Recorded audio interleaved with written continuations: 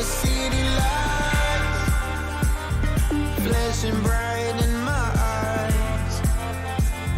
Look up to the sky and I got this relief inside. Then there's no need to hide. I'm going all the way up. I'm going all the way up. I'm letting go in my heart of everything that holds me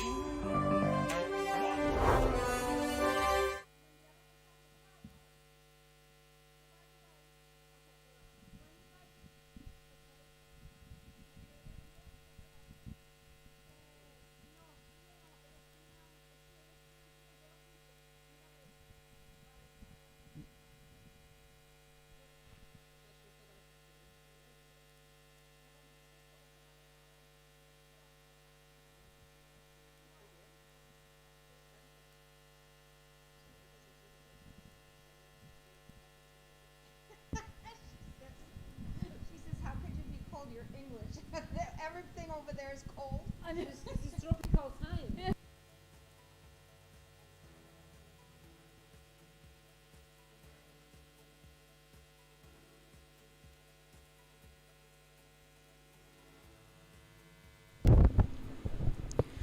Buenas tardes. Ahora empezamos la sesión de la tarde que va a ser tijeras y Asian Fusion del Grooming Slam 2021 aquí en Barcelona. Vemos a la gente preparándose. Esta clase luce más pequeña que la de esta mañana. Luce un poco más pequeñita que la de esta mañana, pero tenemos bastante gente. Okay, welcome to Grooming Slam 2021 in Barcelona. Okay, we are getting ready to start scissoring and Asian fusion.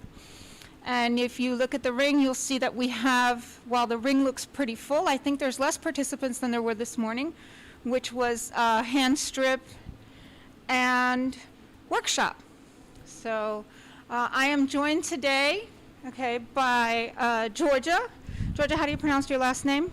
Fuller, Georgia Fuller. Fuller, okay, from Artero team in UK. Yes. Okay, and by Judith Camarasa, who is our judge, right? You're judging. ¿Estás de juez, Judith? Sí, esta mañana he estado de juez en hand stripping y creo que mañana hago beginners. Okay, so para los que están con nosotros ahora, tenemos a Georgia Fuller, okay, de UK, de la Artero Team UK, y a Judith Camarasa, la juez y miembro de Artero Team, Artero World Team. Sí, exacto.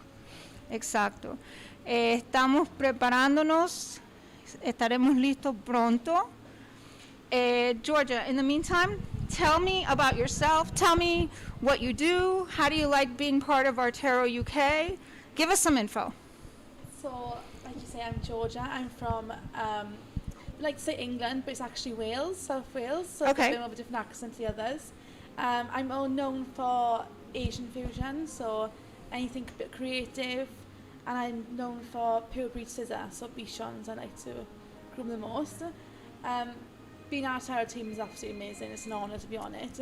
And so far it's great. It's our first, obviously after COVID, our first team Right. bonding. It's been absolutely amazing so far. That's awesome. And are you going to compete in this competition at all, or We're not no? competing in this competition, no, not this year. Hopefully another year we will. Okay. But at the moment we're all just here as a team to just enjoy the atmosphere and watch the participants. It's nice to get back together after so much time, right? Oh God, yeah, we haven't seen many people for about 2 years now. Yes. So it's nice to get back together and just see what's going on. Okay. Y Judith, le pregunto a ella, obviamente, cómo se siente el reunirse de nuevo con todos los amigos y los compañeros de trabajo. Dime tú, ¿qué Sí, piensas? Hemos estado 2 años parados con la pandemia y con toda esta historia que nos ha ocurrido. Entonces, pues es emocionante, ¿no? Volver a encontrarnos con la gente del mundo del perro, de la peluquería, que nos conocemos de siempre, que siempre nos encontramos en estos shows, que es nuestro punto de reunión. La verdad es que es emocionante volver a todo, que todo vuelva a la normalidad, ¿eh? Estamos esperando ya este momento y al final ha llegado. Sí. Y para los que no te conocen, Judith, dinos un poquito de ti. Bueno, yo ejerzo de peluquera desde el año 96 y me dediqué a competir desde el año 99 hasta el último campeonato que fue en el 2020 en Sisodor, que me presenté. Llevo muchos años compitiendo en el mundo de la peluquería y nada, tengo mi salón de peluquería aquí en Barcelona, en un pueblito cerca de Barcelona. Hace, pues no sé, es que llevo un descontrol de años, pero hace muchos años que tengo mi negocio puestito con mi team, con mi gente trabajando juntos en un team que es que es lo importante, ¿no? Tener un team para tirar hacia adelante un negocio. Y nada, muy feliz, mucho trabajo. Esto de los perros está en auge. En la pandemia mucha gente se ha comprado perritos y gatos y todo tipo de mascotas. Y la verdad que nuestro oficio está en pleno auge. Como ya ves, todos compitiendo. Sí. Esto hace años tanta gente no había, ¿eh? No, Hacemos- vaya, hay mucha gente, la verdad, y el trabajo que vimos esta mañana, unos trabajos magníficos. So this morning we saw a lot of really good competitors and a lot of really pretty, well done dogs that they were there. We've been joined by Chris Briggs from Artero UK as well. And he is going to come and speak with us too, and we're going to all hang out together and spend the afternoon. Okay, Chris, so tell us a little bit about yourself and how long you've been grooming. And I've been grooming for 24 years. I'm from Devon in the UK, which is the real countryside. It's like Utah or that sort of place. Yeah, and I show dogs and breed dogs as well. what dogs do you show? Belgian Shepherd, Groenendael and Tiburon, miniature pinchers, Irish water spaniels. Okay. Yeah. And do you breed as well or no? Yes. And what breeds do you breed? Those same ones or? Miniature pinchers. I only had 1 litter of Belgians, but we had 3 champions in that litter. So. Nice, very nice, very nice. So what do you like the best about being back to our shows? Just the atmosphere and seeing everybody preparing and getting excited and tense. I've seen some fabulous groomers today. Yeah, we were talking about that a lot of what we've seen has been just really, really nice grooms, well-prepared dogs. And I think that a big part of that has been because of COVID, because people have been home and all of a sudden groomers who had no time have lots of time. En lo que hemos visto son muchos perros que han venido bien preparados, han estado bien arreglados, okay, y pensamos que mucho de eso en parte es por COVID, porque la gente estaba en casa y al no tener cosas que hacer se dedicaron a los perros. Sí, claro, cuando hemos tenido tanto tiempo de estar en casa, también te digo que hemos trabajado mucho, los peluqueros. Sí, sí. Pero al tener tiempo en casa sí que es verdad que la gente pues se habrá formado más, porque había muchos Exacto. cursos online, mucha gente enseñaba, o sea, han podido aprender un montón en este tiempo que hemos estado todos parados y la verdad es que se han preparado perros muy bonitos. No, y nosotros Artero, hemos ofrecido cursos online de gratis. Se ofrecieron también las competiciones online, Sí. okay, para todo el mundo poder ayudarse el uno Exacto, al otro. para que no fuera tan ameno, ¿no? Estar encerrado en Yeah. esta pandemia, entonces pues, So Artero offered courses online.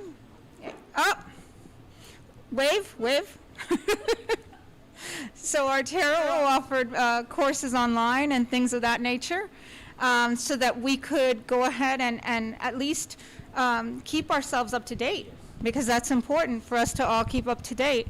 So do you guys often take courses and things of that nature, even though you guys are still competing, right? Yeah, The two yeah. of you are still competing in UK. Yeah. We're always trying to update our skills and keep them as current Absolutely. as possible, but I think our involvement with show dogs helps as well, because we see the evolution in the show ring as well, so if things Yes. change there we get to see that, but obviously through lockdown we didn't have dog shows either, so yeah, it was the online Yeah, stuff so the online stuff was helpful, and not only Artero, but groomers themselves yes. all got together and That's they right. decided to, okay, we're gonna, webinars, yeah, we're just gonna get to, or even just chats and talks about things that we do. So we're getting ready to see, this is the scissoring class and the Asian fusion class, and do you guys compete in any of these classes? Georgia is, well, Georgia does, right? Georgia does. So I compete in both of these classes. Asian is my absolute passion at the moment. That's where I'm really at.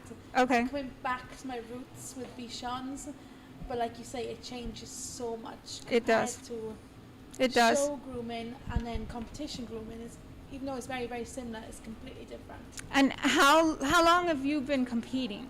I've been competing only 6 years, and obviously Okay.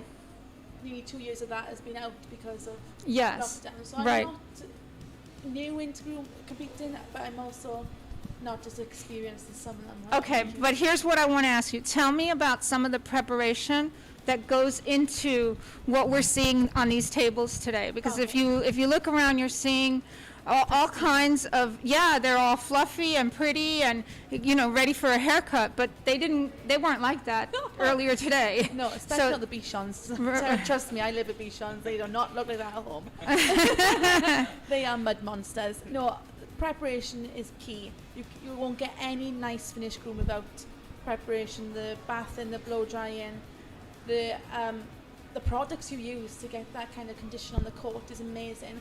And not only that, these groomers have been looking after these coats not just for the competition now, but weeks prior. Right. The preparation goes in at home, like weekly bath, if it's clients' dogs, or weekly baths, free competition room, anything like that. The work they put in to get the coat in this condition ready for a competition is intense and should be applauded before the room starts.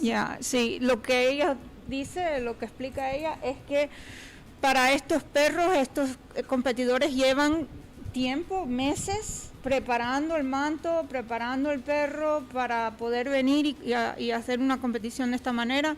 El preparativo antes del show es un pedacito solamente. Okay, la verdad, el preparativo de los meses anteriores es lo más importante. Sí. Como una juez.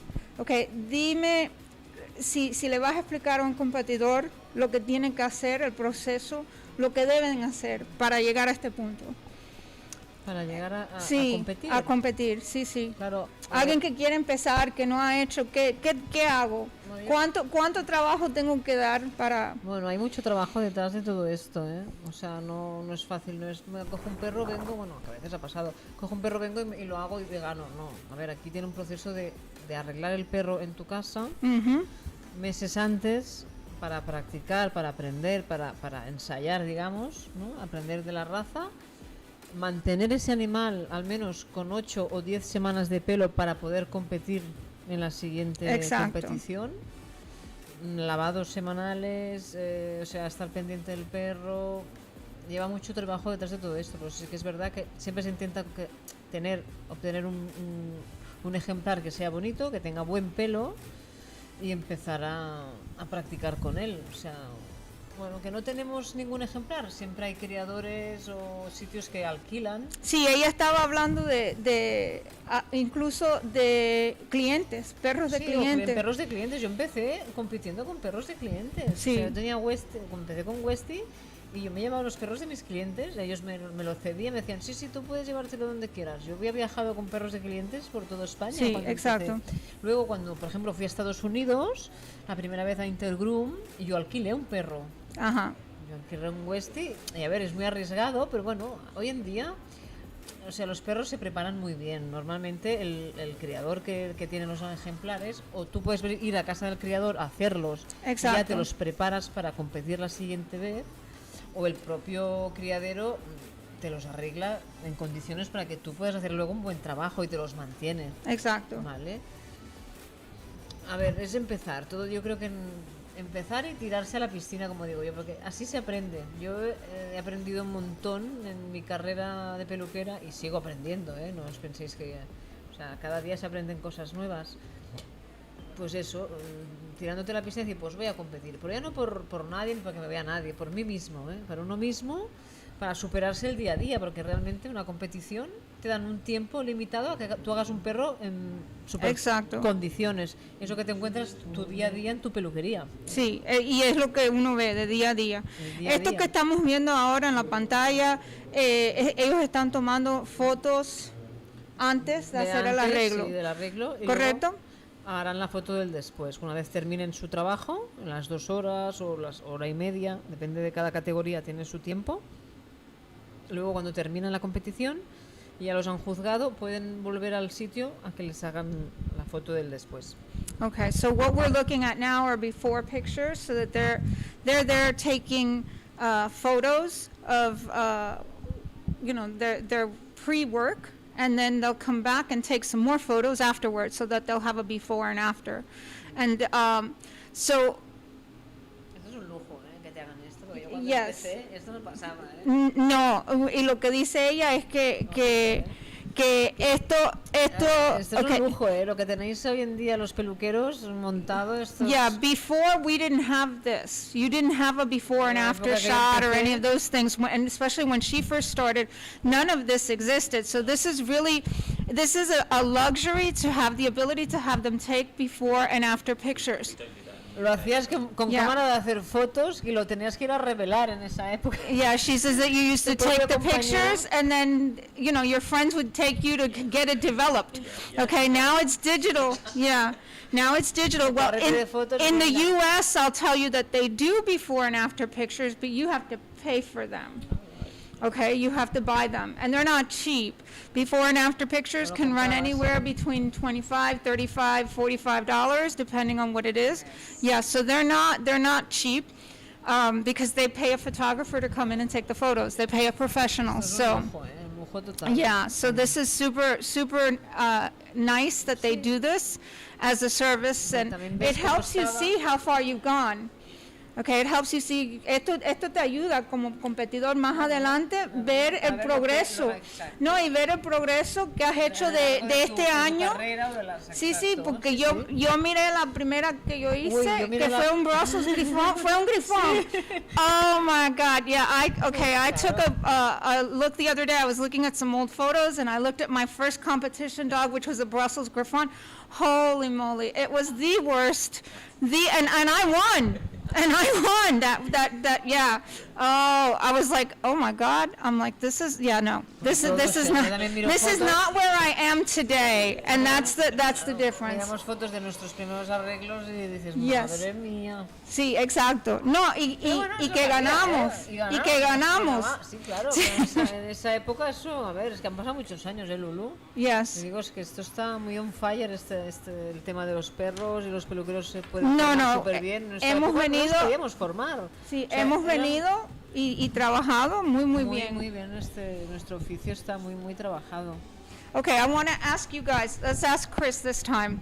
Chris, what is your recommendation for someone that doesn't know anything about competition grooming? He works in a salon and he's interested. He's watching this today and he's interested, and how does he start? What do they do? No matter what breed or dog you do, make sure it's best structurally. Okay. So find yourself a really good dog to compete with if you're interested in competing. But I recommend that you go and see a live competition. Right. So go and sit in the audience and actually see what it's all about. Okay. That's what I did before I actually competed. Yeah. To British Dog, so we sat there the whole day and watched the whole thing. Yeah, I remember my first competition that I ever went to. I didn't know anything about the world of grooming. I had just started grooming school, maybe like a couple of weeks before, and the first competition that I went to, I sat glued in the audience the whole time, and there was a trade show going on. They were selling things. I never made it to any of the booths. Because I was mesmerized by what was going on in the ring and by the transformations that were going on. So I agree with you there. I think that's a big step. What else do you recommend? Just try and find a decent mentor. Try and find someone to Good deal. help you, and want you to do well. I've been grooming 15 years before I did my first competition. Okay. So you're never too late to do Yeah. it. You know, I just picked up with a dog, and the first dog I actually competed with was an Irish Water Spaniel. Okay. So I chose something a little bit different. But I won the first competition. Yeah, it's funny because Irish Water Spaniels are not that popular in the U.S. You don't see very many of them. Okay, and so oftentimes I will be sitting in the ring or next to the ring, and somebody will have an Irish Water Spaniel, and they're like, "That's the funniest looking poodle I've ever seen." and so yeah, I've seen, but at the same time, I can tell you that. We came to a competition here, and one of our competitors brought an Australian Terrier. Okay, and I heard comments from behind me going, well, that's the strangest looking Yorkie I've ever seen.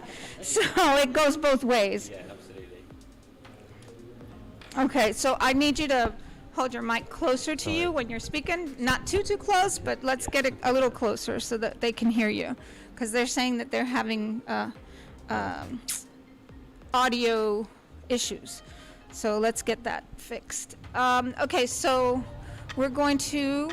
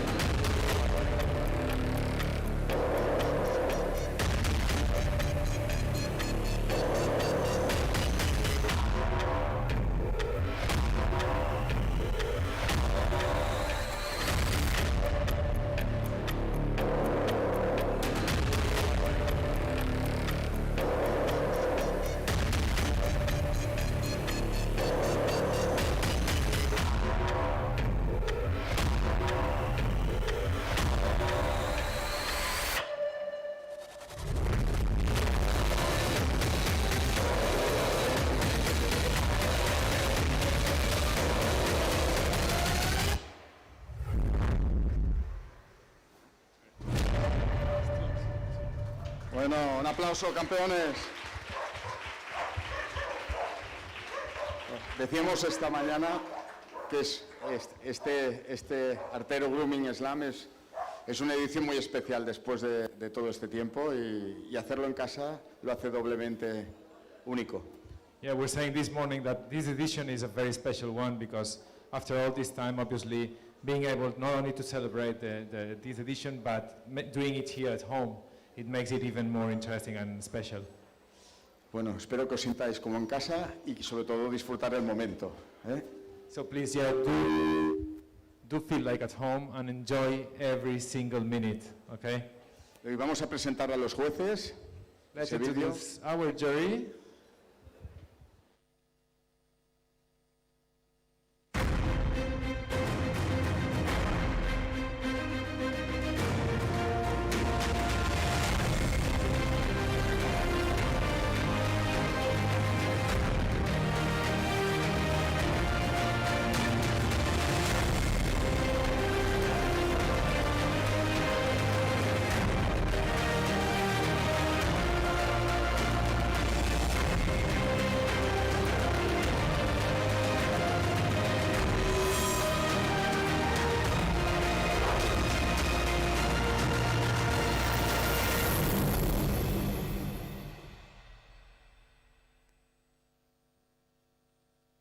Para los jueces, un fuerte aplauso. Bienvenidos. Difícil trabajo, ¿eh? Welcome, Alison, Judith Jaume, Ilse. y Humberto. Unas palabras, Humberto.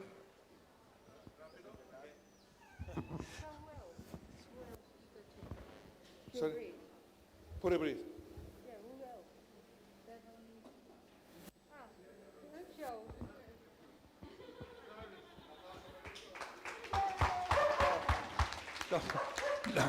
Dado que estamos haciendo alguna foto porque los perros son muchísimos, entonces necesitamos nosotros también hacer alguna foto prima y después lo vemos después. Entonces, anche Lucio stava haciendo alguna foto. No sé. Como siempre, estamos contentos por todo eso. Empezamos ahora y que hacéis un buen trabajo ahora. Tenéis 2 horas y 2 horas y media. ¿Vale?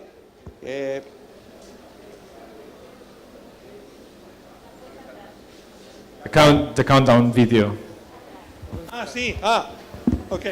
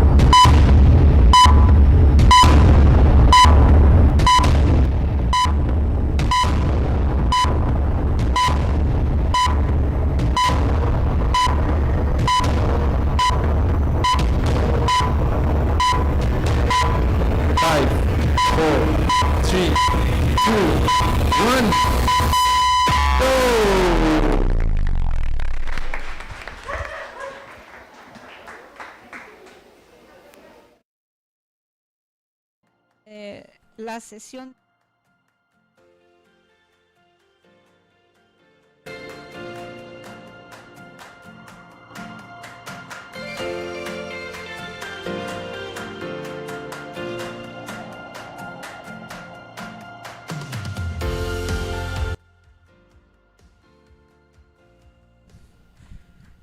You're the Bichon lady. Go ahead. Tell me what you're seeing. There's a lot of them. There's a lot of Bichons. There's not many Bichons in the UK at all. It's very rare to see a Bichon in the Peluquería class.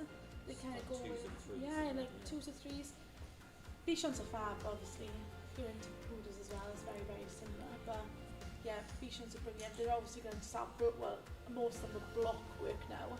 So they'll start at the base of the tail and they'll work their way at the back into the crest, which just take off the bulk of the coat, which is easier to see a line. Okay. So that top line. Okay. In, you can start then shaping your dog around it then. Obviously, like the Kerry Blues and the Terriers, they'll work on the clipper work. Bichons, you work on your top line, scissor work. Okay. Okay. See, I'm not a scissor person. Right. Okay, I'm not a scissor person. I enjoy hand stripping and I enjoy big dog work. Okay, so this to me is fascinating because they take a big blob of hair and they sculpt a beautiful work of art from it. So yo para tijeras no sirvo. Entonces cuando yo veo este tipo de trabajo, okay, para mí es una obra de arte. Cogen una monstruosidad de pelo, una bola de pelo y la cambian y la transforman y hacen una obra de arte. Sí. Yo el bichón me parece una raza muy complicada, ¿eh? Para mí desde el bichón frise, por ejemplo, me parece una raza bastante complicada para mí, ¿eh? O sea, Sí. la cabeza esa redonda, introducirle las orejas dentro, no sé, me parece una raza súper bonita, pero de arreglar súper complicada. Sí, yo estoy contigo en eso. El bichón no es... Prefiero hacer un caniche antes de un bichón. Sí, porque bueno, el caniche también como tiene varios cortes, Sí. es como diferente, ¿no? También, sí. No, pero hasta incluso el Bedlington, yo encuentro que el trabajo del Bedlington es un trabajo espectacular. Vaya, es una raza como ninguna. Sí. Es una O sea, raza que como el pelo ninguna. de Wellington, ojo, es muy complicado, ¿eh? Sí. El pelito este que tienen así un poco como pluma para mantener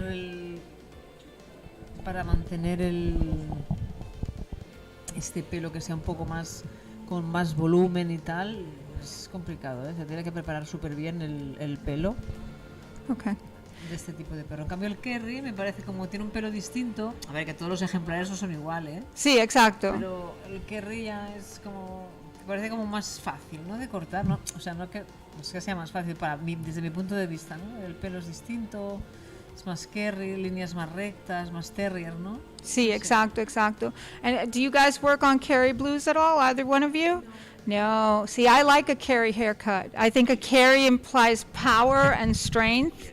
Okay, so there's a lot that goes into a Kerry haircut, but obviously one of the most unique things about the Kerry is the nuances with the coat. Yeah. The fact that you have to marcel that coat. A proper Kerry has a beautiful marcel, okay, which no other breed really has in that way. So it has a little bit of that rustic, and you have to know how to prepare that. Yeah. Well, the water spaniels are done in exactly the same way. Right. Because we have to show with a loose ringlet. Loose ringlets. And it's all functional. It was all functional back in the day when they were working dogs. So the theory was that the water drained off them quickly.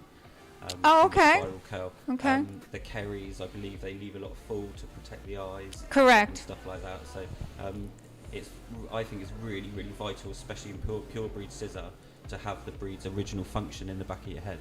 Right. Yeah, because that's what I with the exception of Bichons, I mean they. Well, Bichons have a function. Pass to Georgia. Georgia, what is the function of the Bichon? To be a pain in your butt. Function of the Bichon is to be a dog that comes in and does whatever it wants and looks pretty and cute and you gets away with it. That's the function of a Bichon. But he's. Evolution. But what's funny is, you know what, I was never into small dogs, and the more I've learned about Bichons, they are a big dog in a very little package. gosh. Okay, they love to get dirty, Yeah. they love to wrestle, and they're very clownish. They're actually a very interesting little breed. I really do. I have enjoyed them, and now I do have the privilege of being close to some of the top breeders, including Lindsay. All right, Lindsay Dickin. All right, and her Bichons have definitely changed my mind as to what a Bichon is all about. And they've all got extreme characters, and they Lindsay's have. They've all got different kinds of characters. Yes. They're brilliant. Yes, for sure. And then at the same time, I'll tell you that the Kerrys, they're all dog. They're all rough and tumble, and I really do enjoy working with them as well. So. We hardly get any in commercial breeding. You don't get them in commercial grooming very much, no. Now here is my breed. This is my breed. Here we go. This Newfie is what I'm all about. So tell us about Newfie, Chris. I love Newfoundlands. I groom lots and lots for show. I know you do. I've seen that. Yeah, I'm amazed actually the evolution of the trim, because they weren't trimmed at all years ago. Correct. But now they're so sculpted, and you know that when I trim to the shape of the dog, so you don't over exaggerate. I don't think you should over exaggerate a Newfoundland too much. Just trim to the line of the dog, really. Awesome. Let's pass it over to Judith. Judith, dinos lo que estás mirando, lo que ves. Estábamos hablando de los Bichons, como es Georgia, y él habló del Terranova. Él ha hecho el Terranova para show, okay, sí, para exposición. Dinos del Kerry Blue, a ver, y de lo que estamos mirando ahora. Bueno, el Kerry, ¿qué te refieres, a la raza? Sí, un poco de la raza, de la historia. Sí, es un perro, bueno, es un terrier. No nos olvidemos, aunque tenga pelo rizado, pelo largo, pelo rizado, es un perro, es un terrier, porque normalmente casi todos los terriers son de pelo duro, sí, la mayoría, ¿no? Sí. Es un terrier de pata alta, bueno, su arreglo es a tijera, sus líneas son muy cuadradas, que es como tienen que ser los terrier. La verdad es que es una raza que yo creo que no he competido nunca con un Kerry. Bueno, tenemos entonces aquí 3 gente que nunca han competido con Kerry. No, yo mucho menos, pues yo de competición no tengo tanta experiencia. Los que tenemos aquí, pero sí he trabajado con ellos. Es que ni en la peluquería no he tenido nunca un Kerry. No se ven mucho. No, a lo mejor he hecho alguno en casa que alguien nos lo ha dejado, pero no es una raza no es una raza muy común en las peluquerías, al menos aquí en Barcelona, En cambio los bichones, a lo mejor hay alguna raza, algún perrito más, pero el Kerry, aparte es un perro que como es tan terrier, es tan, ¿no? Pero el Kerry tiene una calidad muy única, que es el marcelado, sí, o el estracanado, el estracanado del manto. Del manto, sí. Se corta y luego lo pulverizan con agua y queda todo estracanado. A ver, es una raza que digo que tampoco no entiendo mucho de la raza, Me gustan mucho, pero tampoco hay criadores, pero no hay muchos como en comercial. Exacto. ¿No? Ahora, háblanos del Bedlington. Tenemos aquí varios Bedlingtons también, no muchos, pero veo unos cuantos. Es una raza que tampoco existe casi en la peluquería comercial, No. Un perro también, es un terrier de pelo rizado, que se hace a tijera, su corte es a tijera. Yeah, do you guys see lots of Bedlingtons where you are? Okay, sí, so sí. Yeah, we've got a lot, because I live in a very rural area. Son de allí, claro. So I know lots of breeders as well, so they bring their dogs to me as well. So you see a lot in US. We don't see very many at all. No, I've got from working type to show type. You know, there's all sorts. The spectrum is massive with that. Right. See, we don't. I've never seen a working type dog in our area at all. We do see show, because we do have friends who, being exposed to certain people, you do, get to know them, and so I see many more of them than probably most people do. Yeah. All right, but not in your shops. No. They don't walk in off the street. No, we do lots in Devon. Yeah. Do you do many in Wales? No, we don't have many at all in Wales. It's quite a rare breed. Like when I see them, Right. I normally clip them all off because they're so matted and tight, because it's like hot wool. Right. Texture. The ones we get once a year clip-offs, and I think I've got 2 on my books. Quite rare down Wales. Well, even though we're quite close, there's a huge. Sí, so Georgia lo que dice es que ve muy pocos de ellos, y los que ven usualmente no le han hecho nada en meses, y lo que hay que es rasurarlos por completo. So, ¿qué otro tipo de perro tenemos aquí en el ring? ¿Vemos algo más? Es que en tijera, la clase tijera, que están los Kerrys, están los Bichones, están los Wellingtons. Aquí el Russian Terrier es también, puede estar en clase tijera. Es clase tijera. Y luego. ¿Y el Terranova dónde cabe? Porque no es tijera, ¿sí? Yo creo que no tengo ni idea. Tendremos que Mañana había preguntar. un Terranova en workshop, Sí, pero le creo que hicieron no- un corte de salón. Vale, corte de Le salón. hicieron un corte de salón que fue un poco más, menos que el corte de show, lo rebajaron un poco más para que fuera fácil para los dueños. Eso sí es típico verlo. Yeah, this morning we did see another Newfoundland that they did in workshop. Okay, but that's a normal clip that you would give for a pet that's home and that you want a little less maintenance. They are a lot of work. So that actually was a very interesting thing to see because this is what comes into our salons. Yeah, this is what comes into our salons. And now we're looking at some of the Asian fusion dogs. They've changed us over so that we can see. Okay, estamos mirando ahora los asiáticos.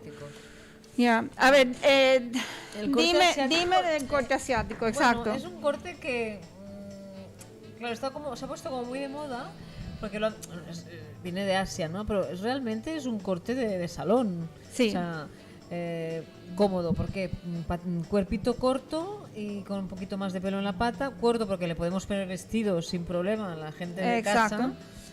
Y las tendencias hacen siempre caras redondas, teddy, que sean, o sea, el antirraza, ¿no? Digamos. O sea, Sí, exacto. todo contrario al estándar de la raza. Ujú. Y ahora está como está muy de moda. Pero bueno, esto ya hace años que ya les hacíamos los pantaloncitos, ya hacíamos Exacto. cosas. Hace muchos años los donut, cuando se hacía el caniche con el donut o con medio donut, o sea, ahora está como muy a la moda, pero antiguamente esto ya se hacía, ¿eh? Yo recuerdo que lo hacíamos, no tan marcado, porque realmente el Asian son trabajos muy pulidos, muy tijerita, muy redondear, es bastante complicado desde mi punto de vista, pero bueno, es el corte que habitualmente casi todo público que tiene un caniche pide un corte teddy o redondito. Yeah, exacto. Asiático porque... Okay, so vamos a hablar con Georgia ahora. Georgia, this is your area, this Asian fusion. So tell me what does Asian fusion mean to you guys in UK? Like define Asian fusion for us. Okay, and then tell me what we're looking at now. We have a little bit of color, right? Colour, yeah. So obviously what I've learned today is that Asian and workshop are a bit different over here than they are Right. back home with us. Workshop where you have just your salon dog, your dog will come in salon. Asian to me is something more with more flair, with more style and a bit more extreme. So you get the flared legs, the very short chins, the cute cheeks. The colour, I'm not big on colour. I don't use colour much in my kind of work. But if anything, it'd be very little colour like this. So bottoms of the feet, the tails, the ears. Some of them use a little bit of blush on the cheeks. As you can see, a little red heart. That's very minimal in Right. Asian. It's not as extreme as creative then. So for But me, they it's can add, imperfections. I've heard that they can add things like jewelry Yeah. or little flowers. Yeah. Okay, so they can make little flowers with the hair and so forth, and that's still considered Asian. It would not be considered creative, Over correct? us, that would be flowers. Unless it's one or two, Right, anything more would be creative. would be But creative, then you okay. can do an Asian flair in creative. Okay. And just add a bit more colour. That heart would be more than enough for Asian. Okay. Necklaces, you can add that on to Right, Asian. necklaces, bows, Some of them do eyelashes, not actually on Right, the eyes, right, but right, on top of the them. eyebrow. right, A lot of them use glitter gems. A lot of them use gems around the face or up the nose of a Yorkie, or even to the point of where they do. It's a bit like the pineapple cut on a Yorkie or a Maltese, right. where they do the lines. Where they in do the hand. lines, okay, That's okay, very extreme Asian, borderline salon creative. okay. I've seen, there was a Canadian groomer who would do those lines on a schnauzer. Yeah, so yeah. Okay, would do lines on a schnauzer. So would something like that be creative, or would it be Asian fusion? It depends what the schnauzer's face looks like. Oh, it looked like a schnauzer. Yeah, so if it's going to look like a schnauzer, it'd be creative. Okay, So it'd be salon creative, because Okay. back home in the UK we have 3 different types of creative. So you'd have your salon creative, your bare minimum creative, and then extreme creative. So okay, your extreme creative is when you turn the dog into a different object or animal or theme, and you have to have a backstory of why you're turning that, like a little bit like a song and dance like they do in America. Right, yes, That's yes. extreme. Then you got your borderline is something salon creative to minimum would be spirals. Okay, With no yes. carving. Then you We call that abstract. In the U.S., that's abstract. Abstract would have only color maybe in the lines. Yeah, like okay, maybe a little bit of gems or something of that nature, and then a lot of carving. It's more coat carving. So that's salon creative with us, which you would maybe be asked to do that in the salon. Like, Right. Nobody's going to come in and ask my dog to look like Toy Story. It's Correct. going to be like, can you do a holly for Christmas or a Christmas tree on its back? That is what we class then as salon creative. But then you can do salon creative with an Asian face. So it's a very fine line between them all. Yeah, I think my suggestion would be if you're going to compete, that you check very carefully the rules of the area that you're in. Yeah. Because even in the U.S., there are some shows that allow certain things and some shows that don't allow those things at all. So you have to really check. So, but it's very interesting. It really is an interesting thing, and a lot of it has to do with low maintenance. Yeah. It started as a low maintenance cut. There's things that you can do to send it home so it doesn't come back all matted. Yeah, and the main reason for it was because over in Korea and Thailand, they dress their dogs up. So everything, they've got pajamas, they've got day wear, they've got night wear, they've got swimsuits, they've got everything. So the reason... ¿Estás oyendo? ¿Estás oyendo? Okay, dice ella que en Asia mucho de esto empezó porque tienen ropa para los perros, Exacto, para vender. pero no solo una ropita, no, tienen ropa de la mañana, tienen ropa para dormir, Sí, tienen está muy de moda. bikinis, Sí, tienen de para todo. ir, Sí. tienen de todo. Pijama, Sí. para salir a la mañana, el chándal, tienen de todo. Sí. He podido estar en Asia y lo he visto con mis ojos, realmente. Los asiáticos, con el tema de la ropa de los perros están, y los accesorios de todo tipo, es una pasada. Y es verdad que los cuerpos los hacen cortitos para que no se enrede, que sea más fácil de mantener el Pero entonces verdaderamente es un estilo que es bueno para el salón, porque mantiene el pelo limpio, sin nudos, y a la misma vez le da un poquito de belleza, bonito. sí, de belleza, Exacto, nosotros le decimos en inglés makes it cute.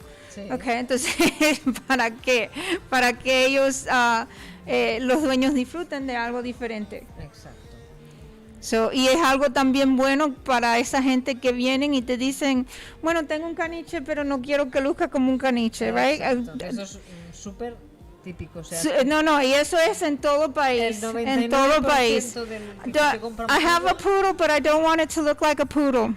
Right? Right? Ajá. Quieren un caniche, pero no quieren el estándar del caniche. Y yo le digo, pues te hubieras comprado otra raza, ¿no? Pero pasa también con el schnauzer últimamente, me piden la carita redondita como un puppy, ¿no? Y dices, bueno, es que el schnauzer tiene que tener sus barbas y sus cejas, ¿no? No quieren que se le vean los ojos, quieren que las barbas sean cortas porque también es más cómodo si beben agua, no les dejen la casa llena de agua. Bueno, la verdad es que, como siempre es el mundo al revés, ¿no? Yeah, she was saying that what she's seeing too in her salon is people will come in with a schnauzer and they'll say, oh, I don't want it to look like a schnauzer. Can you make that face round, or can you make don't give it eyelashes. I don't want the eyelashes. Or do you have that in your salons as well? Yeah, we do, and I think that's where the Asian comes in quite handy. If you want to deviate from a breed standard trim, Right. like I'll go and look at George's photos and do a cute donut moustache or something like that. So I think there is bits you can take, aren't there, from all of it, you know? Yeah, and that is the beauty of Asian, that you can take different things from different places and fuse them all together, all right, and have them still be cute, still be different, okay, still leave your mark, make it something that's your own as a stylist, because as stylists, we all want to be creative. Yeah. We all want to have our mark that we leave that defines us. So those are the things that we can definitely work with. So tell us what you're seeing now besides a dog on a screen. Is that, that was a model dog. It does look like one, doesn't it? It's a model dog. I believe, is that poodle, I suppose, is it? Yeah. Yeah, poodle. Yeah, lovely. It looks like there's going to be quite a headpiece on that. I see that. I see that. Okay, we're going to cut now for the moment. We're going to go to an interview coming up shortly, so we will get back to you right away. No sé.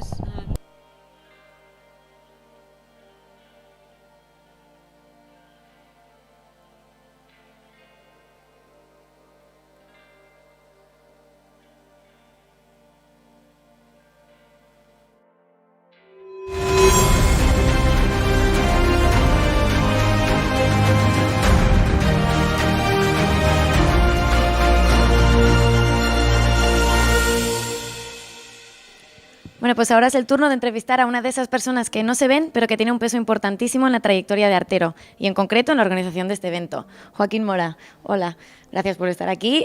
Bueno, primer campeonato presencial después del COVID, nueva localización, nuevo formato. ¿Podrías decirnos un poco dónde estamos, cómo están organizadas las actividades y cómo se ha distribuido el espacio? Hola, Munsa, ¿qué tal? Pues estamos ahora mismo en las instalaciones de Artero. Es la primera vez que vamos a organizar un evento de estas características porque estrenamos nave. De hecho, estamos un poquito de obras todavía. Estamos situados en Vilassar de Dalt, que es un pueblecito cerca de Mataró, de la costa del Maresme. Y bueno, vamos a hacer muchísimas actividades durante el fin de semana. El campeonato en sí, con las diferentes categorías, que han sido sábado por la mañana, que van a ser ahora sábado por la tarde y bueno, durante todo el día de mañana, que continuaremos con Spaniels por la mañana, con caniches por la tarde. Realizamos también seminarios, unos seminarios de formación con 4 grandes peluqueros, que son Víctor Rosado, Luisa Arroyo, Costin Stoica y Ferruccio Suave. Aparte de esto, bueno, tenemos un showroom en la tienda con una exposición de productos para que todo el mundo pueda conocer las últimas novedades que hay disponibles y las puedan tocar y esto en sí serían las actividades que vamos a tener durante el fin de semana. Bueno, pues el resultado ya lo vemos, ¿no? Es espectacular, pero para organizar un evento como este, ¿cuánto tiempo antes empieza la organización? La organización yo te diría que empieza el lunes siguiente de cuando acaba el campeonato, porque somos muy exigentes con nosotros mismos y aunque recibimos casi siempre, y espero que este año también, muchas felicitaciones, es el momento para ver qué hemos hecho bien, qué hemos hecho cosas que podemos mejorar y ya empezamos a pensar en el próximo campeonato. Podemos empezar a preparar el evento en sí, pues 7 o 8 meses antes para poder contactar con jueces, para que tengan su disponibilidad, para no interferir entre otros campeonatos, que es importante dejar 2 meses entre uno y otro para que los participantes puedan prepararse los perros y no dejen de asistir a otros campeonatos, o sea que tranquilamente 8 o 9 meses antes esto ya empieza a rodar. O sea, tela. Y es así. ¿Y más o menos cuánto personal tiene Artero ahora mismo trabajando en este evento? Personal propio de Artero seremos aproximadamente unas 30 personas, 30-31. Me lo sé un poco de memoria porque hice un grupo de WhatsApp y estamos todos los implicados directamente durante el fin de semana. Estamos todos aquí. Pero hay más personas detrás, tenemos a toda la empresa de detrás, a los compañeros de diseño, el equipo comercial, toda la empresa en sí colabora para poder llevar a este evento. Ahora concretamente, personal Artero hay 30 personas, luego están los jueces, está el equipo de Artero Creative UK, que también estaba dándonos su apoyo, o sea, somos mucha gente. Vale, ¿y cómo crees qué mejoras crees que ofrece a los competidores el hecho de celebrar la competición aquí en esta ubicación en comparación a las anteriores? Siempre hay algunas ventajas y algunos inconvenientes comparando con otras ubicaciones, ¿no? Aquí estamos un poquito más separados de Barcelona, pero es mucho más cómodo para los participantes a la hora de lo que es el acceso, lo que es el parking. No realizar en un palacio de congresos o en un sitio externo siempre complica mucho más porque se necesitan acreditaciones especiales y aquí es en la sede de Artero y somos nosotros los que damos el acceso y yo creo que eso es lo lo mejor, o sea, siempre buscamos la comodidad para el participante y creo que aquí lo reúne todo para ello. Totalmente. Pero bueno, veo que primero fue Artero Grooming Slam, después fue el online, ahora es presencial, pero al mismo tiempo se retransmite en streaming. ¿Cómo complica esto la organización del evento? ¿Y afecta a los competidores de alguna manera? Esta es una preguntita. A ver, el streaming es algo que no se ve, digamos, los competidores no lo perciben en el momento, a ellos no les afecta, pero lleva un trabajo técnico que realizamos también con personal de Artero, que no es personal externo, y lógicamente no somos profesionales de este tipo de eventos, pero creemos que es la manera de darlo a conocer en todo el mundo, que para los competidores es muy gratificante que sus amigos, sus familiares que no se puedan desplazar y que desde cualquier punto del planeta les puedan ver trabajar. Entonces creo que merece la pena el esfuerzo. Es una complicación técnica tremenda, pero bueno, lo estamos intentando. Está yendo bien. Vale, y bueno, un tema bastante estrella, hemos comentado que es el primero presencial después del COVID, ¿no? Entonces la gente está contenta, pero ¿alguna normativa o restricción todavía se arrastra por aquí? ¿Hay algo que hubieras hecho diferente o que hubieras cambiado si no hubiera ninguna restricción? Del COVID, obviamente, estamos hablando. Bueno, lo principal, sobre todo, que es muy incómodo para todos los participantes, para el jurado y tal, porque están trabajando durante horas, es trabajar con mascarilla, pero claro, es algo que lo tenemos que hacer todos, que nosotros, bueno, ahora estamos no llevamos mascarilla puesta, pero bueno, estamos separados y nos hemos hecho las pruebas pertinentes y tal, pero sobre todo el tema de la mascarilla por los participantes en sí, los que asisten a los seminarios, que tantas horas seguidas trabajando y tal, pues les es muy incómodo. Intentamos tener, pues bueno, todo lo más aireado posible, tener las distancias adecuadas, gel por todos sitios y bueno, sobre todo más la incomodidad, sobre todo para los participantes, que no para nosotros. Vale, gracias. Y bueno, sabemos que se ha llegado al cupo de inscripciones. ¿Cuántas han sido en total? Pues han sido cerca de 240 inscripciones, que es el máximo que podíamos tener. Tenemos 60 mesas por sesión. En algunas hace ya meses que pusimos el tope y hemos tenido personas en reserva que no hemos podido incluir. Lo sentimos por ellos y nos están escuchando ahora, pero no podíamos poner por normativa más de 60 mesas. Sí que en otras, a lo mejor ahora por la tarde, que es en la sesión de Spaniels y tal, han habido personas que por restricciones en sus países a última hora no han podido acceder y quizás quedará alguna mesa libre, pero más o menos la capacidad máxima sería 240 personas y no podemos dar acogida a más aunque quisiéramos. Vale, bueno, pues nos alegramos de que esté siendo un éxito y yo ya no tengo más preguntas, así que muchísimas gracias por tu tiempo y que acabe de ir lo mejor que pueda. Muchas gracias. Pues muchas gracias a vosotros y bueno, dar las gracias por aquí a todas las personas que nos estén viendo a través de Facebook, de YouTube y de Twitch, creo que era también, y agradecerles que formen parte de esta gran familia de los peluqueros caninos y que esperemos que les esté gustando la retransmisión. Muchas gracias.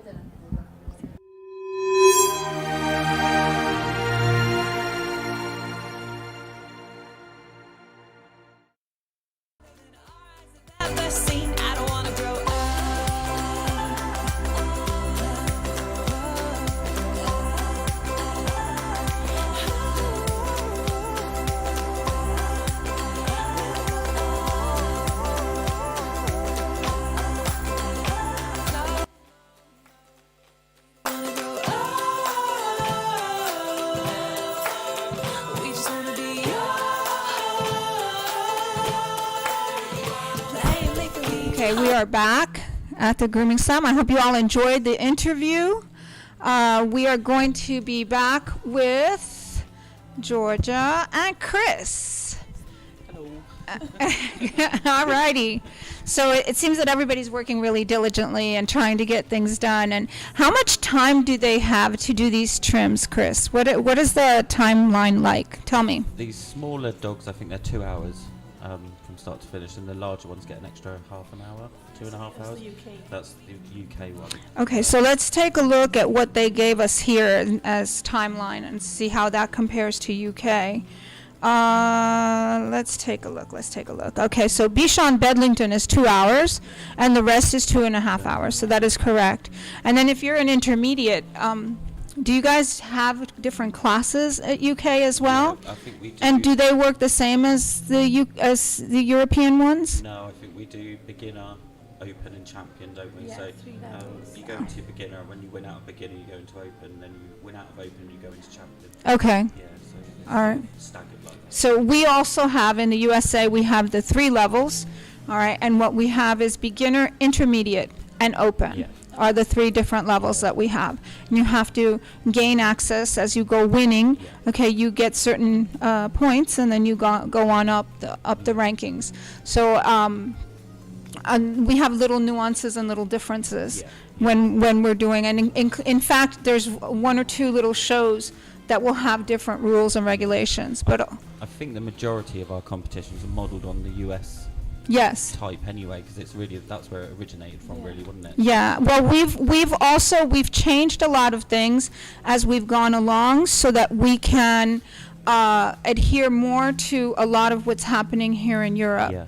So we've changed some of the breeds that are allowed and some of the things, so that we are all kind of on the same level playing field when we go to championships. Yeah. Okay, so are you guys earning points for championships, the 2 of you, when you compete, or not yet? No, we haven't had any competitions yet, so okay. We're just sort of out of lockdown. But is that in your goals? Oh yeah, absolutely. Yeah. I'll be out next year in pure breed scissor with Okay. Wigan and a water spaniel. So hoping to next year. Okay, sounds good. And what about you, Georgia? So in the UK, there was a controversy between Groom Team England, like I was saying, everyone's Right. were English. We're not Welsh. It's like England, Ireland, Scotland, and Wales. Right. So I'm actually on Groom Team Wales, but with COVID, that was meant to be our first year, so we haven't done Okay. anything with it. Okay. So with because not many people compete from Wales, we haven't gone on a point system yet as such. Right. We've just gone through like who's placing, who's winning best in shows, and I was lucky enough to get onto Groom Team Wales. But ideally, I would like it to be Groom Team GB, because Right, or Great Britain. whatever way they want to do it, so that we have a fair level. Right. Field, because obviously we've got to travel hours to go to any competitions. Right. Same as Scotland and Ireland, where everything's in England, because everyone knows England. And, Right. you know, Belgium's come over from England. And, you know, But it's mostly the differences. yeah, everything's So smack in the end. right. Gotcha. So the goal is to get in there and to be on the team and be part of the team, and that's an awesome goal. Have you been to championships? No. Okay, I have had the privilege of working with one of the top competitors, and so I have traveled to several championships as an assistant. All right, and it's been quite an experience, and in fact that is how I ended up working for Artero in the 2013 championships when they hosted in Barcelona. I ended up working for Artero the following year as a translator, and I've been working for Artero ever since. So in one form or another. So yes, for sure. So what are we looking at now? Let's take a look and see. If we can see, there's a lot of Bedlingtons in the ring. Yes, a lot of Bedlingtons, a lot of Bichon. It's quite a lot of Kerry Blues. We don't see a lot of many of them either. Surprisingly, no Wheatons. Yes, you're right. You're right. No Wheatons is correct. So this is a bubble butt. So this is something I love. Oh, it depends. They call it a diaper. Yes. The thing I like to know is a bubble butt. We've kind of got a thing in the UK. A few of us girls, I kind of known for doing the bubble butt. Okay. So you'll go bubble. Okay. As you go, but that's the excitement of competing, is that the crowds are actually like getting involved, and it's becoming a more popular kind of thing. This is really cool because it's like an ombre kind of blues, purples, mermaidy thing gone. This is a challenge. I see that. That's a lot of hair. That is a lot of hair, a very big dog, and in not a very long amount of time. Because, let's see, let's take a look. And, Should be 2.5 hours, I would have thought. let's see, Asian fusion, 2 hours. Oh, So she she- got extra for bigger dog. No, that is for bigger dog. Oh. Okay, small and medium is 1 hour 45 minutes. So Oh, that right, okay. that already has the extra built in, and that's not a lot of time at all. No, yeah, for sure. So yeah, as you can see, the flared legs are coming. A lot of them work from the beveled foot and get their leg up and pinch it into a triangle split with a point of elbow. So as you can see, she's pulling the hair out and working down. So that's the way you get the kind of flared look. That's basically it for Asian legs, is flared. It is. It's flared, and what I find is it's funny is because it's done so that the dog can wear little clothings and little outfits. It's often very off balance to the person that is a balanced. Chris is having a little bit of a coronary. So because you if you're a breed person and you look at these, okay, they are long, okay, they're tall, they're extra tall. So yes. Yeah, but I mean, like Georgia said, it's for a function because they're dressed. Correct. Correct. I mean, I like a deep chest on a dog, and Right. But often the Asian fusion, they do look shallow-chested and slightly. Because they take the chest off. Yeah. Okay, actually the chest is taken off, so because it's part of the dog that gets the most tangled. Okay, would be under the arms, would be under, so they take that whole piece off. Okay, so that there's no. We'll keep waving. We'll keep waving. So that is definitely a look that is it's like they say, it's an acquired taste. Yeah, it's an acquired taste. I've got nothing but admiralty for. Oh, absolutely. And the technique and the artistry that goes into Yes, it. yes. And you've got to have a lot of imagination, I think, for Asian. I mean, Mm-hmm. it's not like doing a breed standard trim as Asian, Georgia. No. I mean, I went to an Asian seminar many years ago, and the woman taking it said, "Get your breed standards book and throw it out the window." And I. Yes, exactly. Yeah. Exactly. So we have been talking in English the whole time because right now we have English speakers present. So I'm going to switch over to a little bit of Spanish para los que estén mirando y viendo lo que estamos viendo. Estamos hablando del asiático y de dónde proviene y de qué tipo de estilos. Es algo que cuando uno tiene un estándar hace el perro lucir cuadrado, y muchas veces cuando estamos trabajando con el asiático, el perro luce o alto o largo o corto, y a nosotros que trabajamos más con el estándar nos luce que está fuera de balance, porque lo está. Pero es algo que tiene una razón y tiene un porqué. Ahora nos vuelve a entrar Judith Camaraza. Judith, estábamos hablando de, bueno, en este momento tenemos un Terranova en pantalla. Eso tiene mucho trabajo, Lulu. Sí, tiene. Me encantan los Terranovas. Sí, a mí me encanta, pero sí, es mucho trabajo.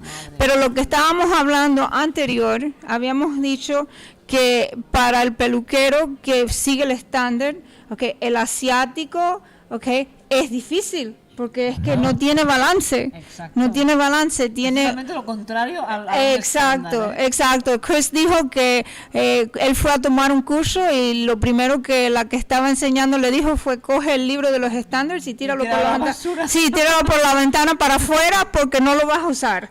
Sí, es totalmente lo contrario. Sí, y campanadas, sí. Desbalance total, no tiene nada que ver con el balance de la raza y de la estructura y de las líneas, ¿no? Sí, no, son altos, agalgados, pues le hemos quitado la parte de abajo para que no se anude, pero no se ensucie con el pipi. Exacto. Cosas. Luego, claro, si tiene la espalda curvada, pues con el rasurado se va a ver toda la espalda curvada. Exacto. Se le ve toda la estructura que aunque si es fea, pues claro, se le afea aún más, ¿no? Pero Sí, exacto. la verdad es que el particular, la gente No, del pet shop, y la ropita lo hace lindo. y la ropita lo hace lindo. La ropita lo hace lindo. Es así. Yo, por ejemplo, en mi peluquería intento que no sea tan corto, por eso, de los lo que es el lomo, la zona Exacto. del tronco, siempre intento que sea un poquito largo, no hago rasurados cortos, aunque lleven ropa, porque no va conmigo ese estilo. Exacto. Cada peluquero tiene su estilo, pero yo intento que no sea tampoco un pelo muy corto. No, Chris también nos decía que no va con él tampoco, como es un peluquero de raza, okay, y es criador de ciertas razas, es muy difícil el acostumbrarse. Sin embargo, Georgia, okay, le encanta, es el estilo de ella, es lo que ella aprecia y ella, vaya, lo hace todo completamente para expresar su creatividad. Sí, no, y está muy bien. Yeah. No, y que realmente cada vez el cliente quiere más eso, ¿eh? Yes. Tenemos que aprender de todas las técnicas porque esto es lo que nos pide nuestro cliente. Yeah, the clients, con el que nosotros vivimos, ¿no? the clients come in and they ask for these Asian fusion cuts because they're what's popular, they're what's cute, okay, and they're what's comfortable. They're what's comfortable. So are you seeing a lot of people that come in and ask for those type of cuts or no? I personally do, especially after being on Pooch Perfect as well. There's a lot more of the social media kind of outlook on it. Right. So I get the whole Instagrammers that come in with the Instagram photo and make my dog look like this, which sometimes it's not possible, but it has got Asian flair to it where I can kind of work my magic. But you, Chris, no? No, I've never been asked to do Asian, but the one thing I did get asked, which I think was Asian inspired, was the boo cut on the ponds. So Yes, the boo cut is popular, I think, everywhere. El corte de pomeranio, que boo, okay. Sí, está muy de moda, pero es que se cargan el pelo del pelo pomerania, ¿no? Cuando lo cortan tan corto y ya luego el pelo no queda igual. Right. Right. What she says is that while it is very popular, she strongly recommends against it only because of the palm hair. Yeah. Yeah, the palm hair will then, on occasion, we all know that Pomeranians are susceptible to alopecia. They are susceptible to other things that damage the coat and the hair. All right, and it's in their genes from the beginning. So we try to steer away from that and not give them that. No, eso fue antes ya. O sea, estropean totalmente el Yeah. pelo y la gente te dice, no, es que lo quiero corto. Yo digo, no, es que no te lo puedo cortar tanto porque nos estamos cargando el pelo, el tipo de pelaje, porque realmente no Sí. es un perro para cortar Exacto. tan corto, porque te cargas todo el manto y han habido casos de que no ha crecido más el manto. Correcto. Es muy complicado el tema del Pomerania. Pero bueno, para gustos colores, si te lo pide el cliente, si no lo haces tú, lo hará el vecino de al lado que tiene una peluquería. Yes. Entonces acabas haciendo un poco pues, lo que realmente quiere el cliente. Siempre aconsejando de que no es un buen servicio que se tiene que hacer así el Pomerania, o aconsejando al cliente, ¿no? Yeah. El profesional eres tú. Aquí vemos a Irina. Irina es parte del Artero World Team, no, del Creative Team. Sí, Y es de Portugal. de Portugal. Correcto. Buena Irina. Este tiene la cola corta, ¿no? ¿O no? Me parece a mí, ¿o qué? No. Yes, yeah. So she separated that probably But into a flower. tell them what you're seeing. Tell them. Back to that red dog, you can see we were talking about whether it was a dock dog or not, but actually it's just a section of hair that you keep if you're going to create a flower or a butterfly or anything that kind of represents. It's basically a top knot in the area you want to keep. So you pin the hair so you don't cut it off, and you let the pin off and you make your shapes. So normally sometimes you can use it with a hair straightener and a comb, or you can really use it with just a comb and some hairspray. Okay, and there we have a competitor who's got the tail in the noose, in the loop. Did you see the tail in the grooming loop? Let's see if they pan back. He was using the grooming loop to hold the tail out of the way. And while he was scissoring the head. So yes. That's very similar to, I don't know if you've seen the Bichons with the vet wrap around the tails. there's another way of doing it instead of right, yeah. correct. You do that to either stop the dog from peeing on its tail or cutting the tail off, and some people use it as like I'm just gonna say like a stopper. So you lift the tail up and you can see dead on where your tail sets. Right. You can start your back top line. Yeah, and here we can see they're using it for the ears. Yeah, they're using it so that the ears are out of the way and they can do the neck and the head work. Okay, or they use it so that the dog will not eat or chew at his ears as well. Or dribble. All right, or dribble on them, get them otherwise dirty. So the vet wrap really works really well. You'll see it used on whiskers. You'll see it used on ears and tails and other parts where you want to section off something. Yeah. So it's also very handy if you're competing with a spaniel. Right. You wrap the legs off when you've got the 15-minute break or however long they have. Quick wrapper on their feet and take them outside for a pee. Correct. Yes. Stops them flicking all right. everywhere. So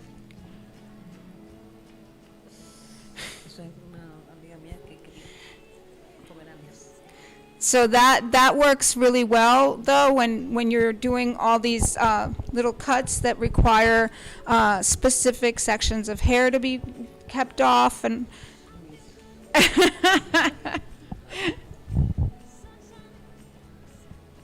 so we're watching the commercials along with everyone else at this point.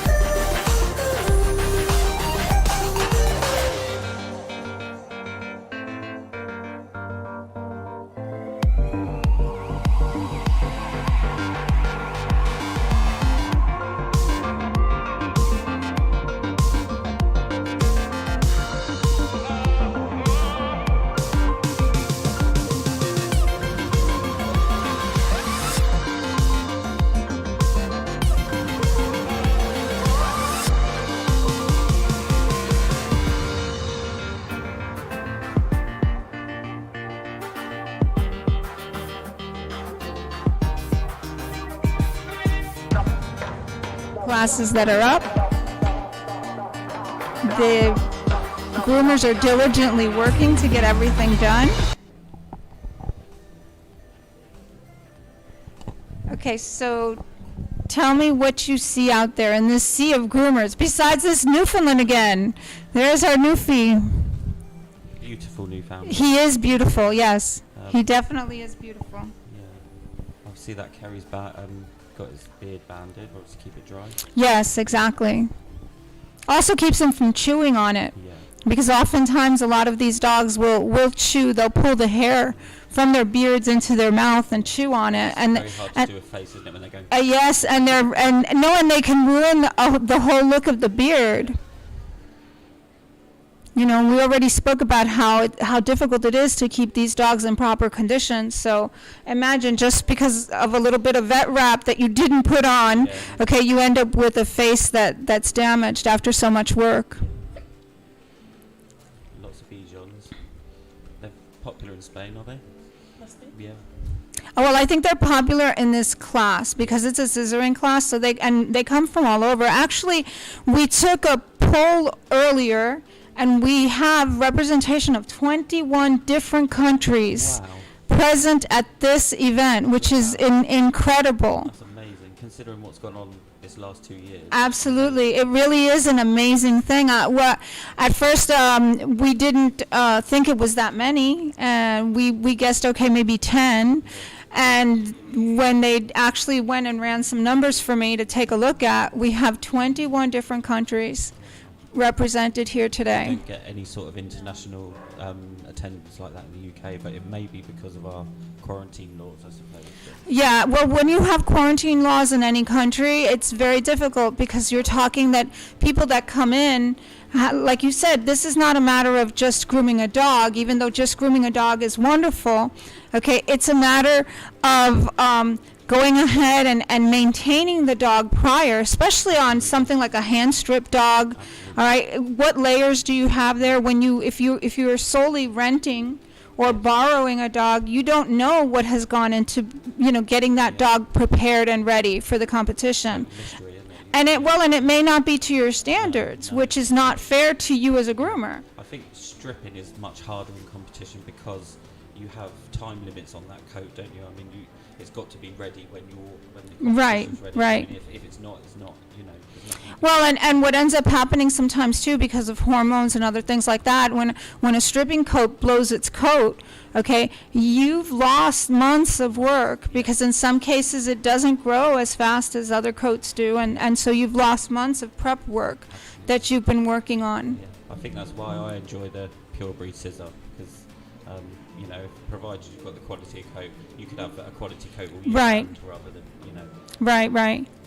Yeah, where if you have a dog like hand strip, okay, just a bitch in season may mess up every other dog in the kennel because as soon as she hits season, the males then their hormones go all wonky, and so you end up with a dog that you can't use for competition. I think stripping is a challenge in competition. We've got chunkers on a Kerry. I love my chunkers. My chunkers make it seem that I can scissor any dog. We use them a lot now for the rustic breeds. Yes, So water yes. spaniels, anything you want a soft finish, and especially with curly coated dogs, they must have a tapered end to the curl. So it mustn't be a blunt end, and you'll get a much softer finish and a tapered end on a curl with a chunker than you would a scissor. Right. Well, it's funny because we call it, some of my clients call them the Photoshop, okay, of the scissoring world, because you can take a dog and go ahead and give it a complete haircut and just to touch it up with the chunkers and it makes all those lines disappear and so forth.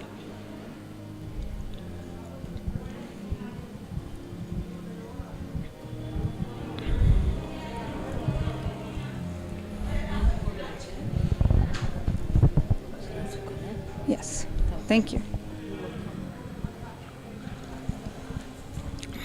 So here we're back to the Newfie again, and he's got a lot of work. That is a lot of hair on that dog. And a lot of people think that it's just, like you said, a natural breed. There's nothing natural about the Newfie anymore. very, very sculpted now. I reckon you're probably heading towards as much work as a poodle, I reckon. Yes. Yeah. Well, and even a little bit more work because your poodle's not going to dirty itself all over again. Okay, and unfortunately, and this being my breed, I definitely have a right to say it. He will get filthy. He will drool all over himself, and his chest piece will get all dirty. If you look at it, when he first started, he came in wearing a bib. Okay, and that is to protect that chest piece because the chest piece is vital to the groom. You'll see that at all UK dog shows too. They all wear. Exactly. So that and when he was drooling, we call him a slinger. He had a very drooly slinger. Okay, and yeah, there's a lot of work involved there. You're gonna. Most people don't realize that you trim down the ears quite a bit. Yeah. You round off the head, you do the feet, do the chest, bring in that neck, okay, so that they don't look like the Hulk. You want them to look like they have a neck. All right. In the UK now, we really sculpt elbows and shoulders as well now. So they take it right in underneath, you know, so the elbows sit nice and tightly to the body. But yeah, it's remarkable how much it's changed. But I think the changes came from the US originally. Probably, and we do have a tendency in the US to over-exaggerate some things. One of the things that we over-exaggerate, especially in the noof, is the coat itself. Okay, the coat is, we breed for more coat on occasion. Like you'll see people specifically breeding for additional coat. But personally, as a newfie person, all right, they wouldn't be able to do the job that they're supposed to do because they'll go in the ocean and sink. And sink to the bottom because of the fact that they have so much coat. Yes. Estamos hablando del Terranova, de que el que está aquí está muy bonito, el que está aquí, pero usualmente la gente pensaba que Terranova era una raza natural, pero ya de natural tiene muy poco. Se le hace mucho trabajo. Se le arreglan las orejas, se le arreglan las patas, lo que es el pecho, okay, todo eso lleva una cantidad de trabajo. Pero la gran mayoría de razas tienen arreglo, ¿eh? Sí, hasta sí, las razas sí. de pelo corto. Sí. Realmente casi todos los perros que salen en un show, sean de pelo corto, pelo duro, Exacto. todos tienen arreglo. Más o menos, pero la gran mayoría tienen arreglo y el Terranova sí que es verdad que tiene mucho arreglo y al ser un perro tan grande, de esas dimensiones, es un trabajo muy costoso y muy cansado. Yo es que los hago en la peluquería, pero no los recorto tanto, ¿eh? Porque la gente tampoco me lo piden, ¿eh? Sí, lo prefieren más natural, no quieren tanto retoque. Pero a veces, yo sí he encontrado que a veces si se lo rebajas un poco, lo mantienen mejor en casa. Lo mantienen mejor en casa. Sí, porque realmente es un perro que es muy... Ok, en este momento lo que van a hacer es van a parar los 10 minutos de descanso para darle un descanso a los perros. A los perros, sí, para que se relajen, puedan hacer un pipí o lo que sea, estén tranquilitos 10 minutos fuera. Exacto. Y que luego vuelvan a estar otra vez para seguir trabajando. Exacto. So what we're going to do now is we're going to take a 10-minute break. They're going to give the dogs a break. They'll take them for a walk or out to go potty, give them a little bit of drink of water, all right, and let them just stop grooming, and then they will continue. So we will be back in 10 minutes with the live stream. Thank you for joining us.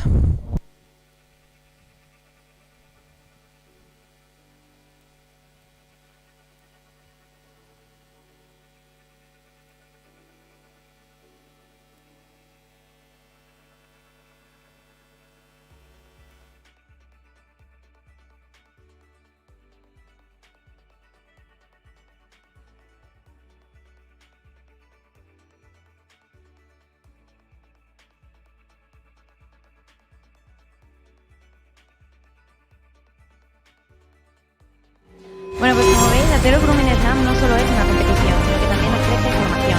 A lo largo del evento se van a realizar 4 ponencias de mano de 4 de los mejores peluqueros del mundo. Tenemos Luisa Arroyo desde España, Bueno, pues ahora es el turno de entrevistar a una de esas personas que no se ven, pero que tiene un peso importantísimo en la trayectoria de Artero y en concreto en la organización de este evento. Joaquín Mora, hola, gracias por estar aquí.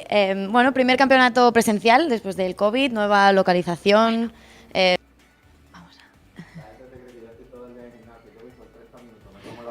Bueno, como podéis ver, hay bastantes, algunos son competidores, pero bueno, todos son peluqueros. Profesionales, en esta profesión nunca se deja de aprender, por eso están todos aquí. Ahora mismo vemos a Víctor Rosado, como decíamos, que ha venido desde Puerto Rico y está realizando una ponencia sobre el Kerry Blue Terrier, una raza en la que es un especialista.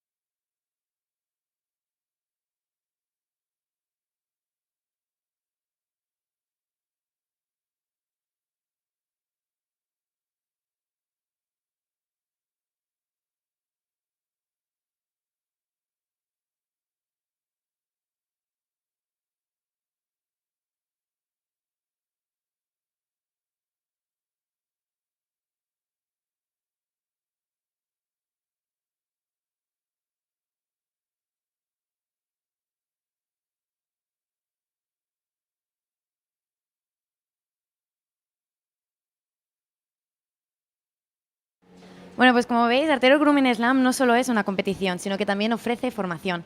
A lo largo del evento se van a realizar 4 ponencias de mano de 4 de los mejores peluqueros del mundo.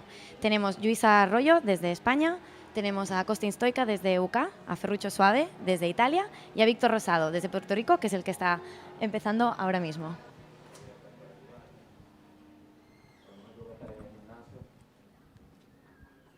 Bueno, vamos a...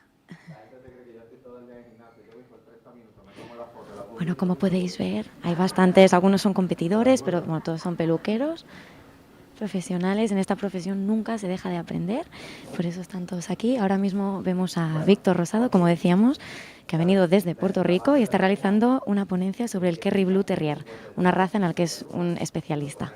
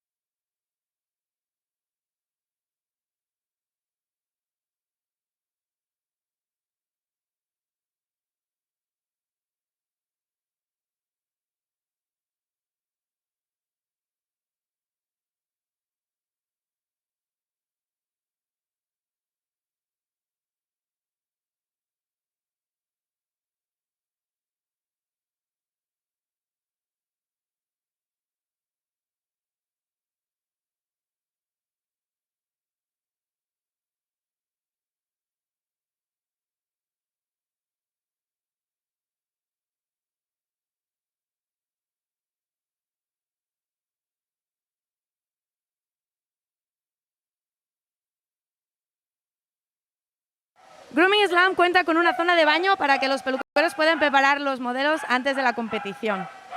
Los peluqueros se apuntan en una lista para organizar el tiempo y de esa manera pueden preparar los modelos sin estrés y con calma. Ahora veremos si eso es verdad. El encargado de esta zona es Moja, que está por aquí adentro y ahora le vamos a hacer un par de preguntas. Y bueno, una vez, contarán con 4 bañeras, 12 mesas y Artero también ofrece secadores, por eso no se oye casi nada, cosmética y bayetas. Una vez estén preparados los perros, podrán subir a la zona de competición a través de unos ascensores. Vamos a ver qué nos cuentan. Bueno, como decía antes, este es Moja, el encargado de la zona de baño. ¿Cómo va la mañana? La mañana va bastante bien, de momento. De momento. Sí, vamos haciendo. ¿Dentro del horario? El horario de momento va todo bien. ¿Y los ves muy estresados, calmados? Eso bastante nerviosos van. Ay, nervios. Bueno, vamos a preguntarles a ellos. Gracias.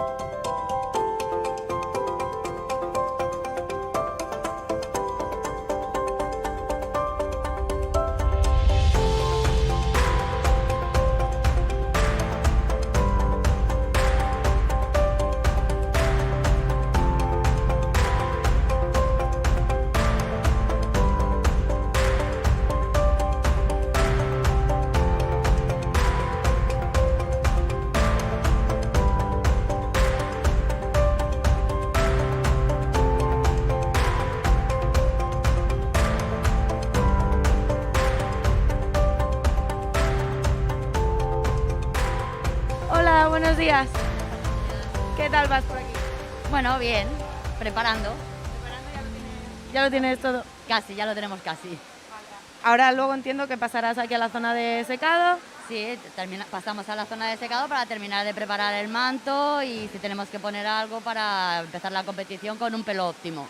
¿Y hasta ahora has tenido todo lo que necesitas? ¿Ves todo bien? Por supuesto, es Artero, lo tenemos todo. Gracias, suerte. Gracias. Y bueno, vamos a preguntar por aquí. Hola, buenos días. ¿Cómo vas por aquí? Pues mira, preparando. ¿Has tenido todo como esperabas? ¿Todo bien? Sí, como otras veces, sí. Bueno, pues no te molestamos más, que tengas mucha suerte. Gracias. Hola. Uy, hola. Buenos días. Morning. No, too busy. Está demasiado ocupado para hablar ahora mismo. Son 2 en un perro. Hola, buenos días. ¿Qué tal? Bien, aquí con nervios ya, ganas de empezar. Esto te iba a preguntar. ¿Los tienes controlados, no? ¿Cuántas que...? Vamos bien, ahora el baño y nada, ya prejuicios. Perfecto, pues nada, que tengas mucha suerte. Nos vemos. Hola, buenos días. ¿Cómo va eso? ¿Cómo van los nervios? Bueno, ahí están. ¿Ya has tenido todo lo que precisabas para preparar a tu modelo? Sí, todo está perfecto. Bueno, pues nada, te deseamos mucha suerte. Muchas gracias.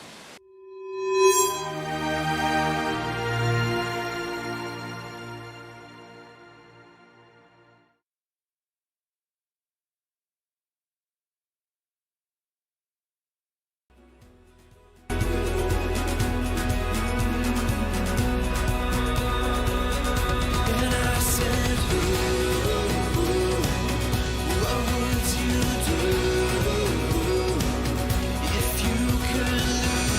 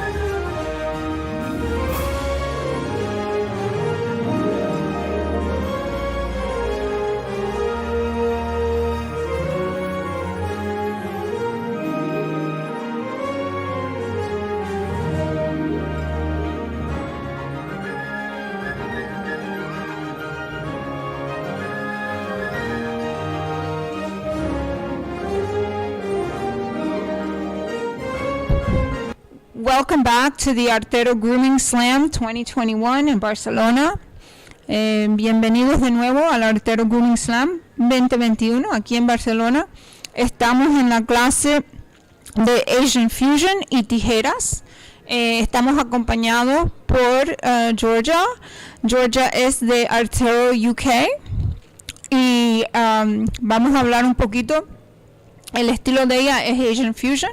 So vamos a hablar un poquitico de Asian Fusion y de lo que estamos viendo en pantalla y lo que está ocurriendo, las preparativas que han hecho los ponentes para poder ellos, a los competidores, para poder ellos prepararse y llegar a este punto. Georgia, welcome back with us. Thanks for being here. We really appreciate it. So your forte is the Asian Fusion? That's right, yeah. Okay, so tell us, why do you like Asian Fusion so much? What do you like about it? I'm a bit of a rebel, as you can see, full of tattoos. Okay. Yeah. So both my parents are breed standards, to the book, to the rule kind of people, both show, both judge. So I wanted to step out of the box and do something that was completely wrong in their eyes, like we said. I like earlier. that. I like it. So I thought I'd always been a workshop, commercial kind of groomer. And then I decided to do a bit more extreme Asian. So I went to Thailand and learned more of the really, really short bodies. Nice. Like you see now, like the more extreme kind of work.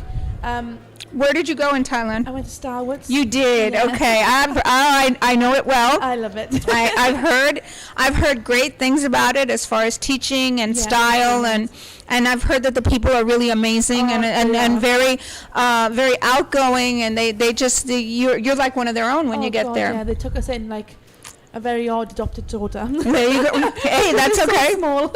That's okay. Yeah, they took us for food every day. They were brilliant, and my husband's doggy-minded but not doggy-minded now kind of stuff. Yes. And they really looked after him as well and really explained like what they wanted to teach me, which was really nice because they don't really bring your spouses into it really that much. Right. It's a different world for them, isn't it? But yeah, so I went there for a 3-week intense course, and it just opened my eyes and it really kicked me up the bum into learning what I really wanted to achieve in my kind of grooming goals. So yeah, Asian is my... So okay, now the question of the century, are your parents now more open to Asian, or that you... A little bit. Okay. Obviously the first few times I did it was obviously wrong. Right, exactly. It wasn't my best work. Like, we all start off somewhere, but now they can see what I'm kind of getting at now. They had no vision for anything else other than pure breeds. Right, breed standards, right. So they couldn't see anything out of the box. Now they're not into creative. They're not that kind of thing. Okay. But yeah, they can kind of appreciate what I'm doing now and how many more doors it's opened up by doing something different. Right. Well, it's funny because a lot of times I am not into creative personally. However, I can appreciate a beautifully well done creative or Asian groom. Yeah. All right, and I do believe that there's a place for it, and I do believe that it often is a practical idea. Okay, for salons. Yeah. It really, really is an easy way to maintain short bodies and no matting and things like that. So. And she's parting the top knot away from the eyes and the eyelashes, which is cute.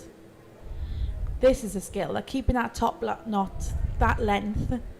Yeah, I honestly, I'm not really good at any of that. I'm not even good. I babysat my niece one time, and they left me little bows and ribbons, and I used them to decorate a tree because I did not decorate the child with them because I'm just not good at that whole parting hair thing and so forth. So that's a lot of work. Very. I think it's quite popular over here though, because a lot of them seem to have top knots and big massive heads, don't they? They seem like growing a lot of coat. But like you say, this is the first competition back in a long time. These dogs might not have been groomed for a very, very long time. They're probably owned by groomers, so the maintenance work is a lot easier, once a week, twice a week kind of thing. Right.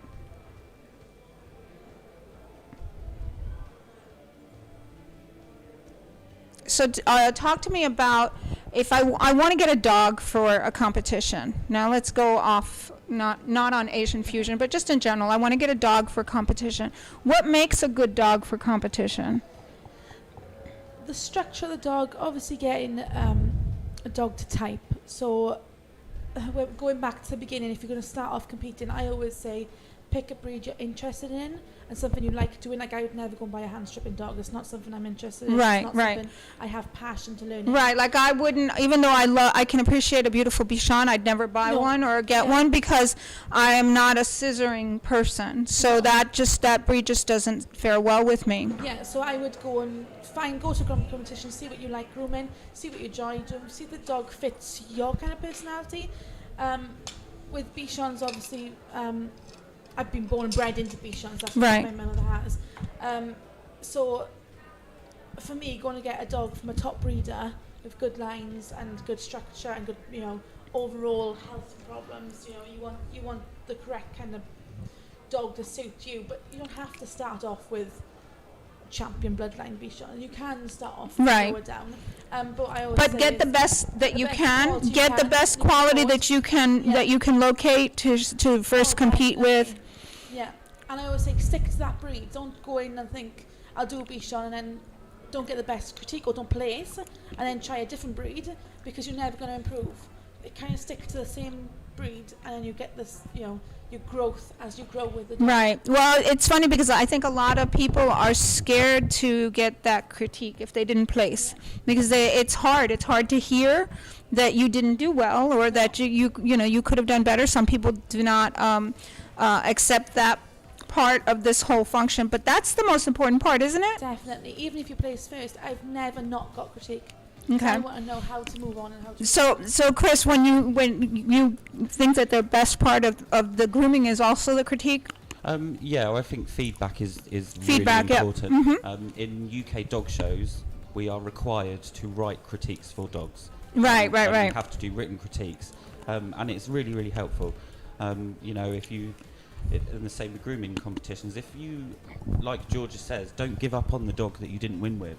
Carry on until you win with that dog. Right. So take the critique and put it into practice. So the next trim, put into practice what the judges told you. So just try and improve. And the judges, they aren't being hypercritical.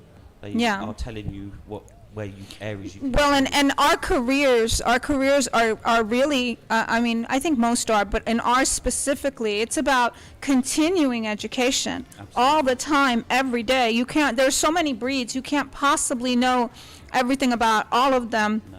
And so many styles, like if you start to do Asian or if you start to do actual breed profile, all right, so there's a whole world out there, and you have to keep learning, so you have to be open. You have to be open to accepting that. If you stick to one breed and do different dogs, there will be a difference between each dog, and you have to cater the trim to the dog.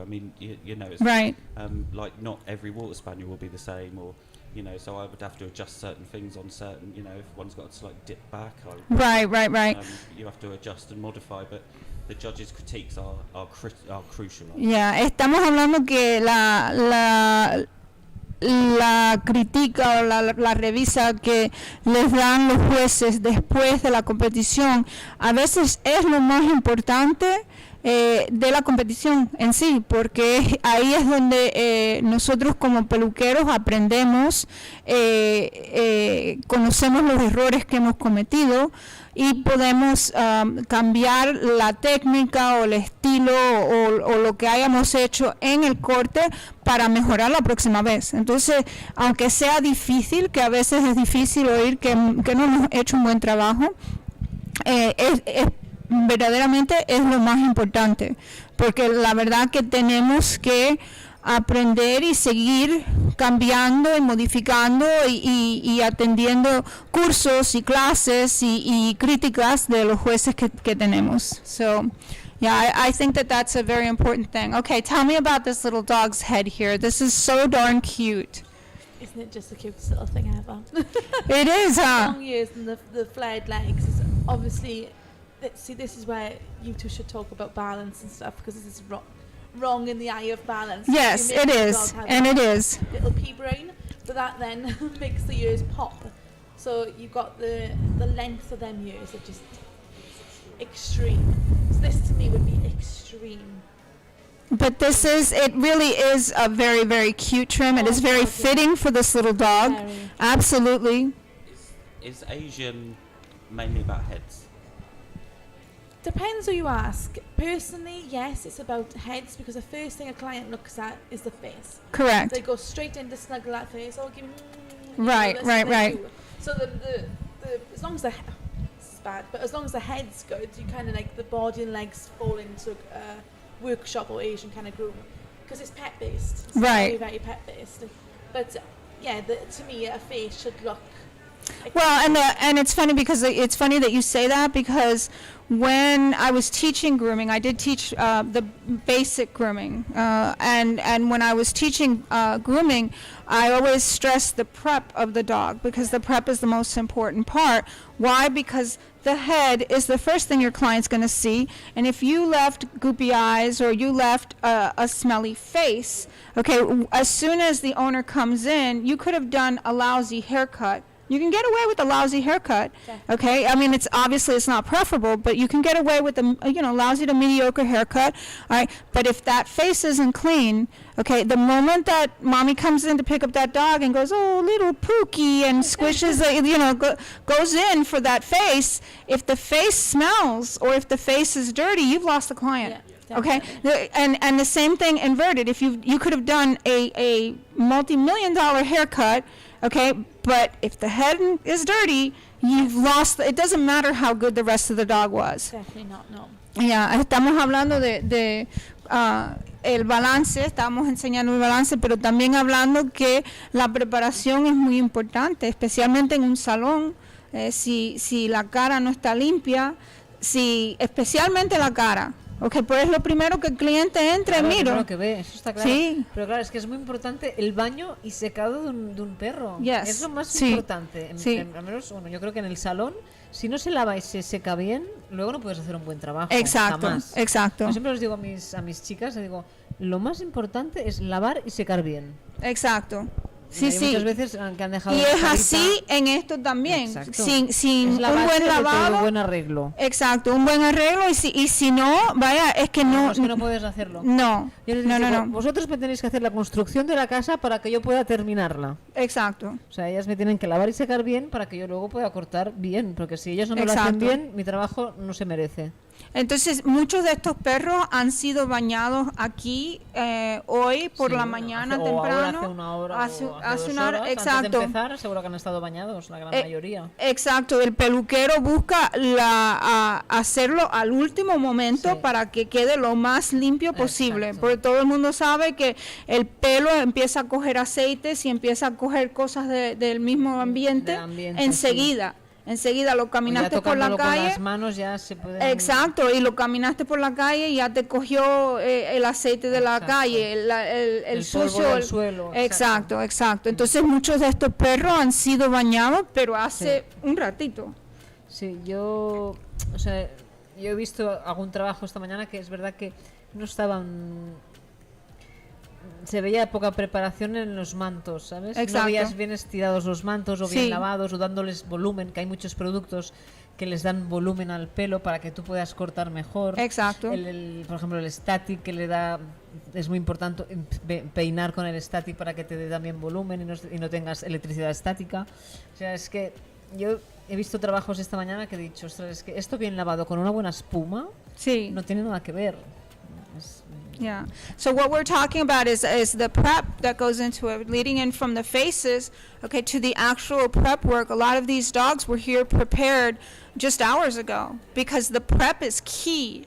Prep is key, and if you see some of the dogs that the hair hasn't been dried correctly or the hair hasn't been stretched out correctly, using good product to add volume or an anti-stat or like you'll see on some of these tables, there's mix or there's speed. So there's different products that these folks are using, okay, that are going to help them to get that polished, finished look. And without it, would you agree that without it, it's just that you're not going to get the same finish? You're not going to... I mean, you need to start with a cleaner than clean dog. Right. Drier than dry. And I see lots and lots of people out there using static as well, and that's one Right. of my favourite products. Right, Artero right, right. Precision. I think it's super, but all these products will not, do anything if on a dirty coat. Correct. It has to be clean. But even in our salons, when we're working with dogs, if you have a bather that didn't bathe correctly, okay, I always say the bather is key. Whether you're bathing yourself or you have a bather, the bather is key, because without proper bath, without proper prep work, okay, you can't possibly cut the dog well. No. You can't. That's it. The scissoring and is the finish, but all of that leading up to it is you're going to get good results if you put the work in. In the beginning, yeah. And like I said, you can get away with a mediocre groom on a clean dog. Okay, you cannot do the other way around. No, absolutely not. I mean, I have 4 staff, and it's been a long time that I've had to send a dog back, but I will send a dog back to the bath if it's not done properly. Right, exactly. Okay, you Bedlington folk that have more Bedlington, one of the big differences of Bedlington in the US and Bedlington in Europe is that headpiece that we just saw. Okay, so explain to me the headpiece that we just saw. It wasn't traditionally as extreme as it was. Okay. But it was actually because they're a ratting breed. I mean, they work in crags, and Right. The ear tassels were a fake ear for the rats to bite. Okay. And all this as well was to protect The front over the so that whole helmet kind of thing. It really is a helmet. It's it's a helmet of hair to protect from rat bites. Okay. Stuff like that. And you'll notice when you touch a Bedlington's ear, the leather is super fine.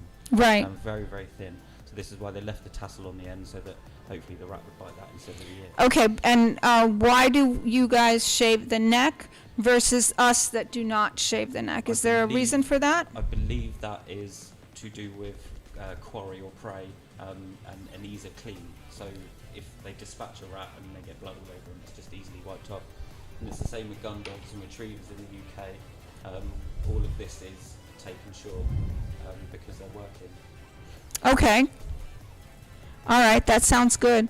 That sounds good. So here we have now, they're working on this carry.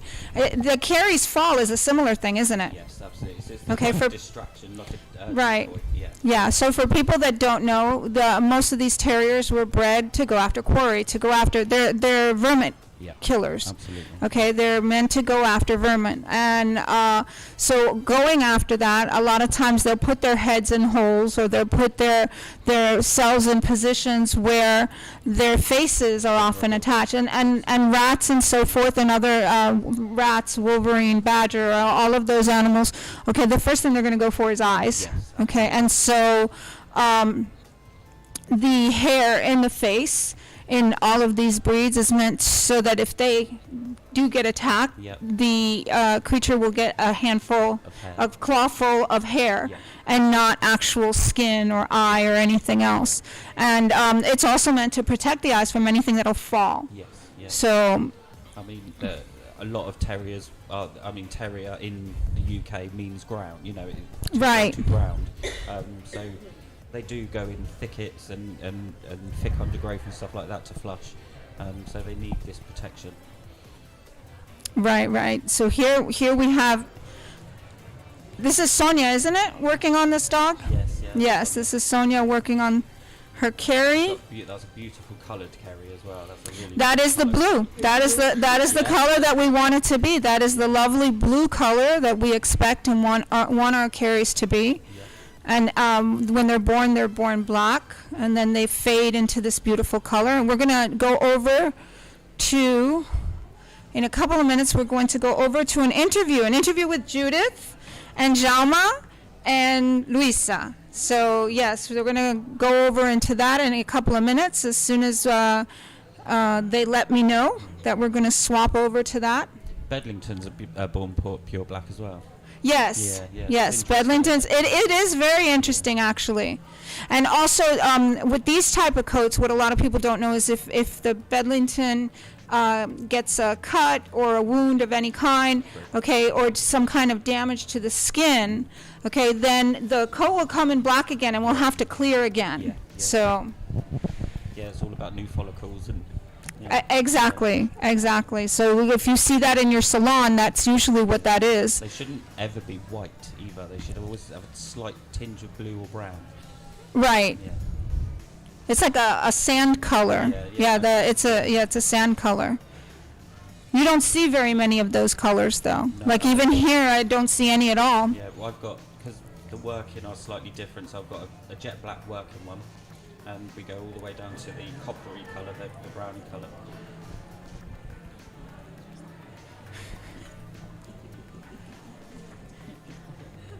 So we're going to be flipping over in a little bit.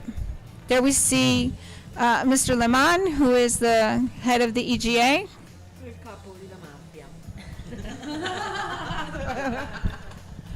And now we're just going to go over to an interview with Jama, Luisa, and Judith.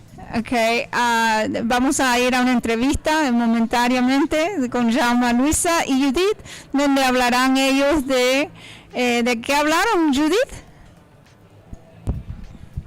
Pues hemos hablado un poquito de nuestras aventuras en el Creative Team.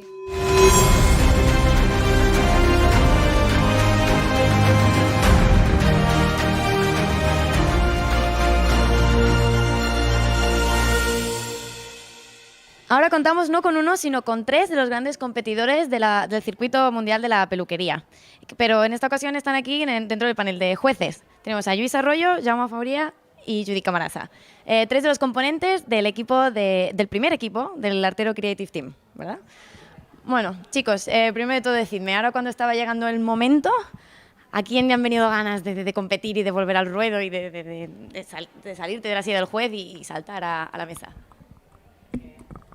Bueno, yo realmente, a lo mejor el año pasado me hubieran dado ganas, pero este año ya he dicho, pues no, no me apetece competir. Porque, bueno, supongo que nos hemos enfriado un poco con lo de la pandemia y, bueno, me habéis pensado, ay, mira, que no tengo ganas. No sé si es porque estamos trabajando mucho, entonces ya a veces ya estamos un poco saturados de tanto trabajo. Pero bueno, a lo mejor algún día vuelvo, pero de momento creo que no voy a volver a competir. Yo definitivamente no participo más. No, creo que bueno, que se ha pasado una etapa, una época, entonces ahora hay que dar paso pues a la gente que empieza nueva. Entonces pues son etapas. Y sinceramente pues no lo parece, pero cansa mucho, hay que estar muy motivado. Lo que comentaba ella, que bueno, que después de la pandemia han sido 2 años que pierdes el entreno. En nuestros trabajos, yo personalmente pues he derivado un poco el trabajo, entonces dejas de hacer según qué trabajos. Y bueno, simplemente es que ya viejas glorias, bueno, que ya se te pasa. Son épocas, son etapas de la vida, ¿no? Nosotros hemos tenido sobre esta todo, etapa. sí, sobre todo hay que tener ilusión. Yo no sé qué piensa Luisa. Pero yo sí que no me doy por retirada, ¿vale? A mí me gusta competir. Lo que pasa es que este año empiezo con un proyecto nuevo. Tengo un equipo en la que yo soy el coach y entonces pues estoy feliz también por mis alumnos. Me encanta ver las nuevas generaciones cómo suben, igual que a ellos, y me motiva mucho también estar ahí apoyándolos. Vale, bueno, pues gracias, Luisa, porque iba con toda mi emoción y resulta que nadie quiere competir. Llevamos 25 años compitiendo. Claro, no es tiempo, es tiempo. No, eso es verdad. Pues bueno, ya que a eso iba yo, ya que lleváis tanto tiempo, pues entiendo que en 30 años ha habido cambios, mejoras, entiendo, o no. O sea, dentro de los cambios de la competición, ¿qué mejoras, cómo lo veis? ¿Qué opináis?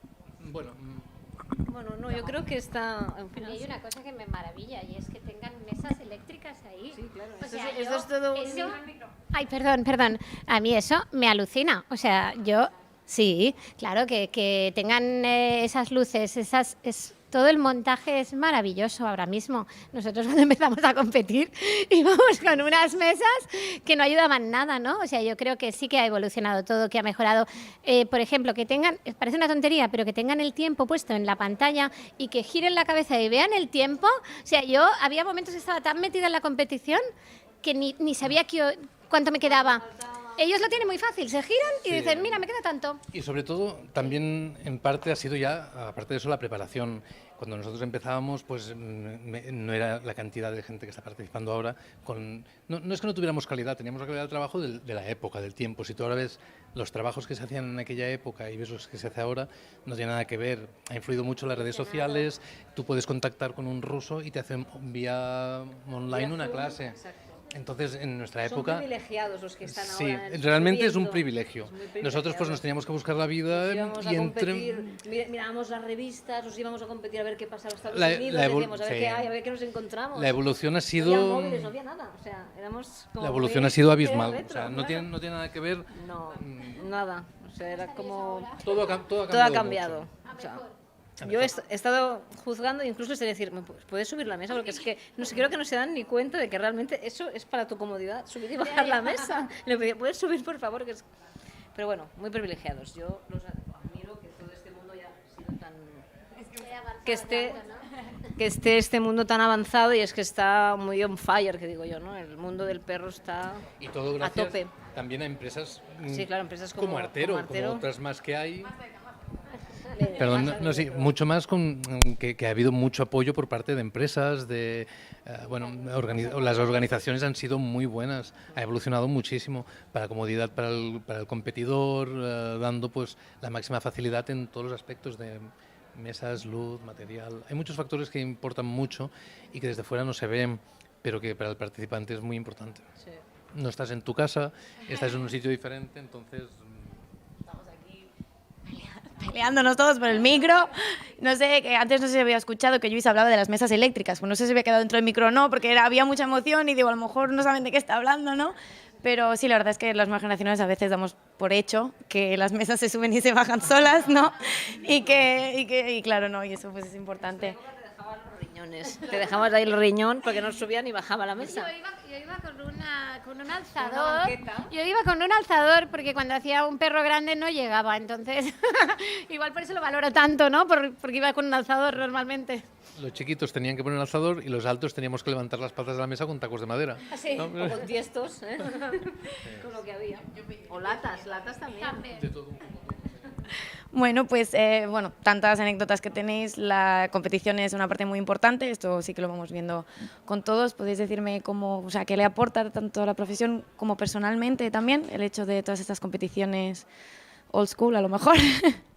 Bueno, yo creo que yo cuando he competido, lo he hecho para mejorar yo, ¿no? Para saber, pues yo tengo, por ejemplo, en mi peluquería, tengo 2 horas para hacer un perro, porque lo tengo que entregar perfecto.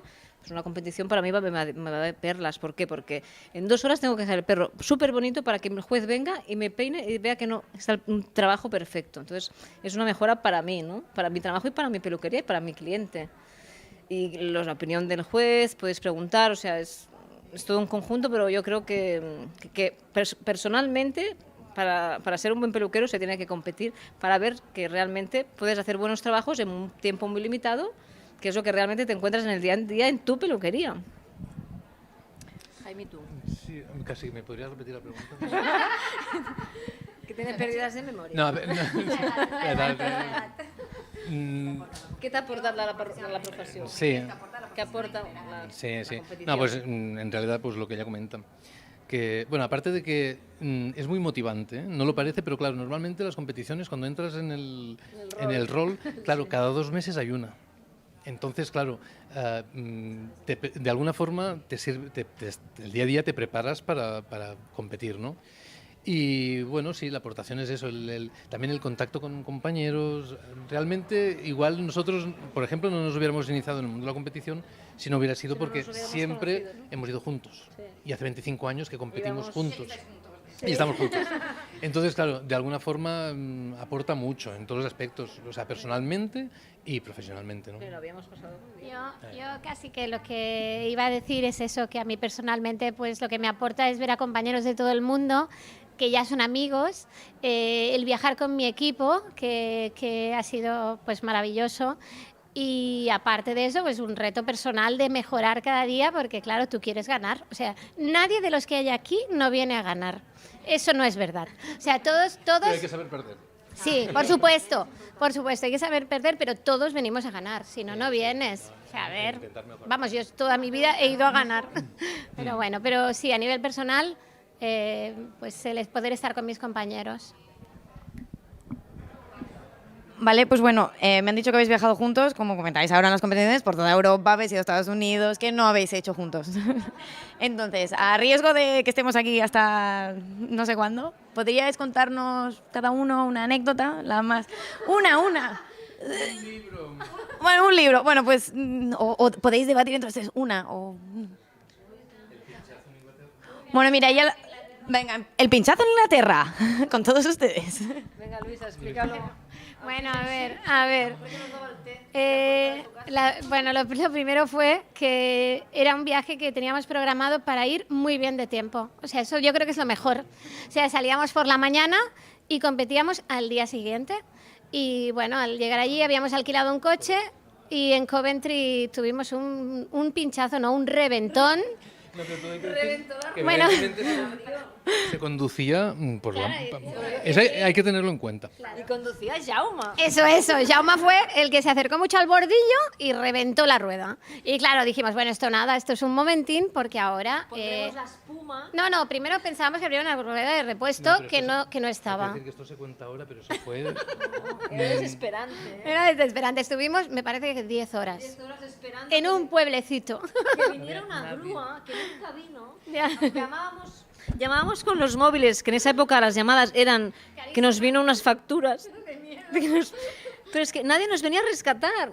Las grúas no nos contestaban. Siendo rápido, viene la grúa finalmente al cabo de unas 10 horas. 10 horas. No, pero vino la... Sí. O sea, ya fue, vino la grúa y nosotros contentos pensando que nos llevaba al hotel. No, nos llevó a una agencia a 100 kilómetros en el aeropuerto para coger otro coche, regresar y volver a ir. O sea que no acabó... No, que hasta, además hacía mucho frío. Nosotros íbamos vestidos porque era agosto, era finales de agosto yo creo, íbamos vestidos como aquí, verano, y allí hacía mucho frío. No habíamos cambiado moneda porque íbamos de chulos y no teníamos, y entonces amablemente... Un fish and chips entre 4. Sí, eso fue lo que cenamos. Y amablemente de una casita de delante nos sacaron un té. Nos sacaron un té y unas galletas porque les dimos mucha pena. 10 horas tirados en una carretera. Hay varias, luego... Pero luego fuimos a un hostal, ¿no os acordáis? Que en esa época fumaban dentro de la habitación, que ella le cogió un ataque y la mujer salió parrots, como diciendo, loros, callaros. Bueno, la verdad es que es que hay muchas anécdotas. Hay muchas, ¿eh? Desde ir a cenar a un restaurante la noche anterior antes de coger un vuelo por la mañana, yo dejarme la bolsa, la mochila con el DNI, en Portugal, y llegó el momento que íbamos al aeropuerto y digo, y mi bolsa no estaba, faltaba una hora para que saliera el vuelo. Cogemos un taxi, vamos al restaurante, estaban los billetes de avión, vamos al restaurante, llamando a la puerta, y resulta que había la mujer de la limpieza y nos dijo que sí, que la bolsa estaba allí, por suerte estaba la documentación, el dinero, todo. Y el taxi nos esperaba fuera en la calle para llevarnos al aeropuerto. Eso fue Bueno, muchas.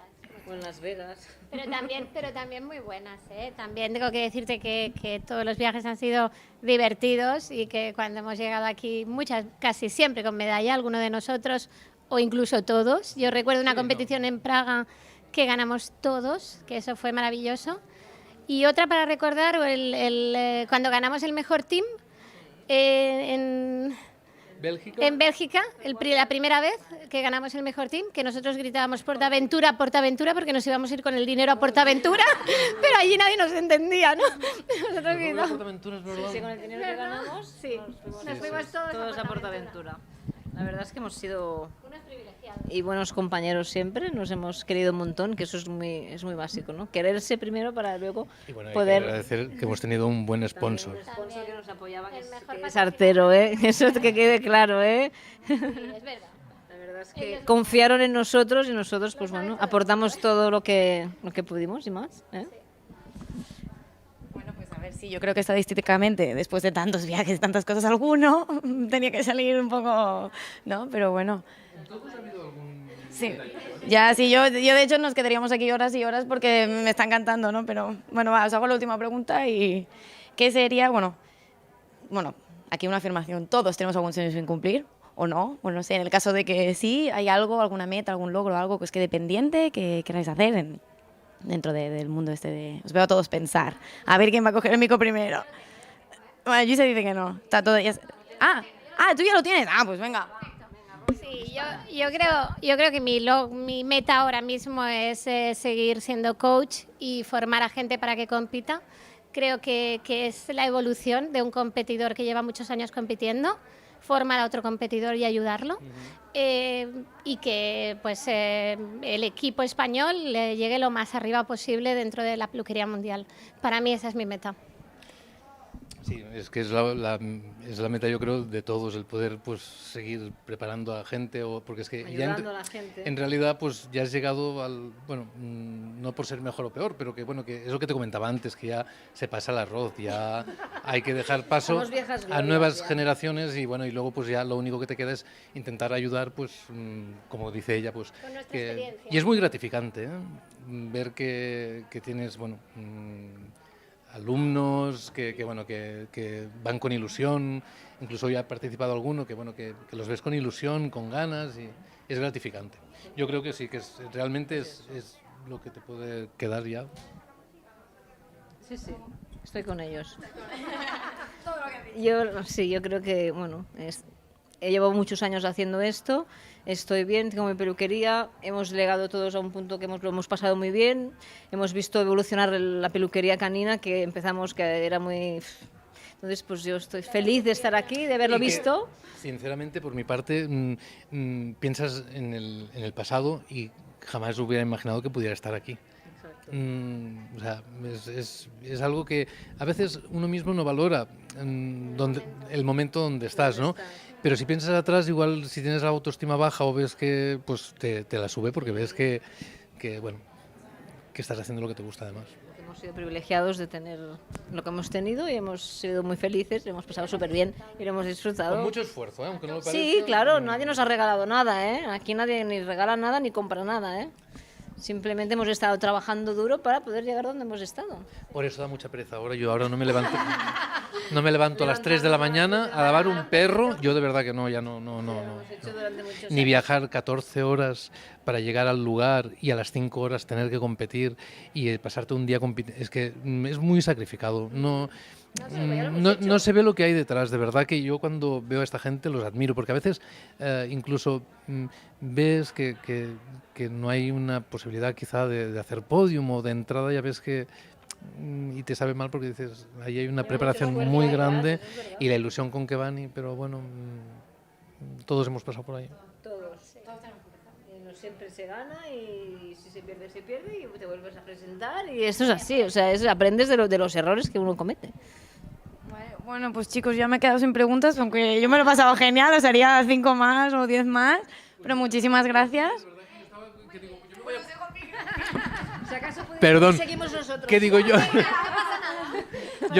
A mí me dijeron que era la 1, pero yo me voy a hacer algo porque yo estas cosas no, pero sí que ha sido muy ameno y divertido. Además, hacía mucho tiempo que no nos veíamos y ha sido... Hacía una pandemia que no nos veíamos, ¿no? Y que hemos estado en muy buena compañía.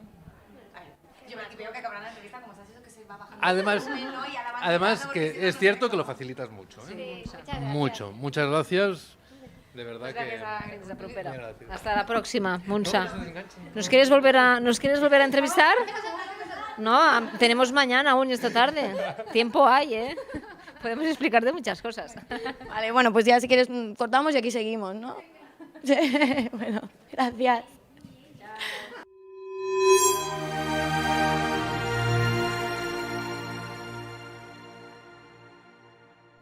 Welcome back to the Artero Grooming Slam, Barcelona 2021, where we are watching the scissoring and Asian fusion classes. And we're moving right along here.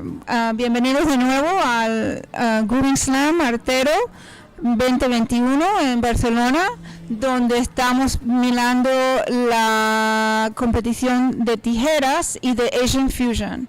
Ya estamos en buen camino aquí, pronto estarán terminando los cortes de pelo. Estamos viendo lo que se ve en pantalla aquí en este momento es la clase, mayormente la clase de tijera es la que estamos mirando, donde vemos Bedlington, Kerry Blue, Bichon. Okay, aquí hay un poquito de todo, una mezcla, incluso por ahí hay un Terranova que se ve, no creo que se ve en pantalla en este momento, pero tenemos una clase bastante grande, aunque no pienso que estaba lleno por completo. So estamos aquí, look at this, okay, we are now seeing some amazing scissoring work and artistry in the Asian fusion class. Definitely, it's like Medusa. She's got all snakes, and she's got I think she's done a spiral around with a snake head on the shoulder, which is just completely. I've never seen anything like that before, to be honest. And isn't that unique? It's very unique. It's very beautiful. It has its own style. What is this one, Georgia? And for those of you that are joining us, Georgia, introduce yourself real quick for those that are joining us. I'm Georgia. I'm from the UK, South Wales. I specialise in Asian fusion. This is my forte and my passion at the moment. This is a bubble butt, or the diaper look, whatever you want to call it, which is another kind of style in Asian, which is quite popular. Beautiful round muzzle. You take a lot of time on the face. So one tip I learned was, say you have 2 hours to do this dog, do your block work, your legs and your body in the hour, and then take the hour to finalize the face. Gotcha. Because that's the most important thing. So it's like a visor where they've taken the top knot off and then taken into one. So we call this a princess head. You can call it the Lady Gaga look because it's like the telephone. So the ears drop just under the jawline and you bring it into one. You can also call it the mushroom head. There's loads of different variations to it. Now the chin on this is very, very short. Right. There's almost like no hair. It's like a 5-blade usually. Yeah. So is that correct? Yeah. Sometimes you can go shorter. Okay. Obviously lighter dogs, so white, apricot, you wouldn't go as short as a 7, say. Blacks, I would possibly take a 10. Okay. Okay. But like a Bedlington, like a poodle, you just take the bottom line off. So you pull the lip back and take all the fold off. Okay, look at this beautiful headpiece here. And to be fair, is this the one that had loads of cords? Yes. This had a Artero team member? Yes, this is Patricia. That's right, yeah. She's whacked some cords off that. Yes, she has. Yes, she has for sure. The little one. Look and cute. This is absolutely adorable. She's done some beautiful work. We have extreme ears on here, which they're super long. Yeah. Normally, these ears in a salon, we would not let the dog go out with ears this long. This is very traditional, though, for this type of look. So we need to look at this one. Beautiful standard poodle with a lot of coat as well. And look at his little beard. He's got a little goatee going on. He's got the goatee, yes. The goatee look yes, when my poodle was not in a Kerry blue trim, he had the goatee going on. Yes. And this is lovely as well, the red heart.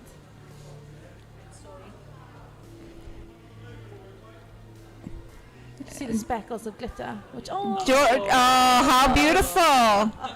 Georgia está aquí, Georgia está aquí hablando de los cortes que estamos viendo, de Asian Fusion, okay, y las diferencias de las cositas que hacen que no se hacen en otra clase. El collar, la tiara, los complementos, ¿no? Es una sí, cosa muy sí, importante sí. En este tipo de los accesorios, cortes, ¿no? sí, Los exacto. accesorios, sí. Hay arnesitos que se les ponen con vestidito y el tul y exacto. el volantito. No, entonces también nos dijo que la cabeza es una de las piezas más importantes del corte. Entonces, si tienes 2 horas para hacer el corte, usa 1 hora para hacer el cuerpo, las patas, okay, y la otra hora dedícasela a lo que es la cabeza y el top knot. Sí, esto está bien aquí, pero en la peluquería es muy complicado, ¿eh? Tener 2 horas para hacer una cabeza. Sí, porque sí, no te da el tiempo, vamos. No te da el tiempo y luego tampoco lo puedes cobrar. Ajá. Esa es otra. Entonces tienes que ir lo más rápido posible, haciéndolo bien, pero tan perfeccionado es bastante complicado en un trabajo de exacto, exacto. Pero lo que estamos viendo es que en en lo que es la peluquería estos días, si es que el cliente viene y me pide semejante cosa, ya yo voy a decirle, bueno, si usted quiere esto, este es el costo de esto, y le dedico el tiempo. Sí. Pero tienen que entender desde un principio, exacto. Tiene un precio y unas horas invertidas en ese corte. Right. So what we're talking about is a lot of times when you're doing these Asian fusion cuts, okay, that the client thinks that they're just a standard trim, okay, and this is something that we in salons need to be very explicit with and tell them, okay, if you want this type of a head, this type of a look, this takes much longer than normal. You know, I'm going to dedicate a whole hour, where normally it would take me an hour to do a trim, the whole trim, okay, from beginning to end.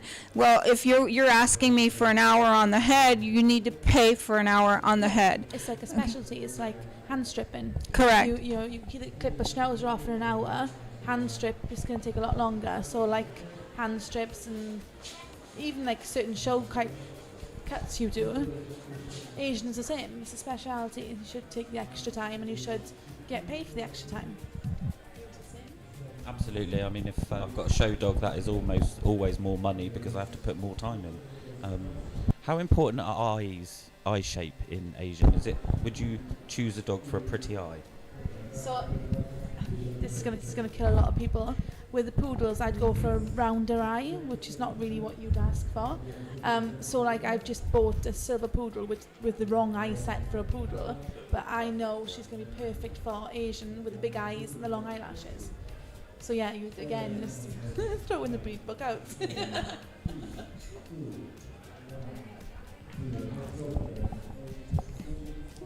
A ver, aquí que estamos viendo, mira el trabajo que le han hecho. Siempre digo yo que nosotros somos artesanos, no somos fábricas de hacer nada. Somos artesanos y tenemos un tiempo para poder hacer este tipo de trabajos, ¿no, Lulu? Sí, exacto. No somos una fábrica de fabricar. No. Es Por nuestro cierto. oficio y somos artesanos. No, y lo tenemos que cobrar. Exacto, Lo tenemos que pero cobrar. es Que si el cliente quiere algo simple, cuesta menos. Okay, no hay problema, pero ya cuando quieren algo más complicado específico, que no es el normal, okay, entonces Georgia's here, okay, Georgia's here chomping at the bit to tell us about these things that she's seeing. I'm only seeing snippets of it, so we need to go back and have a look at more. But yeah, we don't get this many in UK at the moment. It's slowly getting better, a big class more than a commercial or workshop. But like I said earlier, it's a very fine line, so a lot of people don't know which class to go in, so the workshop is just a safe bet. But this kind of Asian, you see this kind of Asian on social media. This is the type that, elevated Asian, where you see, this is something I'd save and take back home with me, like little things. I don't know if you noticed that little poodle with little look like feathers in the ears, so they're actually hair, where they've carved the hair in. It's just a craft in its own. I'm actually amazed at how technical Asian is, just sitting here listening to you talk about it, Georgia. It's really, really technical. I mean, all these different terms you've got for styling and stuff. I mean, it's incredible. Él dice que está asombrado la cantidad de términos técnicos que tienen. Él no sabía tanto del estilo asiático, porque como no es lo que hace él, entonces, ella tiene términos para todo, tiene mucha indicación de cómo hacer las cosas, no es entrar y hacer. Ellos tienen mucho estudio también que han hecho. Ella hizo un estudio en Tailandia y sí, Starwood. Sí, ella fue. Bueno, es que esto tiene tela. O sea, yo admiro a la gente que hacen estos Asian tan con los tintes, las formas, las flores, los mariposas, todo esto que les colocan es un espectáculo y es un trabajo es una obra de arte realmente. Tienes que ser artista para poder hacer esto, ¿eh? No todo el mundo sirve para hacer esto, no sé. Yo nunca me he puesto a hacer así cosas teñidas. No, yo tampoco, la verdad. Lo admiro porque es un trabajo. Bueno, artista, como decía yo antes, los jueces, viendo los jueces saludando, Pero como yo decía antes, al no tener, yo no soy buena para lacitos y cositas, Sí, y cada entonces uno. nunca me he enfocado en eso, pero vaya, es una técnica muy bonita, muy bonita. Bueno, y costosa de hacer, o sea, yo los admiro, Vamos a ver si nos enfocan un poco en el que Georgia estaba queriendo ver. Let's see, Georgia, if they focus on the one that you wanted to ¿Cuál see. quiere ver, Georgia? A ver el cámara que nos enfoque. That's one, pero mira. ¿Qué representa que lleva como unos pendientes? Yeah, it looks like earrings almost, right? It looks like she's made Unos earrings. pendientes, lleva como una faldita, ¿no? Y pues está todo hecho con pelo, O sea, fijaros que esto es un trabajo de artesano total. Yeah, this is all done with hair, which is amazing. I mean, there's really nothing but hair left in certain parts, and then they use a little bit of glitter and like very little. Hairspray and a bit of glitter, and you'll be surprised what kind of shapes you make. And flattening the hair with a hairspray, and then cutting into it, you can kind of make any shape you really want to. And it's not much hair; it's literally just a fine bit of hair to make something like extravagant as a flower. You don't need much hair at all.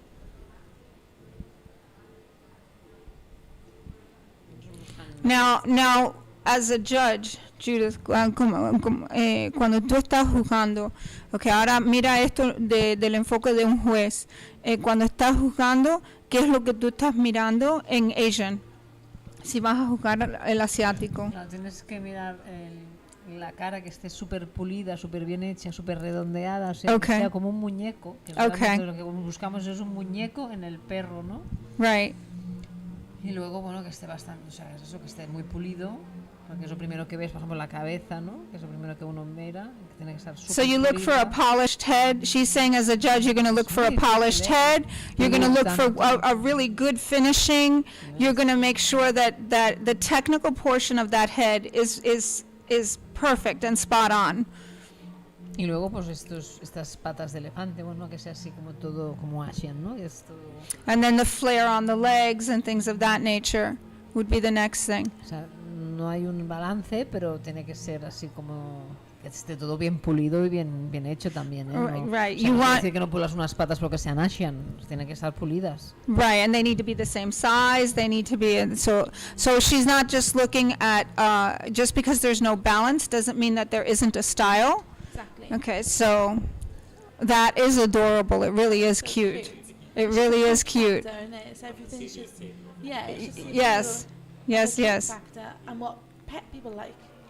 Yes, exactly. Esto es lo que le gustan a la gente que van a los salones. Este tipo de corte donde es bonito. Es bonito, el perro sale luciendo un muñeco. Sí, lo que pasa que digo, para hacer estos cortes se necesita mucho rato, muchas horas. Sí, sí. Es que esto se ve, o sea, yo a veces veo a los japoneses o a los chinos o coreanos, pero yo creo que están horas y horas para hacer estas cabezas tan preciosas. Exacto, sí. Que seguramente a ellos en sus negocios les pagarán por su servicio. Sí. Aquí en España es complicado que te paguen un servicio.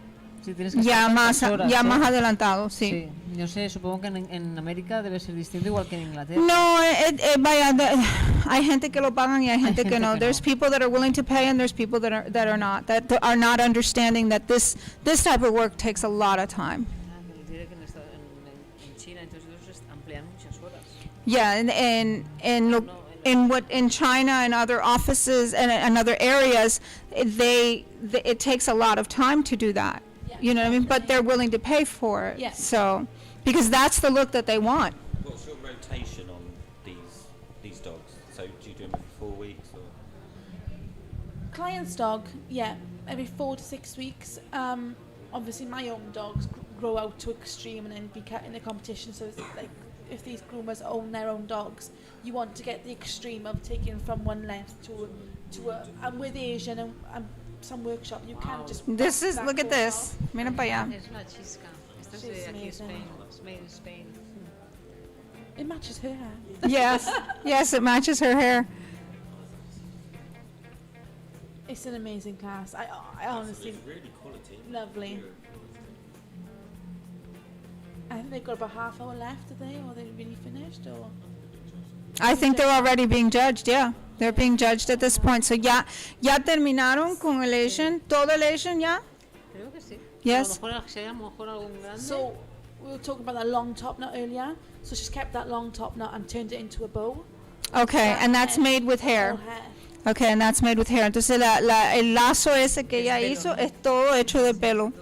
Yeah, this is the one that she wanted to see. Este es el que ella quería ver.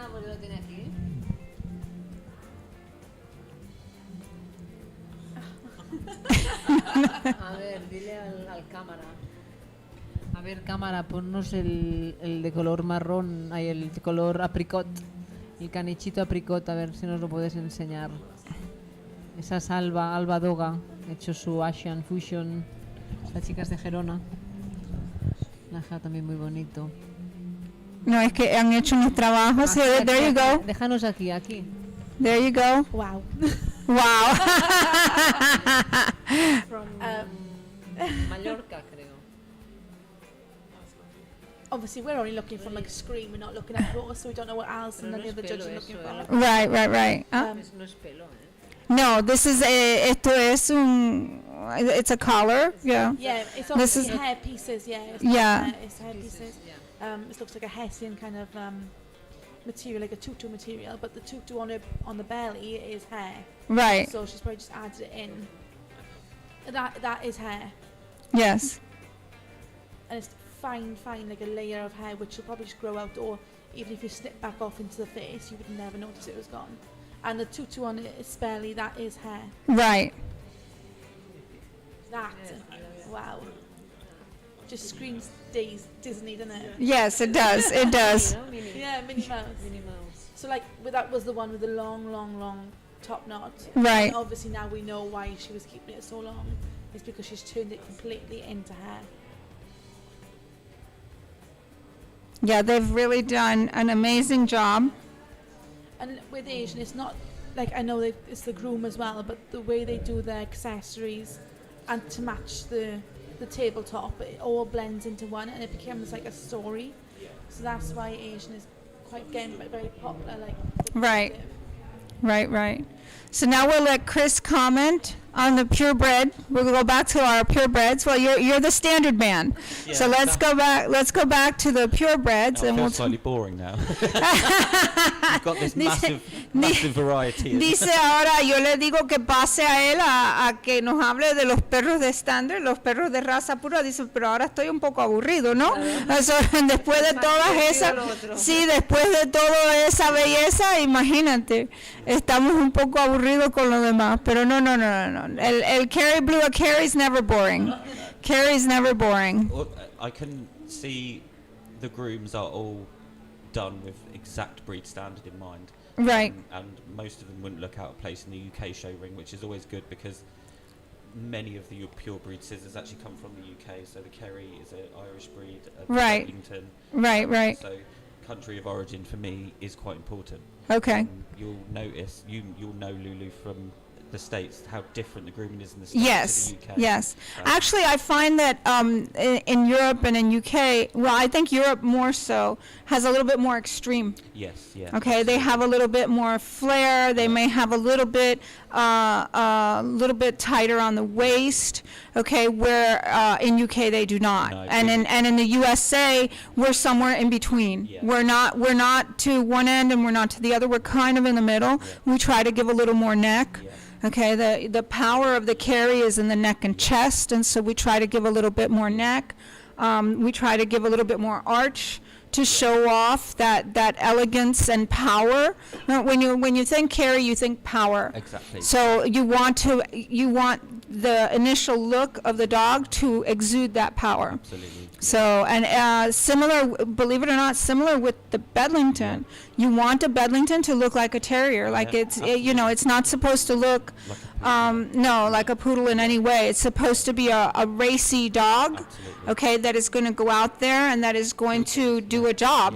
Okay, he's going to go out there and he's going to tear things up. You know, he's not supposed to look like some little sheep. Well, people often, if I've got a Bedlington on the table and a client walks in, people go, "Oh, doesn't that look daft?" And I don't don't underestimate this little Yes. at all. 'Cause Yes. Yeah, there's some pretty powerful jaws underneath all that hair. Yeah. Yeah, and so I always find Kerrys have teeth that big. exactly. Yeah, there's power in there for sure. That's it. For But sure. I do like the way that you can see that breed standard is in their head. You know. Right. Absolutely. You know. Yeah, it is amazing to watch them, like I said, from a big ball of fur, Yeah. okay, draw out, okay, with shears, that amazing profile. Yeah. And a beautiful pedigree dog underneath. You know. Yes. But like we were saying, in the UK, we do have dogs slightly more rustic than anywhere else. So Yes. I think that comes from we've got quite a steep tradition in working dogs. So Right. you know, I mean, your Irish setters and your setters over there and your spaniels are very different as well. aren't they? Very different. We go for a lot more flair, and I'm sure we'll see tomorrow when we see the gun Sculpted dogs. underlines and- Yeah, we can definitely talk some more about Yeah. that tomorrow with those, because that is definitely a thing. Yes, you're right. Yes, you're right. Oh, it's beautiful. Está. Oh, YouTube no. So, tell us what you're seeing, Georgia. So this is a take on the spiral, but she's obviously used her creative mind and gone for a snake, which is very, very clever. The snake pieces in her head looks like a headpiece that is just clipped on, but if you look, she's actually Sí, flattened the Artero. tail to make it into like a tail end, so it goes thinner, which is also, again, very creative, but not only anything, the flair on this dog.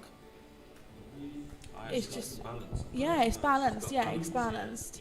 Even though it's extreme, it is balanced and very creative. And she's matched And it. she, yeah. And she's got glitter in her own hair as well as the dog. Do all those little things count? Okay, all evasion is now done. So yeah, they have just finished all evasion, so they are judging. All right, but the large dogs were just announced as done. Okay, so they are now all going to be judged. El asiático ya ha terminado completo. Ahora mismo terminaron con los perros más grandes de los asiáticos, so ya estamos.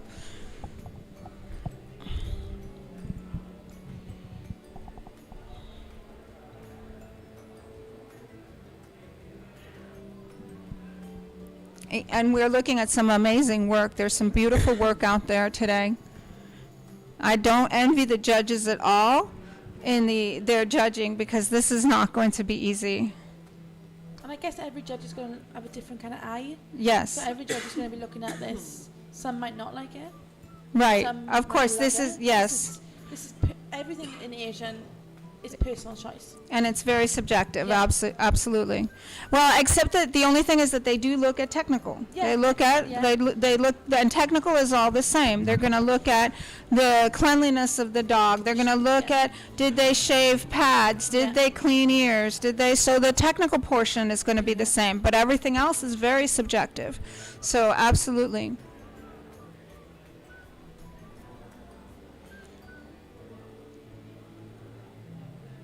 They've done some beautiful work. We can see the judge. Judith, dime lo que está la juez mirando en este momento, lo que está buscando. Más o menos, vaya, tú has estado en esa parte ahí. Es que no lo veo bien. Ella está peinando. Vale, yo creo que está mirando un poco las proporciones, que estén sí, un lado igual que parece. el otro. Claro, es que a ver, aunque sea un asian, tiene que estar también, o sea, igualado un lado que el otro. O sea, no, es lo que te decía antes, no porque sea un asian no tiene que estar bien pulido, o sea, al contrario, tiene que estar bonito igual, con las proporciones elefantadas, así tipo elefante o lo como sea, pero Sí. siempre que esté proporcionado un lado con el otro, que no sea un lado Exacto. más largo que el otro, tiene que estar los dos lados igual. Y por eso los jueces los peinan las patas hacia arriba y ven que esté todo bien proporcionado.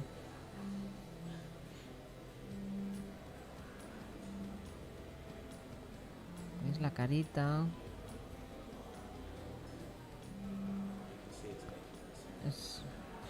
Ya, le levanta a ver. Claro, es que ser juez también es durillo, ¿eh? porque tienes que mirar que todo esté pulido, que todo esté bien hecho, bien correcto. Realmente, yo siempre digo, cuando uno compite, se aprende un montón de las cosas que a lo mejor no has hecho bien o... Sí. Entonces, es una manera de corregir las cosas que no haces bien, pero a la vez que también te divierte, ¿no? Estás aquí y lo haces para que la gente vea la rapidez, el estilo que tienes, todo. Claro. So she's looking at balance. She's looking to make sure that the proportions on one side are the same as the ones on the other. She's taking a look at the technical work on the head to make sure that all of that is polished and well done. All right, and then she's going to score. She's going to give them a score. Each dog will get a score with the number of dogs that are in the ring from 1 to wherever. If there's 15, so it's from 1 to 15, and then they tally up those points.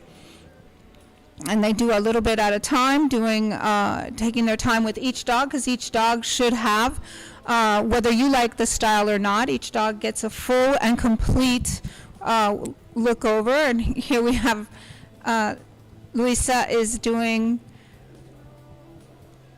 she's going over the dog and checking profile and checking, like we said, even though they may not be balanced, the proportions need to be correct. Right? It's got to be pleasing to the eye. This stuff should make you smile. It should, yeah. No es fácil juzgarlo también, porque No. es estilo... Yes. O sea, es estilo libre, ¿no? Un poco, entonces tienes que juzgar que esté un poco todo proporcionado, pero claro, cada uno tiene su estilo. Aquí no hay un estándar Right. de la raza, aquí es estilo libre. Dentro del Asian esta, que es todo así redondito, todo así muy teddy, muy muñequitos, porque son realmente muñequitos. Yeah, they should be look plush. They should look plush and full and like a teddy bear or a toy. Yeah. And so you want them to be pleasing to the eye. You want them to still look balanced and in proportion of one side to the other, definitely. So, and judging them is not easy. Oh, God. Yeah, any type of judging like this is definitely not a simple thing to do. Here we have a huge dog. He's a very big dog. And you can see where Allison is also checking measurements, checking the amount of hair left. She's checking pads. Okay, mirando las almohadillas, que todo esté limpio. Está mirando que no haya nudo. So, vaya, mucho detalle, mucho detalle. Must be really hard to judge this with as much variation in there as... Correct. Yeah. Because breed trims are pretty uniform, aren't they? But this is... And this is where you as a competitor, when you see something fall out, okay, you're like, oh my gosh, I missed that. Yeah. Darn, I can't believe I did that. Esto es cuando uno está compitiendo y viene el juez y peina y se cae un pelo y dices, uff. o te cogen un nudito por debajo. That happened to me. I did an English cocker, and I did a great job. They lifted and they found a pin knot underneath the. Claro, es que esto es lo que se trata, o sea, Yes. no puedes hacer, o sea, por eso es tan importante el baño y secado. Yes. Porque si tú no sabes desenredar, no puedes cortar. Exacto. Yes. If you don't know, that's why the prep work is all the yes. Yeah, if you don't know how to take the knots out, then you definitely don't know how to do a haircut. So, Yo, and you check it again. Hoy he juzgado y había una chica o un chico, da igual, que no había hecho los genitales. Oh, ya había terminado su trabajo. Yeah, she had someone that didn't do the sanitary on the dog. And so did the whole dog and didn't do the sanitary. Well, she can't. Yeah. Claro, yo digo, si en el campeonato, que lo tienes que tener súper, o sea, metido en la cabeza que tiene que ser cortado y bien hecho, pienso en tu peluquería no lo vas a hacer jamás. Si no lo haces aquí, Yes, that's right. So what ends up happening, you as a judge go, well, if you didn't do it here where everything should be done, are you doing it in your salon? So that's the very basics, isn't it, of grooming? I mean, of course, that's the basis of grooming. I mean, first and foremost, we're groomers. We're here to make sure that the dog is clean and well cared for. Yeah, that's right. So, absolutely.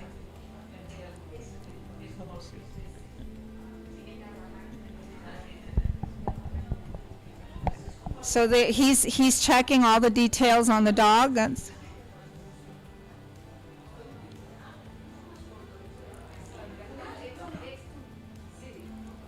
So we've already got the first set also of the scissor dogs is done as well, and they're judging that.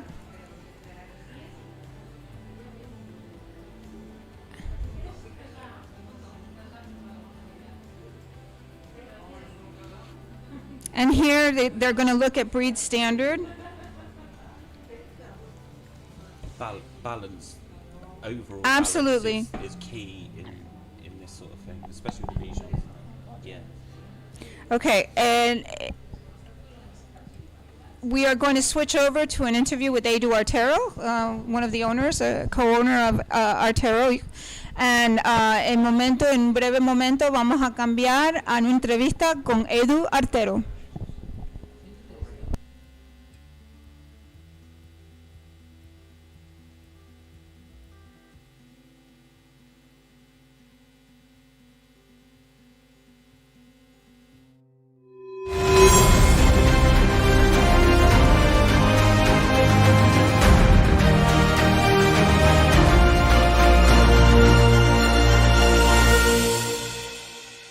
Bueno, pues estamos junto al responsable de que Artero haya aterrizado en los Estados Unidos y de que su acogida haya sido un éxito, llegando a conocerse en cada rincón del país. Artero, hola Edu, ¿cómo estás? Hola Munsa, pues muy bien, aquí animados con todo el show y con muchas ganas de venir después de lo de Estados Unidos y bueno, viendo estas cosas pues me dan muchas ganas de llevarlo para allá también, pero bueno. Me gusta que digas eso. Y ya que comentas, estamos muy contentos de que hayas vuelto de Estados Unidos, pero cuéntanos un poquito cómo fue la experiencia, danos... Bueno, la experiencia la verdad que muy positiva, fue muy dura, pero muy positiva. La verdad que llegábamos ahí pues sin que nadie casi nos conociera. Entonces, bueno, gracias a muchos peluqueros de ahí de Estados Unidos que estaban dentro del equipo americano, etcétera, nos estuvieron ayudando mucho. Y a partir de ahí, pues bueno, fue cuestión de ir a ferias, ir haciendo conocer el producto, demostraciones, etcétera. Y bueno, poco a poco fuimos entrando en el mercado, un mercado muy competitivo, muy duro. Y la verdad que muy contentos de cómo ha ido funcionando y nada, y siguiendo ahí con fuerza y haciendo nuevas cosas. Vale, bueno, y ahora estáis aquí, pero Artero sigue teniendo sede en Estados Unidos. Entonces, ¿quién lleva las riendas ahí o quién es el encargado? Sí, a ver, esto era un tema complicado en el momento que decidimos de volver con la familia, porque la intención era que eso empezara bien y darse a conocer. Es muy importante luego que se mantenga todo, ¿no? Entonces, bueno, gracias a Lulu Rodríguez, que es la responsable actualmente de Artero USA, pues es la que está cogiendo las riendas y funcionando con la misma filosofía que teníamos y que tenemos aquí. Y bueno, perfecto. La verdad que es una pieza muy clave del éxito de Artero USA.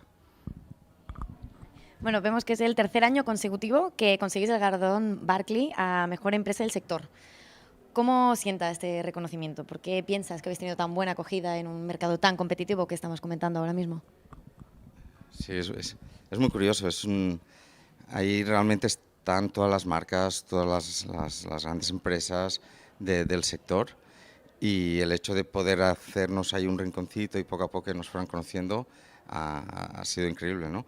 A ver, yo creo que también el hecho de hacer seminarios como este, el de jornadas, todas estas cosas, ya no solo hablamos del producto. El producto, pues siempre hemos trabajado con mucha calidad, pero no solo eso, ¿no? Detrás de una empresa hay muchas otras cosas.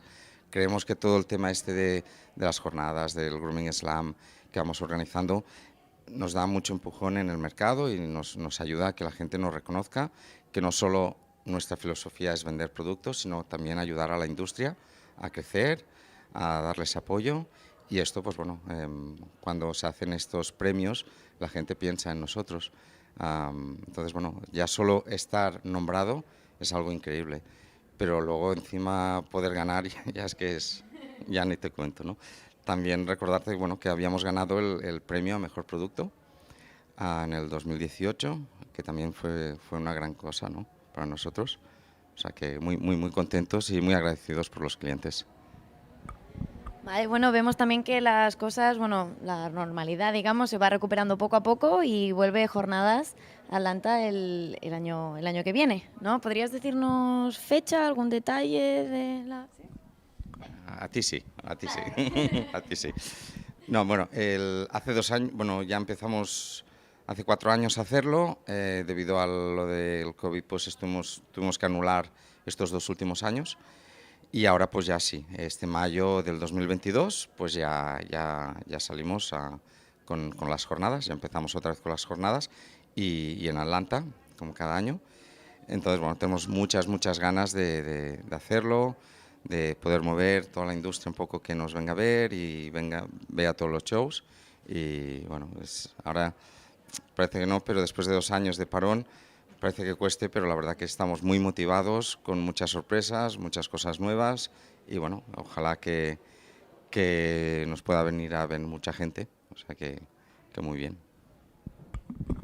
Como dices, sorpresas, me imagino que aunque pregunte no vamos, bueno, había que probar. Y una curiosidad solo, si la sede está en Florida, ¿por qué Atlanta? Bueno, a ver, Atlanta creemos que es un sitio de paso, es un hub a la hora de volar, que pueda venir gente de todo Estados Unidos o gente de Asia. En Atlanta, pues bueno, tienen el centro de varias compañías aéreas, y entonces creemos que es un buen sitio de comunicación, ¿no?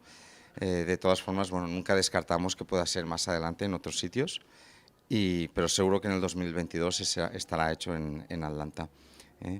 Y bueno, ojalá si algún día lo pudiéramos hacer en Miami o en Los Ángeles o en otro sitio, pues también hemos pensado alguna vez hacerlo en diferentes ciudades, cada año que fuera rotando en diferentes ciudades, pero la verdad que es complejo, porque encontrar un teatro que se adapte a tus necesidades, hacer volar a todo el equipo de aquí, muchas personas que vienen de España a darnos apoyo en jornadas, pues cuanto más fácil sea, pues siempre es mucho mejor, ¿no?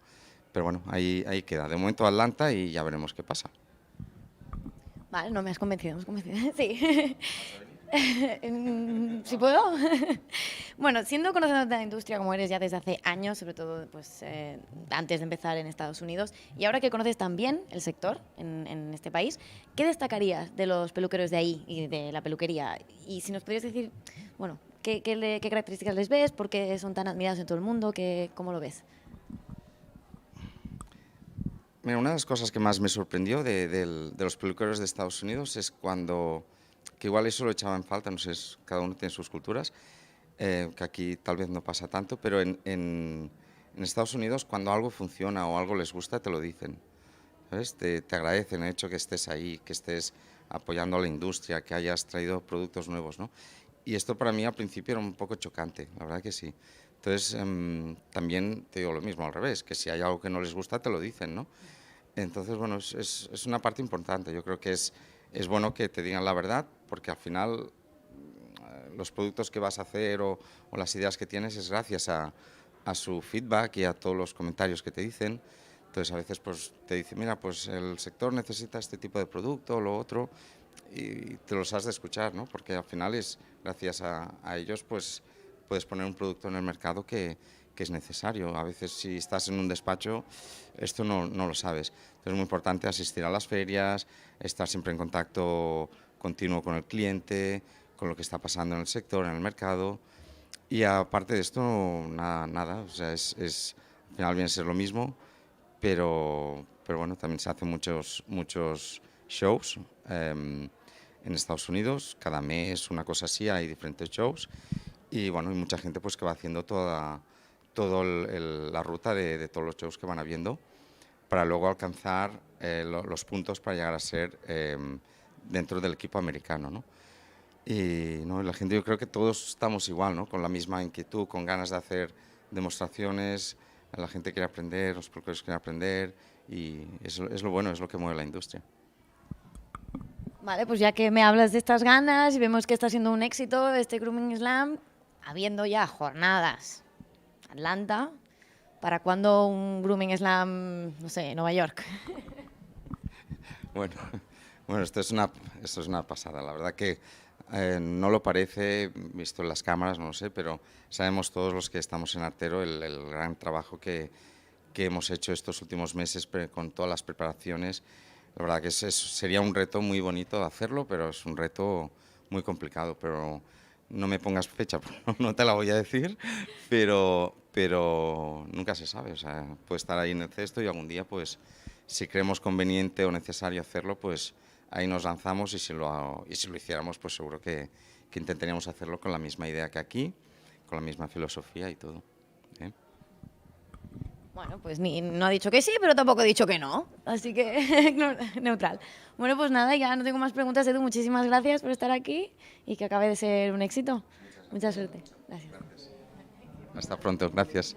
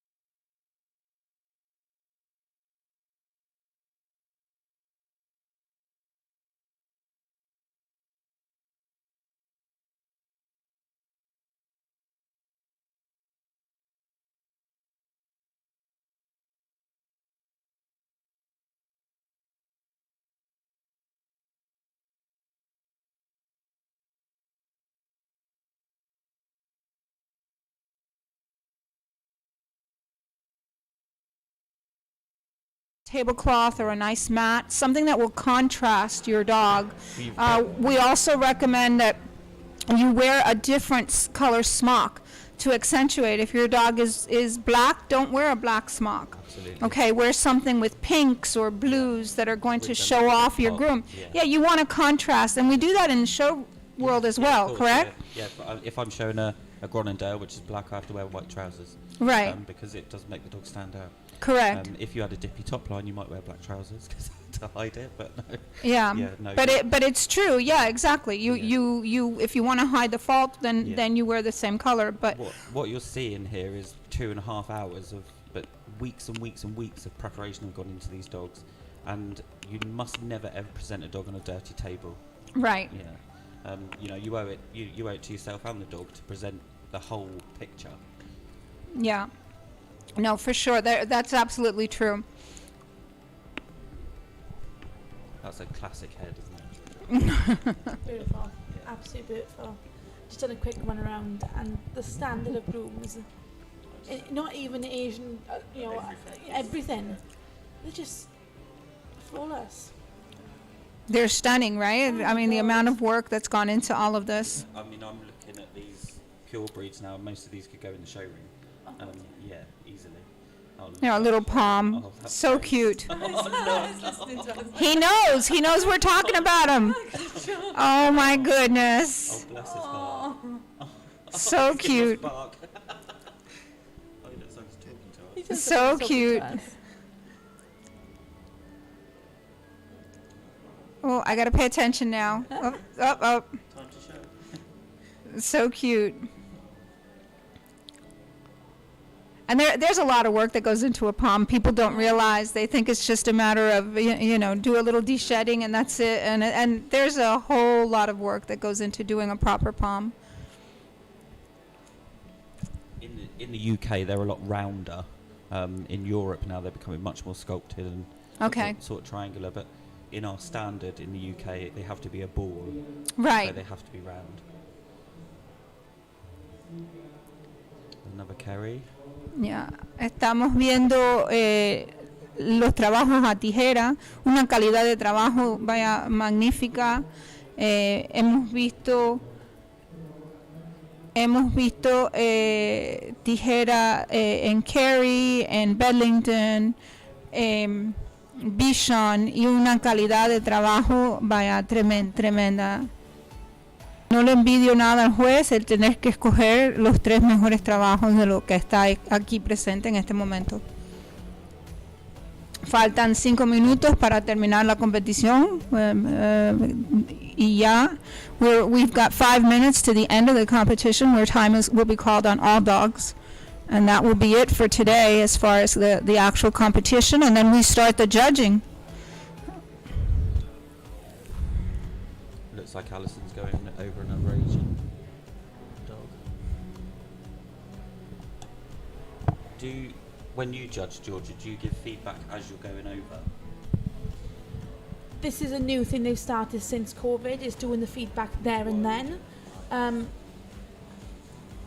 I don't know what I prefer. I haven't had that done to myself yet because I haven't competed since lockdown, so I've either been judging or demoing, so I haven't competed.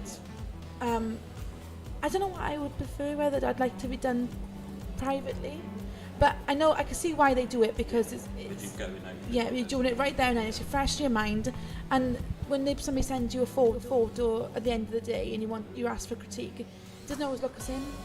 Right. Not that you forget if you take notes, but when it's fresh in your head, you can tell then, and you can show and you can explain it better. Yeah, in the US they do after. Yeah. Okay, so it's not done before. Okay. Lo que estamos hablando es referente a cuando el juez te revisa el perro, si te da una crítica. Ahora lo nuevo en UK es que te den una crítica ahí mismo, al momento, fresco, no tener que revisar de nuevo el perro más tarde, entonces te lo dan enseguida. No sabemos si lo que los competidores en este momento prefieren. Georgia mismo nos dice que ella no ha sido criticada desde ese punto de vista, entonces ella no está segura si le gustaría o no le gustaría. I also find that if you're doing critique there and then, it also holds up the judging time, so then dogs will take for a bit longer than they True. to be on. If it's a big class, if it's a small class, great, but the more over obviously in the UK, it's getting a lot more popular. Not as popular as this, but we still get about 10, 12 in the class. So now they're taking the finished pictures, the afters. You can see with the Asian stuff, you can see where it's pointed on head, because they're showing the dogs, they're taking the dog's head on really. So if we were going to do this in the UK, I would be sitting the dogs down and showing the front profile of the face. Yeah, but if you've got something like that snake or the one that had all them added extras, you want to show the side as well. As Right, gotcha. Breeds, you wouldn't, always show side on. Right.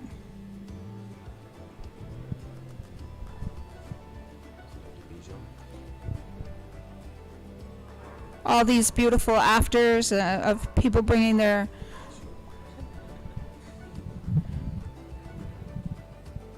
So she's put the focus on that side, so she needs to show it on the left. Right.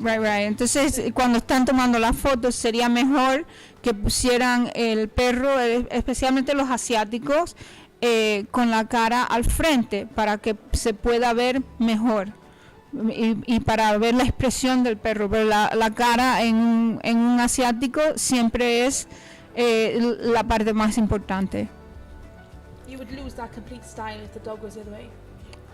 Ya, si lo pones de lado, como si fuese una raza pura que se ponen de lado, lo que se le dice el show side, entonces si se ponen de esa manera se pierde lo que es la belleza del corte, que es la cabeza y la cara.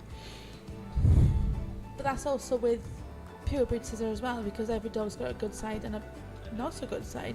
So like some dogs don't like facing one way or the other. I got a few Bichons that are stubborn. Oh, I have to move, not them.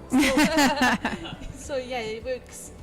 With the same with the aspects of Asian is in aspects of, it's all about the presentation, the handling the dog in every aspect of line, from Asian to pure breed scissor, completely different spectrums of the level, but also very similar in certain ways, if that kind of makes sense. I've got to actually say that I've not seen one poorly prepared dog today. No, I don't think so either. Fantastic. I don't think so either. I think, like I said, I think people have been missing this. This has been most wanted, and so here we are. I mean, they're wanting this. They want to. Yeah. It's got a crown made out of gems.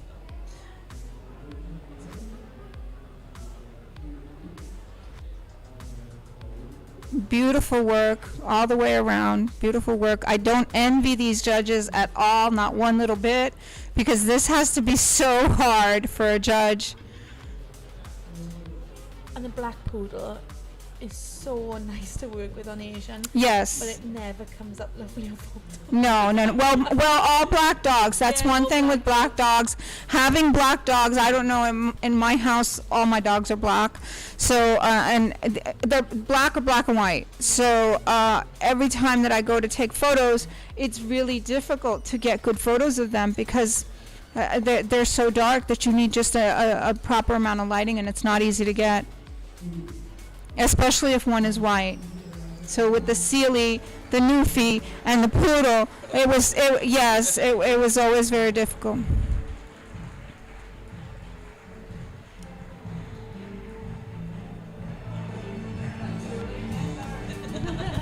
The last minute, it's the last minute of the competition. We have 1 minute left for today.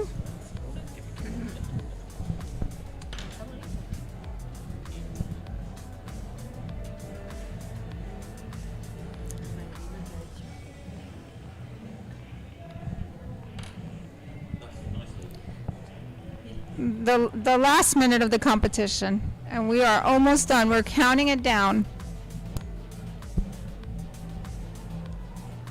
Ahora ya están haciendo las fotos del trabajo final, ¿no? Sí, ya las fotos del trabajo final. Ya lo que falta es 1 minuto. Estamos contando aquí el minuto que queda y ya. Y el trabajo que han hecho unos trabajos bellos. Oh my goodness. La gente estaba con muchas ganas de competir, Lulu. Sí. Estamos esperando. Sí, yo creo que sí. Tiene, vaya. Competir y hemos salido todos. Tienes toda la razón. Toda la calle a competir. Tienes toda razón. Sí. Sabes que nos dijeron que hay 21 países representados aquí. Muy bien. Este fin de semana. Muy bien. Increíble. Han venido de todas partes. Increíble que hay 21 países aquí. Es que hemos estado mucho tiempo encerrados, ¿eh? Sí, efectivamente. Se nos olvida rápido, pero la verdad es que la vida, como vida normal, ¿no? Volver a la normalidad. Sí. Era urgente ya, ¿eh? Lo necesitábamos. Están con los Asian. Y ya ha terminado la competición. Ya el Terranova. Ya. creo que era el último que quedaba, el Terranova. Sí, el que tenía más trabajo. Está él peinando, pero ya parece haber terminado todo. Un poquito de agua, un poquito de spray y ya. Bueno, a ver, suerte a todos con estos grandes trabajos que han hecho. Para que estemos un poquito mejor, muchas gracias. Que le da un toque al campeonato. Muchas gracias. It has been an amazing day, an amazing competition for sure. Ahora ya la decisión la tienen los jueces, de ver los trabajos que han hecho con este tiempo de 2 horas, 2 horas y media. Ya la decisión final la tienen los jueces.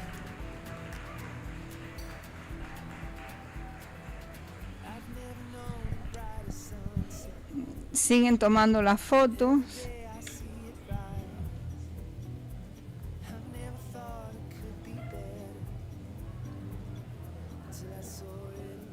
¿Qué le han puesto? ¿Como una cadena a este o qué es esto?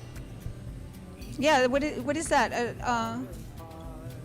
He's wearing like a necklace? Yeah.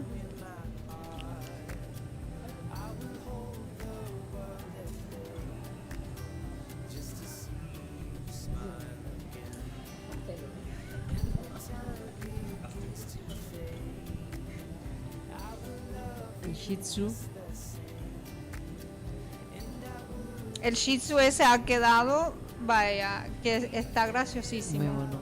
A ver, Sí. siempre decir que los tintes siempre son naturales, que no afectan a nada al animal, que todo es para... Exacto, sí. sin ningún Yeah. ánimo de hacer daño al animal, ni mucho menos, que es todo fantasía, pero que realmente son tintes que no Yeah, perjudican no, nada, all ¿no? these hair dyes are all, they're pet safe, they're pet friendly. We use nothing that is not of that nature. They do not affect the dogs at all. So anything that you're seeing here is fully tested and fully approved. Most of them are vegan products, okay, and you can actually eat them and lick them, and they do nothing. So. They rarely come into contact with the skin as well. You work away from the skin. Yeah, you want to take that one. The dyes on the dogs rarely come into contact with the skin anyway, because you work away from the skin, don't you, George? Don't tend to put it close to the root, so you work away from the away from the skin, so it doesn't irritate them. And everything they've put on, so the accessories, the diamonds, they're all taken off after the class is finished, and they'll take their photos. They're just basically props for photos.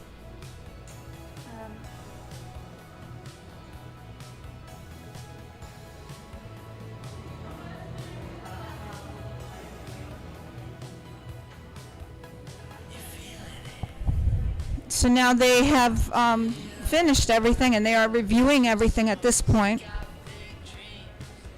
It'll take a little bit to make all their decisions. Very hard job. Yes, very, very hard job for sure.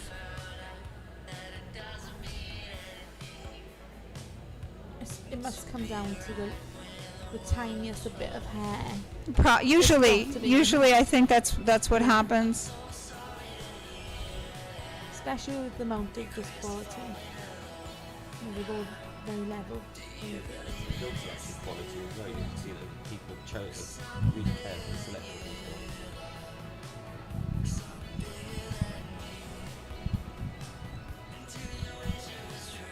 Yeah, they are, the quality of the dogs is amazing.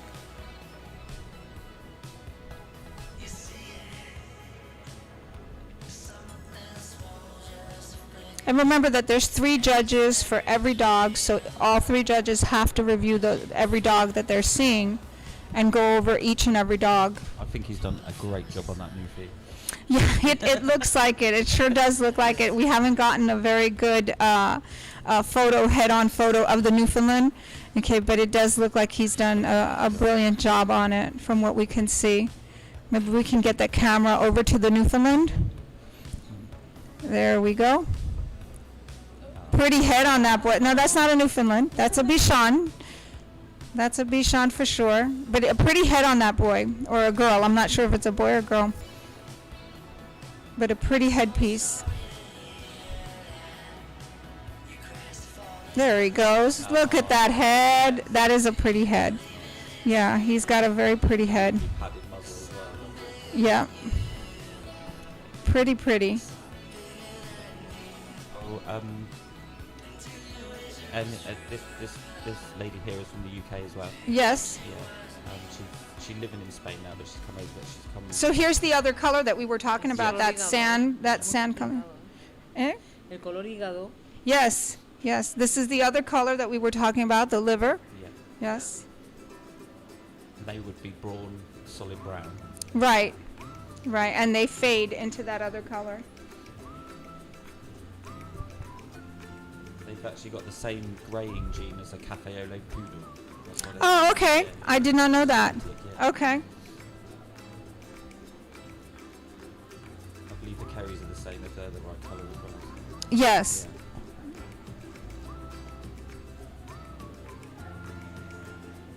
Kerries are generally a happy dog. Yeah. Okay, they are not dog friendly all the time, but they are with their people. They're a very happy dog, and they're actually a full, all around farm dog. Yes. Is what they were bred to be. They were bred to guard the livestock, Yeah. and they were bred to do critter killing.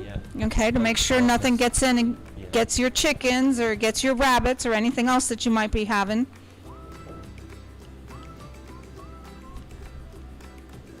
Fabulous fox deterrents as well. Yes. And Airedales they would haul things as well. They do drafting with your Airedales so that you can go and get your milk and take your veggies to farm and Yeah, we used to use Airedales in the army and the police as well. Yes, Yeah. yes, very, very interesting. I've done some reading on some of the history, and it really is an interesting breed. Come inside. We're going to take a minute, and we're going to talk to Karsten Stoica. Karsten, how are you? Hola. Hola, Karsten, how are you? Hola. Hola, Karsten, how are you? Okay, Karsten, what do you see out there? What you've been out there, you've been walking around, yes? Beautiful grooms. Beautiful grooms? Beautiful grooms and lots of talented people. Amazing, right? Oh, I love it. Oh. I just bought a Kerry Blue. Uh-huh. And looking at all of this content makes me like I just want to my season. I want to Oh, nice, nice. No, beautiful. Yeah, so there's some beautiful grooms, and I know that you two are a breed standard person. I am. Okay, I love standards. but didn't you appreciate all those little Asian fusion Oh, trims? yes. Oh, yes. right? Even I did. Yes. Yes. Yeah. I started to do Asian fusion with my schnauzer. Oh, know? did you? Yeah. Okay. I don't do like extreme because customers they don't want that. Right. But I do like a little bit of fusion. Okay. Fusion in my grooms in the salon. Okay. But you have to appreciate every single type of grooming, you know. Yes. Because the work that they put these groomers in their creation is absolutely amazing. Yes. It's hard work. Amazing work. Even, I get angry when I see also like with creative. Right. Creative. It's not for everyone. Of course. But you appreciate their work. Yes. The amount of Yes. time they put in their dogs and in creation, you have to appreciate that. No, and what we were talking about earlier, the things like the dyes that we use and things of that nature, It's all natural. Exactly. Exactly. They are not harmful to the dog in any way. They are a splash of color, okay, and nothing more. And they really are. It's work that should be appreciated. And also they do in stages. They don't do everything in one Oh, day. absolutely. So you have stages. People, this they don't understand. They think they will put that dog No, on no, and no, start no, to no. diet for 5, 6, 7 hours. No, you do today. You do this leg. Tomorrow you do that. Yes. Leg, and then in a competition you have 2 hours to finish the dog. You're just putting it all together and Exactly. making it all pop. But the amazing thing is that if these dogs didn't want to do this, you can't make them do this. And that's what a lot of people That don't is true. understand. Okay, if this dog, this Kerry Blue that we're looking at here, didn't want to stand for this whole groom and do It's not year- for the competition. No, he would not be here. And He would not be also, here. the judge will tell you straight away, please take this dog on the floor. Of because course. It's not good. Yes. Because the judges are not crazy to let the dogs to struggle and suffer. No, and no, also no. for the groomer will be hard. Yes. Because you can't finish the dog. Yeah, no, absolutely, absolutely. beautiful. These dogs, they love what they do. They love sharing time and spending time with their people. Yeah. They love being on the table. They love the attention. I know. I've had a competition dog myself. Okay, and he loves the attention. He eats it up. So And also, when you people don't realize that these are dogs that are pets also. yes. Once you finish the competition, like all my dogs, they sleep with me in my bed. Yes, You know? we spoke about that a little bit this morning. Oh, yes, When yeah. we talked about that. all right, that these dogs are pets, and sometimes, you know, you let them play in roughhouse, and then you come back and you're like, up, the ear's gone. Yes. Up, the But leg they hair's need to have- gone. They Up. need to have a life. Of course they need to do. go to run Of in the course water, they in the do. mud. This is more like Asian. This is more like Georgia's Yes, yes, domain yes. here, because she's like the princess of Asian fusion in She- UK. well, she's What? I mean, amazing.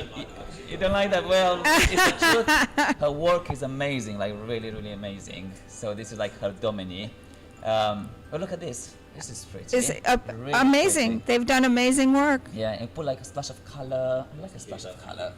If I had hair, but I don't have, I would put a splash of color. Yes, you would. You I'll probably be would. like you. Purple Thank here, you, pink thank here, you. And maybe I'll do like more like Asian fusion. I'll do like something. Yeah, no Asian fusion for me. No, they've done amazing work, and some of these folks had some very large dogs. We Yeah, see some and a lot large of dogs hair. here. A lot of hair, Lots yes. of hair. You put the time and the preparation. A lot of hair, especially on some of these top knots and these heads on these Asian fusions. Yeah. Okay, in the purebreds there was a lot of hair. That Newfoundland, oh my lord, that Newfoundland. Lots of hair, lots of. You know, this is my first time when I see a new thing in the ring. No, I competed with one. Did you? Yes, I did. Yeah, I competed with one. Oh, there's plenty to do. What did you do to him? No, there's plenty to do. Yeah. There's plenty to do, I also, promise do you. the judges know what to look at this place? Well, okay, Because they are that's very- something when they that's one of the reasons that you say what breed you're going to work on, because the judge should be prepared so that when he or she comes into the ring, okay, they already know what breeds they're going to have, so they should have reviewed the standard. ¿O no es? Cuando estamos hablando de cuando un juez viene a juzgar, okay, le dan un listado de las razas que van a tener para que ellos se lean los estándares. Vamos a suponer como el Terranova, no es muy común. Entonces, si el juez nunca ha visto un Terranova en competición de grooming, okay, usualmente le dan la información para que ellos la revisen, okay, y se sepan el estándar, porque es necesario, es necesario. Look at this one. Look at this one. Yeah, I don't know what to look at it. If you give me a Terranova, I don't know what to look at it. I really don't know. Well, you look at it. Oh, Mi gracias. romano Gracias, preferido. chiquita. Oh, I love this because I love gold. Okay, I like okay, this. okay. This is pretty.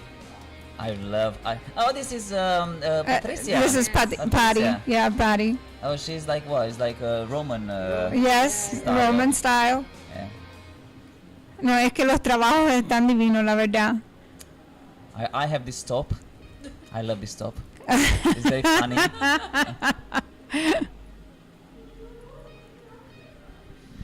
I think everyone is tired now. Everyone just wants. Yeah, I'm sure. And then we go to a party. Everyone to have a party. I want to dance a little bit. My legs are like. Oh my lord, I'm ready to go to sleep, I think. No sleep tonight. No sleep tonight. It's party, party, party. Ay, Dios mío. It's almost done anyway. Look at all these beautiful grooms. This is the Asian class, the miniature class. You know how hard is it much harder? Is it, Georgia? It's much harder not to do a Asian fusion like in the standard. And do you do standards? No, I don't personally do standards in Asian, only because I don't really like the headset of a standard poodle with a full face. Oh, okay. Because that's only preference, but to be honest, I don't think I'd want to tackle a standard poodle with flared legs. Yes. That's a good lot of work. And imagine the brushing and the products and everything. Okay, now I did see someone in the States who did, I saw two different things which I really liked. I saw a standard poodle done like a pony, okay, where they left the pony legs, okay, not the big flared, but just the ponies, and then a crest. They left a crest, and they put a little bit of color in the crest, okay, and a little bit on the tail.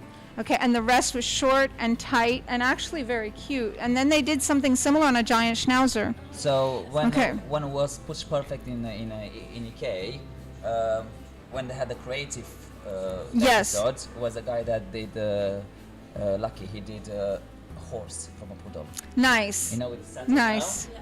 He did, yes. He didn't have time to finish a lot, but he did the shape. And okay.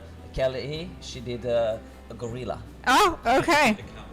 Mitch did a camel. Okay. Mitch did a camel. He was you did a lion, did you? Yeah. You did Very a lion. nice, very so nice. This is the thing. This is the beauty of grooming, because Yes. you can express yourself. You can express yourself. Yeah. Yeah. And imagination will just go wild. Yeah. Especially with poodles, because the coat is so versatile, you know. And Yes. Yes, no, el caniche es muy fácil convertirlo en cualquier cosa. Puedes hacer otro perro, otra raza o algo completamente diferente y haces una creación que sale de la imaginación tuya. Okay, so I understand half what you said, but I understand there something. you go. There you go. I really love Kerry Blues. I think because I bought one, so I really love that. So I love Kerry Blues as well. I think I like the power that they show. The beautifully arched neck, a beautiful head. Oh, that's shows Sonia. That's nice Sonia power. Luengo. Yes. Yeah. Bless her. I just realized. I think because they don't wear the Artero top. Yes. Yes. You don't know who they are offhand. With the mask also. Yes. You don't know with the mask. I bet everyone is already tired now. Very pretty head. Yeah. Very pretty head, and we're waiting for the judges that are reviewing and going over and. Yeah, they're still judging. I think so. Yeah, I think they're still out there, still combing. Yeah, they're still out there, still combing and going over all the dogs. Okay, los jueces siguen revisando, mirando. Son 3 jueces por cada perro, so demora un poco. Hay bastante gente aquí. We do have lots of carries. How many entries do we have? ¿Cuántas entradas tenemos? ¿Cuántos participantes? No sabemos. Sí. I think easily in the open class purebred there are like 20. Yeah. And I think in the champion class there are like around 7-8. Wow, that's a lot though. Yeah. And I think in Asian Fusion that's similar, like 10 or 15 with the standards also. So there were a lot for the first grooming competition of the year, the live one. We have been full. We have had a lot. Good. And a lot of people coming from abroad, like from Poland. You have Poland, from Ukraine. Well, we have UK. 21 countries. Yeah. 21 countries represented here today. All right, which is absolutely amazing. 21 países aquí representados hoy día.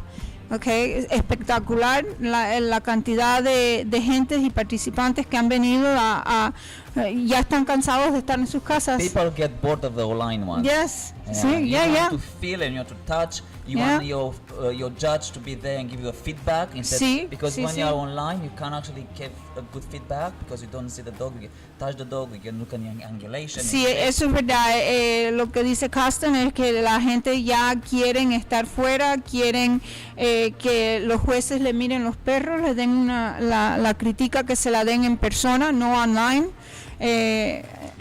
A través del internet es bueno, vaya, tenía su propósito, pero ya es hora de empezar con los shows de nuevo. Y aquí estamos con el primer show del año de Europa. Exactly. Okay. El Grooming Slam Barcelona 2021. Increíble. I think it was the first one and the last one this year. I don't think it's another one. Yes. This year. Yes, for sure. Hopefully by next year all of them will be open. Yes, hopefully. that would be Fingers nice. crossed. It really would be nice. Fingers crossed. Do you have shows in America? They start already now? Yes, in America we started shows earlier this year. We started with the Atlanta Pet Fair in June.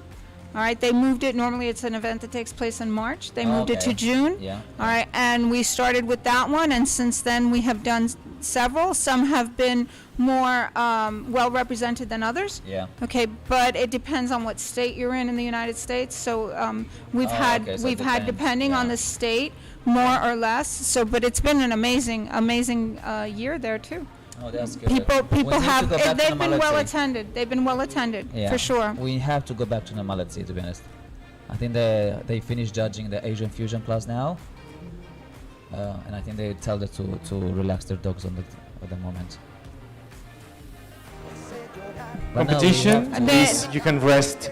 Let your dogs rest, please. Thank we you. still have I think I can see our Umberto. Italian judge Still is judging still, Umberto. I can see him. and our Italian judge. Jauma is still judging. Oh, Jauma's still out there as Is it well. Jauma? I call him Jauma. But sigue juzgando, ¿no? Todavía está. Sí, sí, está juzgando. Sí, todavía está. Yeah. In the middle. They're almost, they're almost finished judging. Almost finished judging. But you see, I love all of this. I miss so much all of this. You know, like so many friends that I didn't see for like almost 2 years. Yes, that's And true. it's so nice. That's true. It doesn't compare nothing with online. No. Like, with the thing with online, you finish and you switch off your internet and then you go home. Yes.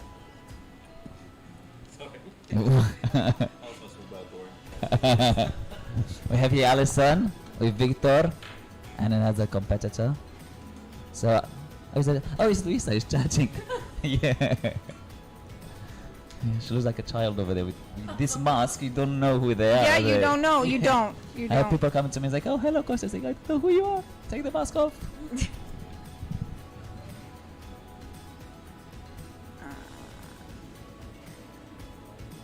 Okay.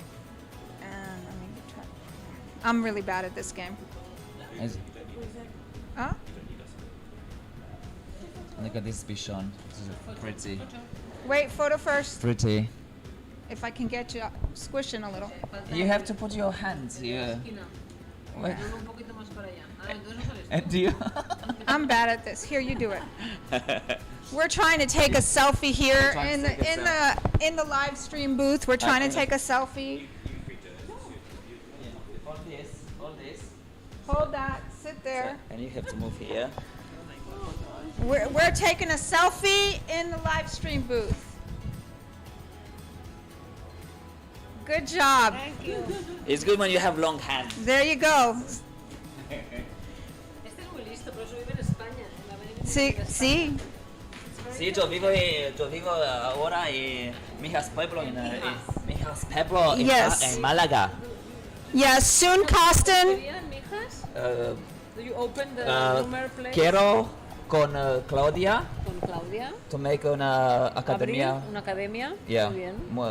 So we have we want to make, maybe when I will come for full time here, to find a bigger space in the Artero Academy in Marbella. Yeah, our friend Costin is planning a move.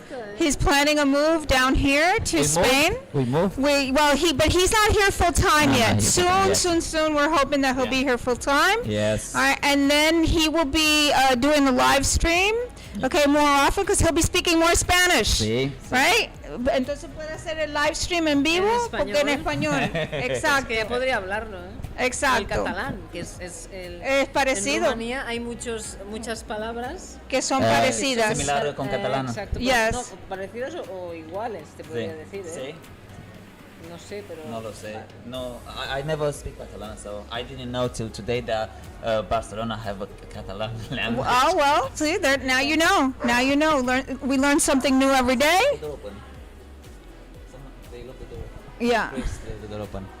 So I think they finished judging now. They've, I know that they finished Asian. I don't know that they have finished the other one as of I yet. can see Umberto is sitting down.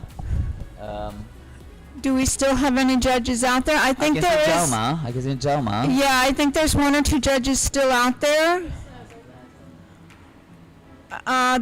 There's a couple of people over by the Newfoundland, so I have a feeling that they're going over that one. Umberto. Now is the most stressful part. Finding the results. Yeah, I see the judge combing through the Newfoundland. Oh, look at Victor. Taking a selfie, which is what we did before. Yeah. Taking a selfie. Let's take a selfie. Yeah, so Ferush is still judging. Yes, he's still judging. He's still doing. That Terranova is so beautiful. Yes. Look at that color. Look at that shine on his coat. The prep of that dog is stunning. No, I was looking at him when he was brushing, so there was no undercoat, nothing. Oh yes. ¿Es catalán o es Roma? Is it? Oh wow. So we're still discovering the language here is Catalan. For those that don't know, in Barcelona, the local language is Catalan. Oh wow. And we are finding out that Romanian and Catalan have a lot of similarities. There you go. So I can speak Romanian, you might understand me. There you go. Me voy a hablar romana and you understand me. Yeah, there you go. I really want to learn to do a bichon. I never did a bichon in my life. I do like a pet one. So now I'm going to Alison Rogers to teach me how to do a bichon. Okay. I found that they have to an expression, you know, when they like, Yes. like they're a little bit angry. Because Yes, they're supposed to look a little evil. Angry, yeah, like. Well, a little evil. Yes, They're supposed to yes. look a little evil. Sí, Yes. evil, okay? They say Un because poquito, we are sí. more like angry. Yeah. So it's very important that. Enfadado, ¿no? Exactly. It's very important La that. mirada tiene que ser desde muy adentro. Yes, yes. I think all of those they should have expression. So you have to create that expression. It's very important. If you create the correct expression, I don't think it's impossible. Look, this is a very pretty shape. Nice neck, nice bum, and that one also. Yeah, is nice. very pretty profiles, very pretty. There's just some stunning work out there. Yeah, they are. And you have to realize that lots of people are in open. That's all of them. This is just open class. And look how beautiful they groom. Now we'll go to the champion class. This is the champion class here. It's a little bit different level, a little bit. Muchas palabras, te creas, hay muchas. Yeah. Wow.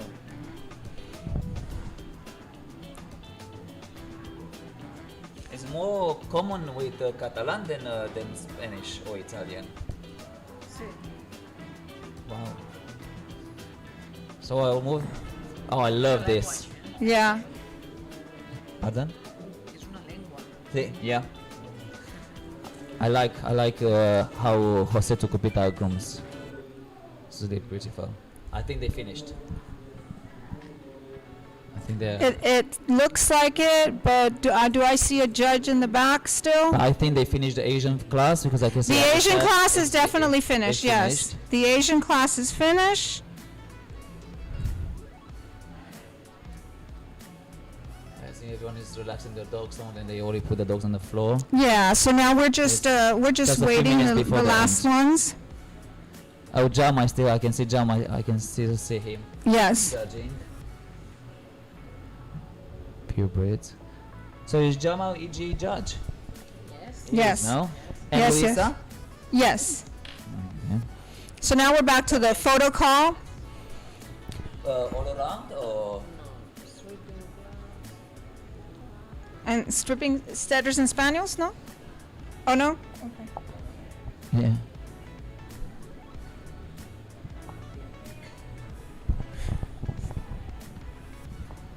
Oh, this is like pretty Carrie. Yes, very I think pretty. She's open class. I found that carries they should be really powerful dogs because you know when they go in and they dig and they run. Yes, the back absolutely. legs they should be really powerful and they should be quite skinny in the front. So you have to achieve that shape. So I think you have to know the shape of your dog. Like see, for me these ears. Well, they're like supposed to rabbits. be a wedge shape. Yes. They're actually supposed to be a wedge shape with the widest part and What I noticed, to be honest, I notice now, they didn't. A lot of people, what I saw now, they didn't do the correct prep of the dog. So when you have a carry, you have to dry him natural. Yes. To have the Marcel. Yes. And I didn't see any Marcel on any dog today. Okay. So All right. Yeah, no, for sure the marcelling is an important part of the Is actual important. haircut. Yeah, 'cause All you right, give the shape. and yes, there's two. I see two different schools of thought. Some of them blow dry, fluff, and pull everything out. But that's not okay, correct. and then later they sponge and they work and they do. All right, and they do get a nice finish. Okay, but in reality, if you leave that coat natural. Okay, and you let that part air dry, you blow dry the rest, but you leave the jacket So- more natural. Yeah, yeah. Okay, you get a better Marcel. Marcel, yeah. You So get a better how Marcel. I was taught, wash the carry very well, put in a cabin dryer, and let him to dry natural, and just fluff the beard and the legs. And this is Right, it. exactly, And this is it. exactly. And it's funny because I've been in the industry a while, and we didn't do that in the very beginning. Yeah. In the very beginning, it was all blowed and Blow dry, fluffed, and yeah. and then Like a poodle. and now with the advent of a lot more rustic coats.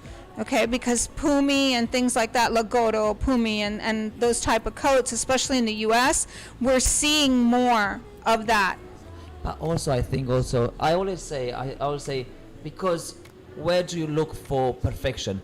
In show ring. Right. So by adding show people into the competition ring, they change the style, you know. Because if a guy does a poodle like a poodle, right, that's true. And the person like, oh, this is if he's a nice person and will help you, so that's Yeah. correct. So you have to do this, and then people they will learn, and I will tell you, and you'll tell Absolutely, them, you know, absolutely. Lo que está hablando Costin es verdad, que estamos hablando de los mantos un poco más rústicos, incluyendo en parte la del carry. Yo me acuerdo cuando yo empecé en este giro, los lavaban, los secaban y estiraban todo, la chaqueta, todo. Hoy en día estamos viendo menos de eso, por lo menos en los Estados Unidos, donde sí, lavan y todo, pero dejan que la chaqueta se seca al aire libre. El resto sí lo secan, lo estiran, okay. Y creo que lo que es el tronco lo dejan que al aire libre. Y entonces da un resultado mucho más bonito. Mucho más bonito, mucho más natural, okay, y estamos viendo mucho de eso con razas como el Pumi, el Lagoro y ciertas razas así que son más rústicas, okay, y entonces estamos viendo eso en vez de... You see, no Marcel, Sí, nothing. sí. You see, so you have to see that beautiful Marcel into Yes. the breed. It has a nice head, a little bit long, I think the neck is a little bit. But again, it's none of them they have Marcel. It's Vincenzo from Italy. He does, and then it's Cheryl Howard and Peter Enzel. Yes, they do a beautiful. They do a beautiful Marcel in their Yes. dogs. It is very important. The prep is so important. Well, and in the States we have people like Irina Pinkusevich, who does an amazing Carry Blue, because that is her breed. Yeah, you know yeah, what I yeah. mean? So she breeds and shows, and so like you said, you have the show people Exactly. that are bringing in that. Okay, well, I'm going to show. I need to have this beautiful Marcel, And then and if you so see in the ring, I say, do you mind? Can I ask you why you have this? And then people they explain to you. And Yes. then it's all about education also. You Yeah. know? I never knew what Marcel was until like 2 years ago. Yeah. People began to show how it was like, what are you doing? It's about asking different, like I've never had a Carry Blue myself. Right. So don't get them how it is. And she would explain what a Marcel was. And I just find like that's another learning curve of competing. Yes, Where yes. I know exactly what it is now, and that'll stick with me forever because she took the time to explain why she was sponging and brushing the dog down to get them boots from Sí, Marcel. porque ella dice que cuando ella empezó, ella nunca había visto un estracanado, nunca. No, nunca. Y entonces ella empezó y compitió contra otra persona, Cheryl Howard, y le dijo, pero ¿qué es lo que estás haciendo tú? Que no veo, it's almost done, yeah. ¿Qué es lo que estás haciendo tú? Que yo no entiendo, nunca he visto eso. Y ella fue la que le explicó. Entonces la competición nos ayuda también a aprender el uno del otro. So, Incluso utilizan un spray, y luego me acuerdo que pasaban como una esponja, ¿eh? Sí. Para... sí, exacto. A sponge. Sponge. Sí, sí, para finalizar, ¿no? Para que quedara más estracanado. Yeah, I know that like Cheryl has like a spray, just water, and it sprays all the time when she sees her, she sprays to create that beautiful Marcel. Correct. Because even like you don't have to brush it, but even when you comb it, the coat it can stretch a little bit. Yes. To go back to Marcel, you have to wet it all the And time. you can use some of our products to do You can use- marcelling. You can use the Matix mix and the or mix. The mix. Okay. Matix. Yes. What else? Or you can put Static. a little protein in a little bottle of water, okay, and dissolve it down real nice. I think a little conditioner depends on the coat. If you have a poodle coat, Right. you might use. But if you have like a Irish coat where it's like really dropped coat, Right. Yeah, that I would not. No. Yeah. No. But static is quite light. Yes. and that will work with. This is what I do in the salon. I use static. Okay. Because I like because it holds my coat also. Okay, sounds good. But also I know Cheryl. They sometimes use like dematting sprays, like matics and like that. Right, right. Oh my goodness! Look at that. Especially so when cute. you don't fluff the dry. If you don't dry the coats, yes, they exactly. go matting much faster. Oh, look how pretty is this one. Oh, they did like in the back also some flowers. Yeah, it's like it got a tutu going on. Oh, Georgia okay, knows like a about dress, that. Oh. It's a tutu. Sí, Yeah. bueno, hecho de pelo, pero sí es un tutú hecho de pelo. Imagine how much work you have to put in that. The creation and yes. like that is really, yeah.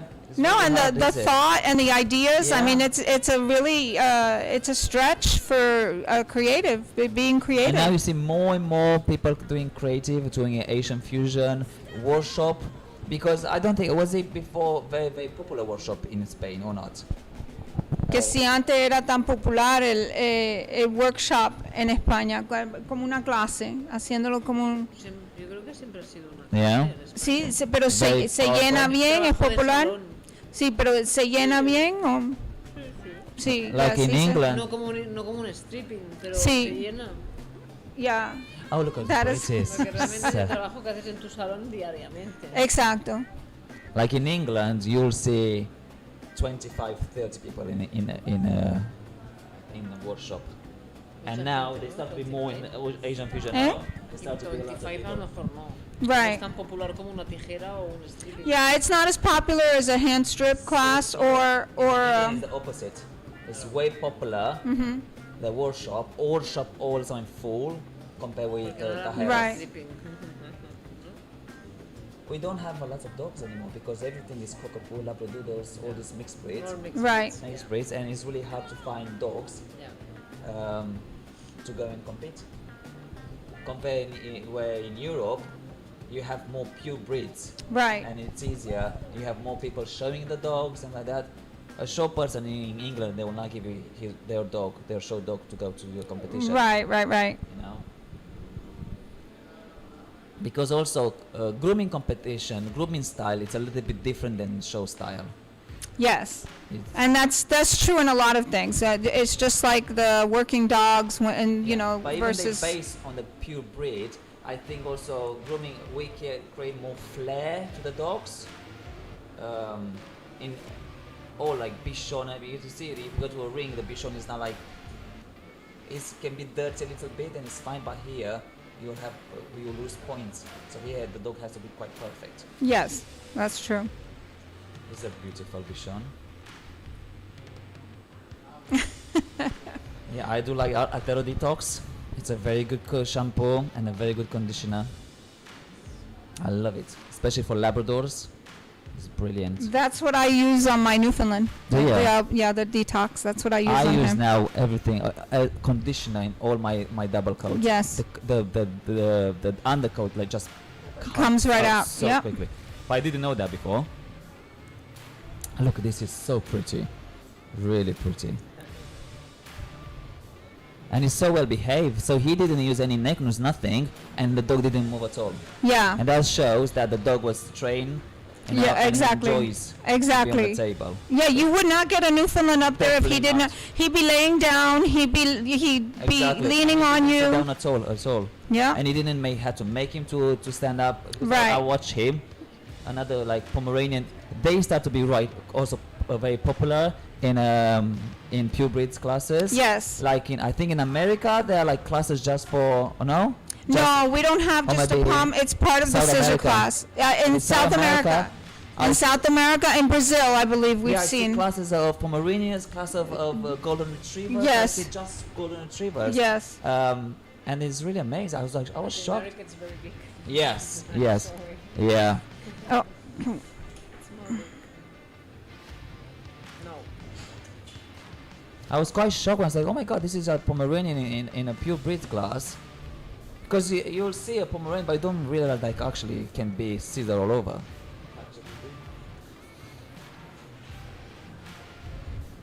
Another carrier blow. I think the judging is done also. And they're waiting for them. Oh, look at They're this waiting pretty for face. results. Look at this pretty face.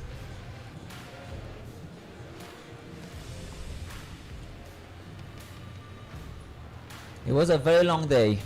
It has been a very long day for sure. I bet you just want to relax a little You bit. don't now. even know. You don't even know. Yeah, she said she doesn't want to come to the fiesta. I will drag you. You are lucky that you're not staying in my hotel. No, I'm staying in my own hotel. I My know. own hotel. Yes. we have It to. looks like, I think it looks like they're done judging. Yeah. I think they're waiting They're for the just result. making the last results and the last decisions. But what we had said earlier, I mean, there's always, the judge always has a question as to 1 or 2 points or 1 or 2, first or second place. You should always maintain your dog,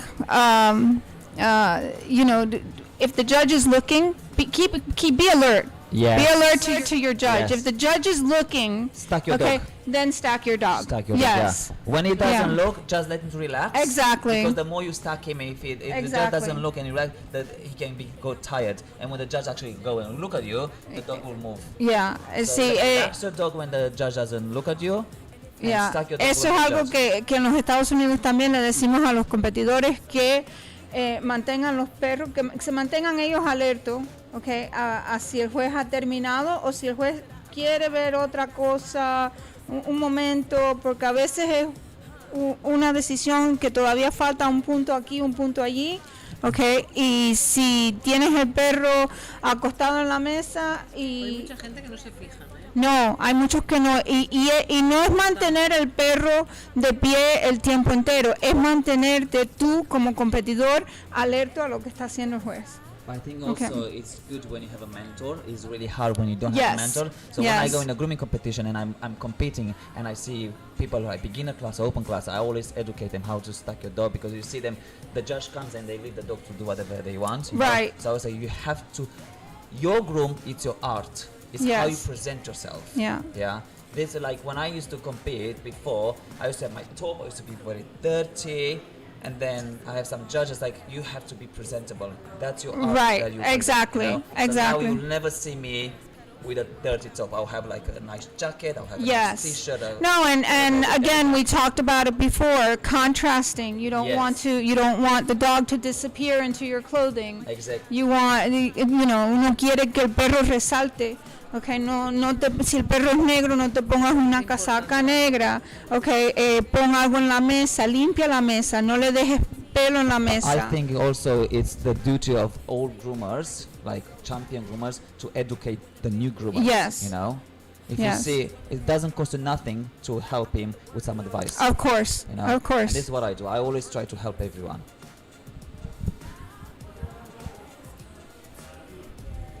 I think a few seconds and they will announce the... I think so. I think you're right. I think you're right. I think they're busy working up the last couple of things, Yeah, and yeah. and I Yeah, think that we are almost done here. It's very dark outside. It is very dark outside. This is what happens in time change. Yeah. El cambio de hora ya entramos de noche, salimos de noche.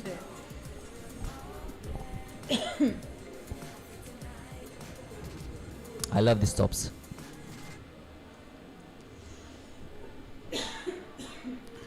Patricia, we are so pretty. Oh, I love it. That dog has a beautiful coat because I touched his coat. Has a very Yeah. beautiful coat. You know, he was a jornada. Oh yes. What's the so I don't know his name. The guy from Russia. He did the stand-up poodle. Oh, Roman. Roman. You remember he did this dog for jornadas. You see, this one is now the dog doesn't look at you. Let the dog to relax. Exactly. Let the dog, Exactly. don't stack the dog there for 2-3 hours for nothing. If you've Yeah. been judged twice by the judges, if he comes to you and will ask you to stack your dog, Yes, yes, of course. Because sometimes they will ask you if they're not. But if 100%. they're looking, if they're standing up and they're not certain, you can tell that they're still looking. They're Yeah. still. Then stack your dog a minute. Are you excited in Georgia to start the competition again next year? We have our first competition in England on the 22nd, 23rd of January. The Oh, show. nice. Okay. It's a EJ competition, but sadly, me and Georgia, we are judging the competition. Okay. So, in a way, it's nice because we relax. When I was like, I don't think you guys are going to be very relaxed. Have you seen these judges? It's a lot of work. It's a lot of work what I you guys know. are doing. And I'm telling you, the English people, they just want to do competition now. They are so tired of all that Dice que tienen una competición el 23 de enero en the grooming show. el grooming show, pero que ellos están de jueces. No, en Inglaterra. En Inglaterra. Pero que ellos están juzgando parte de, dice, me puedo relajar. Digo, yo no sé, mirando esto que estamos viendo aquí, yo no creo que se van a relajar. No. Is Westbrook and Julie Lalou, the grooming show, in January. Or Artero always go there. All the girls, every year. I like that Asian. Yes. It's really nice. Very pretty.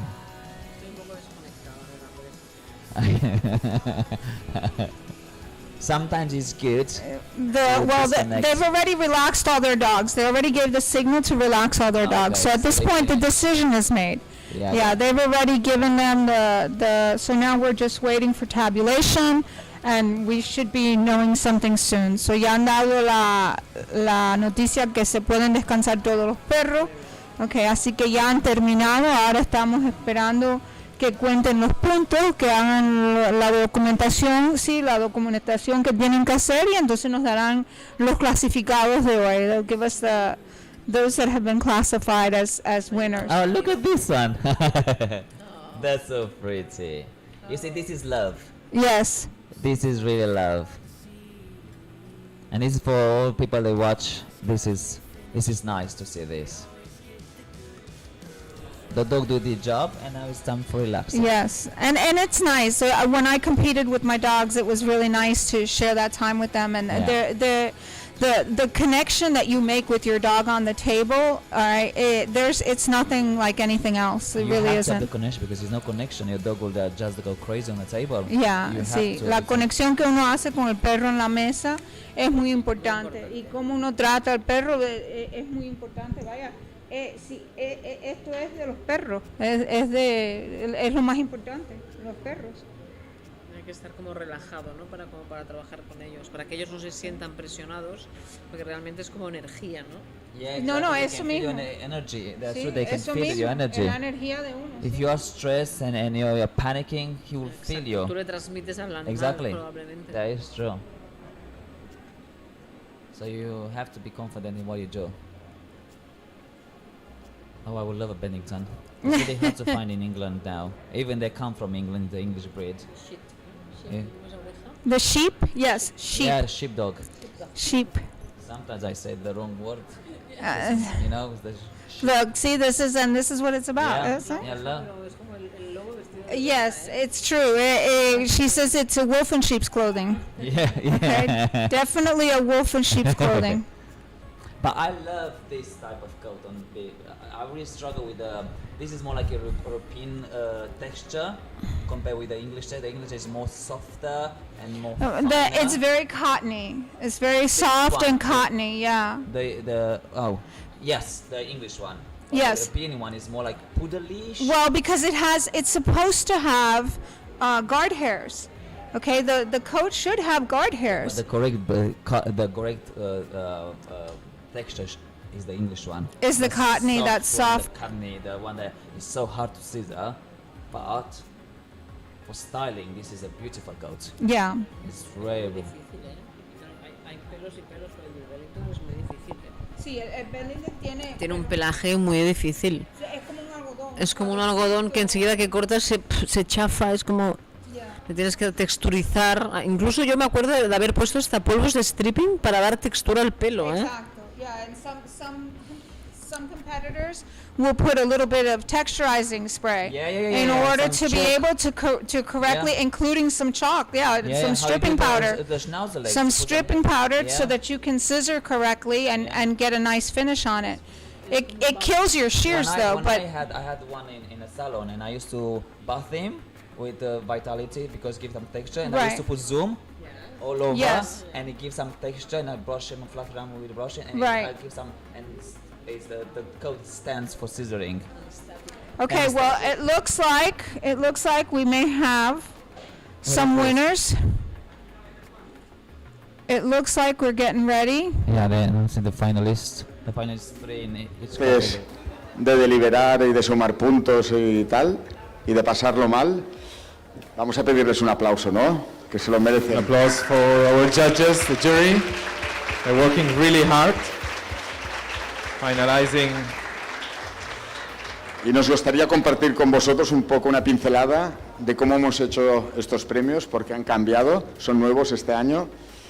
No sé, nos hacía ilusión darle un restyling y queremos mostraros cómo ha sido. Yeah, we'd just like to share with you a video where you can see how we've changed for this edition the design of our trophies. We thought that this edition was very special, and we wanted to give this a special touch, so we want to share with you these images. Sí, que desde aquí, desde el inicio, desde el primer dibujo hasta el final, se ha hecho todo aquí, cada uno de los detalles. Everything involved in this design has been done here where you are at the moment, in this venue, in this new venue, so we hope you enjoy it. Bueno, y que se lo lleven los mejores. Ahora un aplauso para vosotros. A big applause for everyone.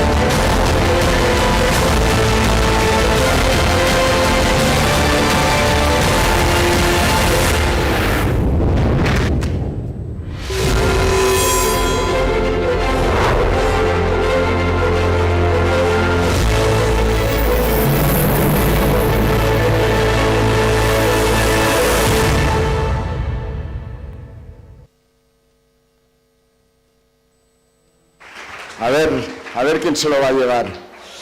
Let's see who's going to take it home. Beautiful. ¿Cómo están los nervios? ¿Bien? How is everyone doing? Nervous? Bueno, va. ¿Cómo lo tienen los jueces esto? Are you ready?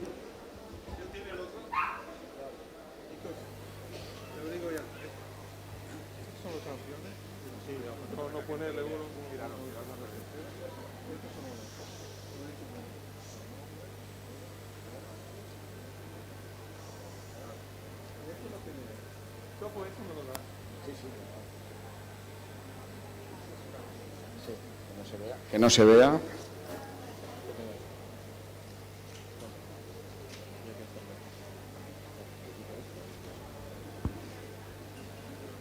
Bueno, vamos allá. Recordad, son nominados solamente, no es el orden. Es la música. Bueno, empecemos con Open, puede abrir. Clasificado o clasificada en la mesa 111, Leire de la Nava. ¡Felicidades!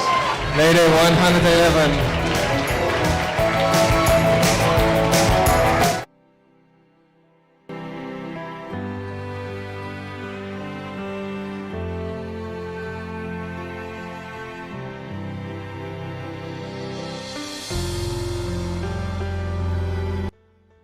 Nominee table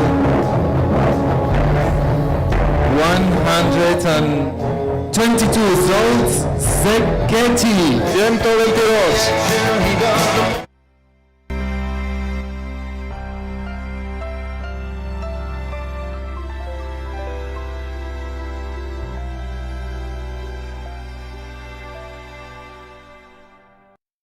Y el último o última nominada en la mesa 109, Juan Martínez.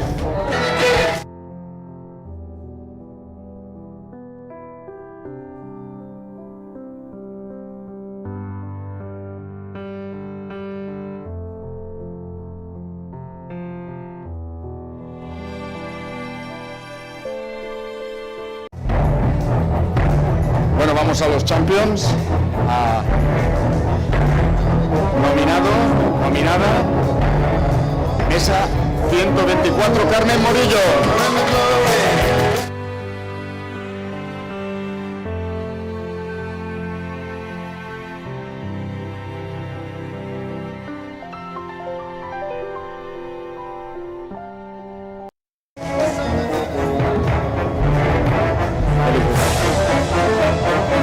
Okay. Next nominee. Table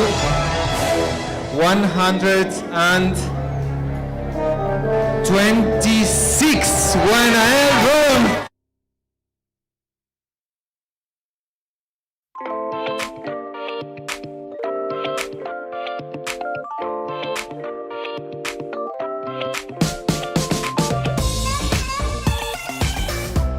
Último nominado o nominada en la mesa 131, Sonia Levengo.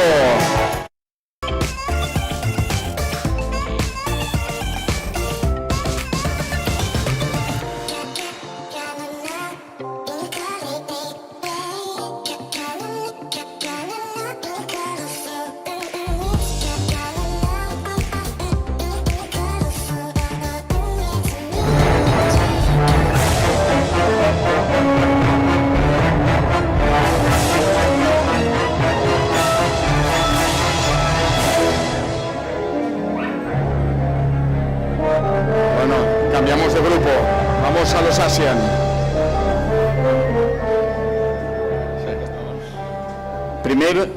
Primera nominada. Mesa 1, 4-2. Ana Guillén Pascual.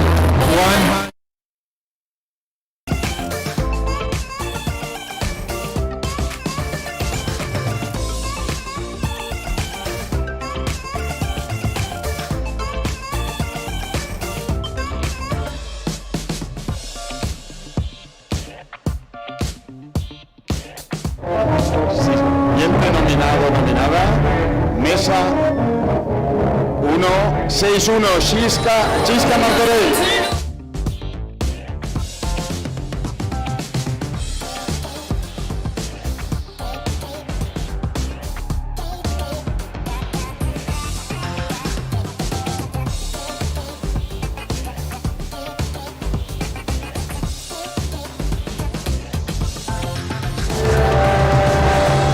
Bueno, Víctor, dilo tú. La última o el último. The last nominee for the day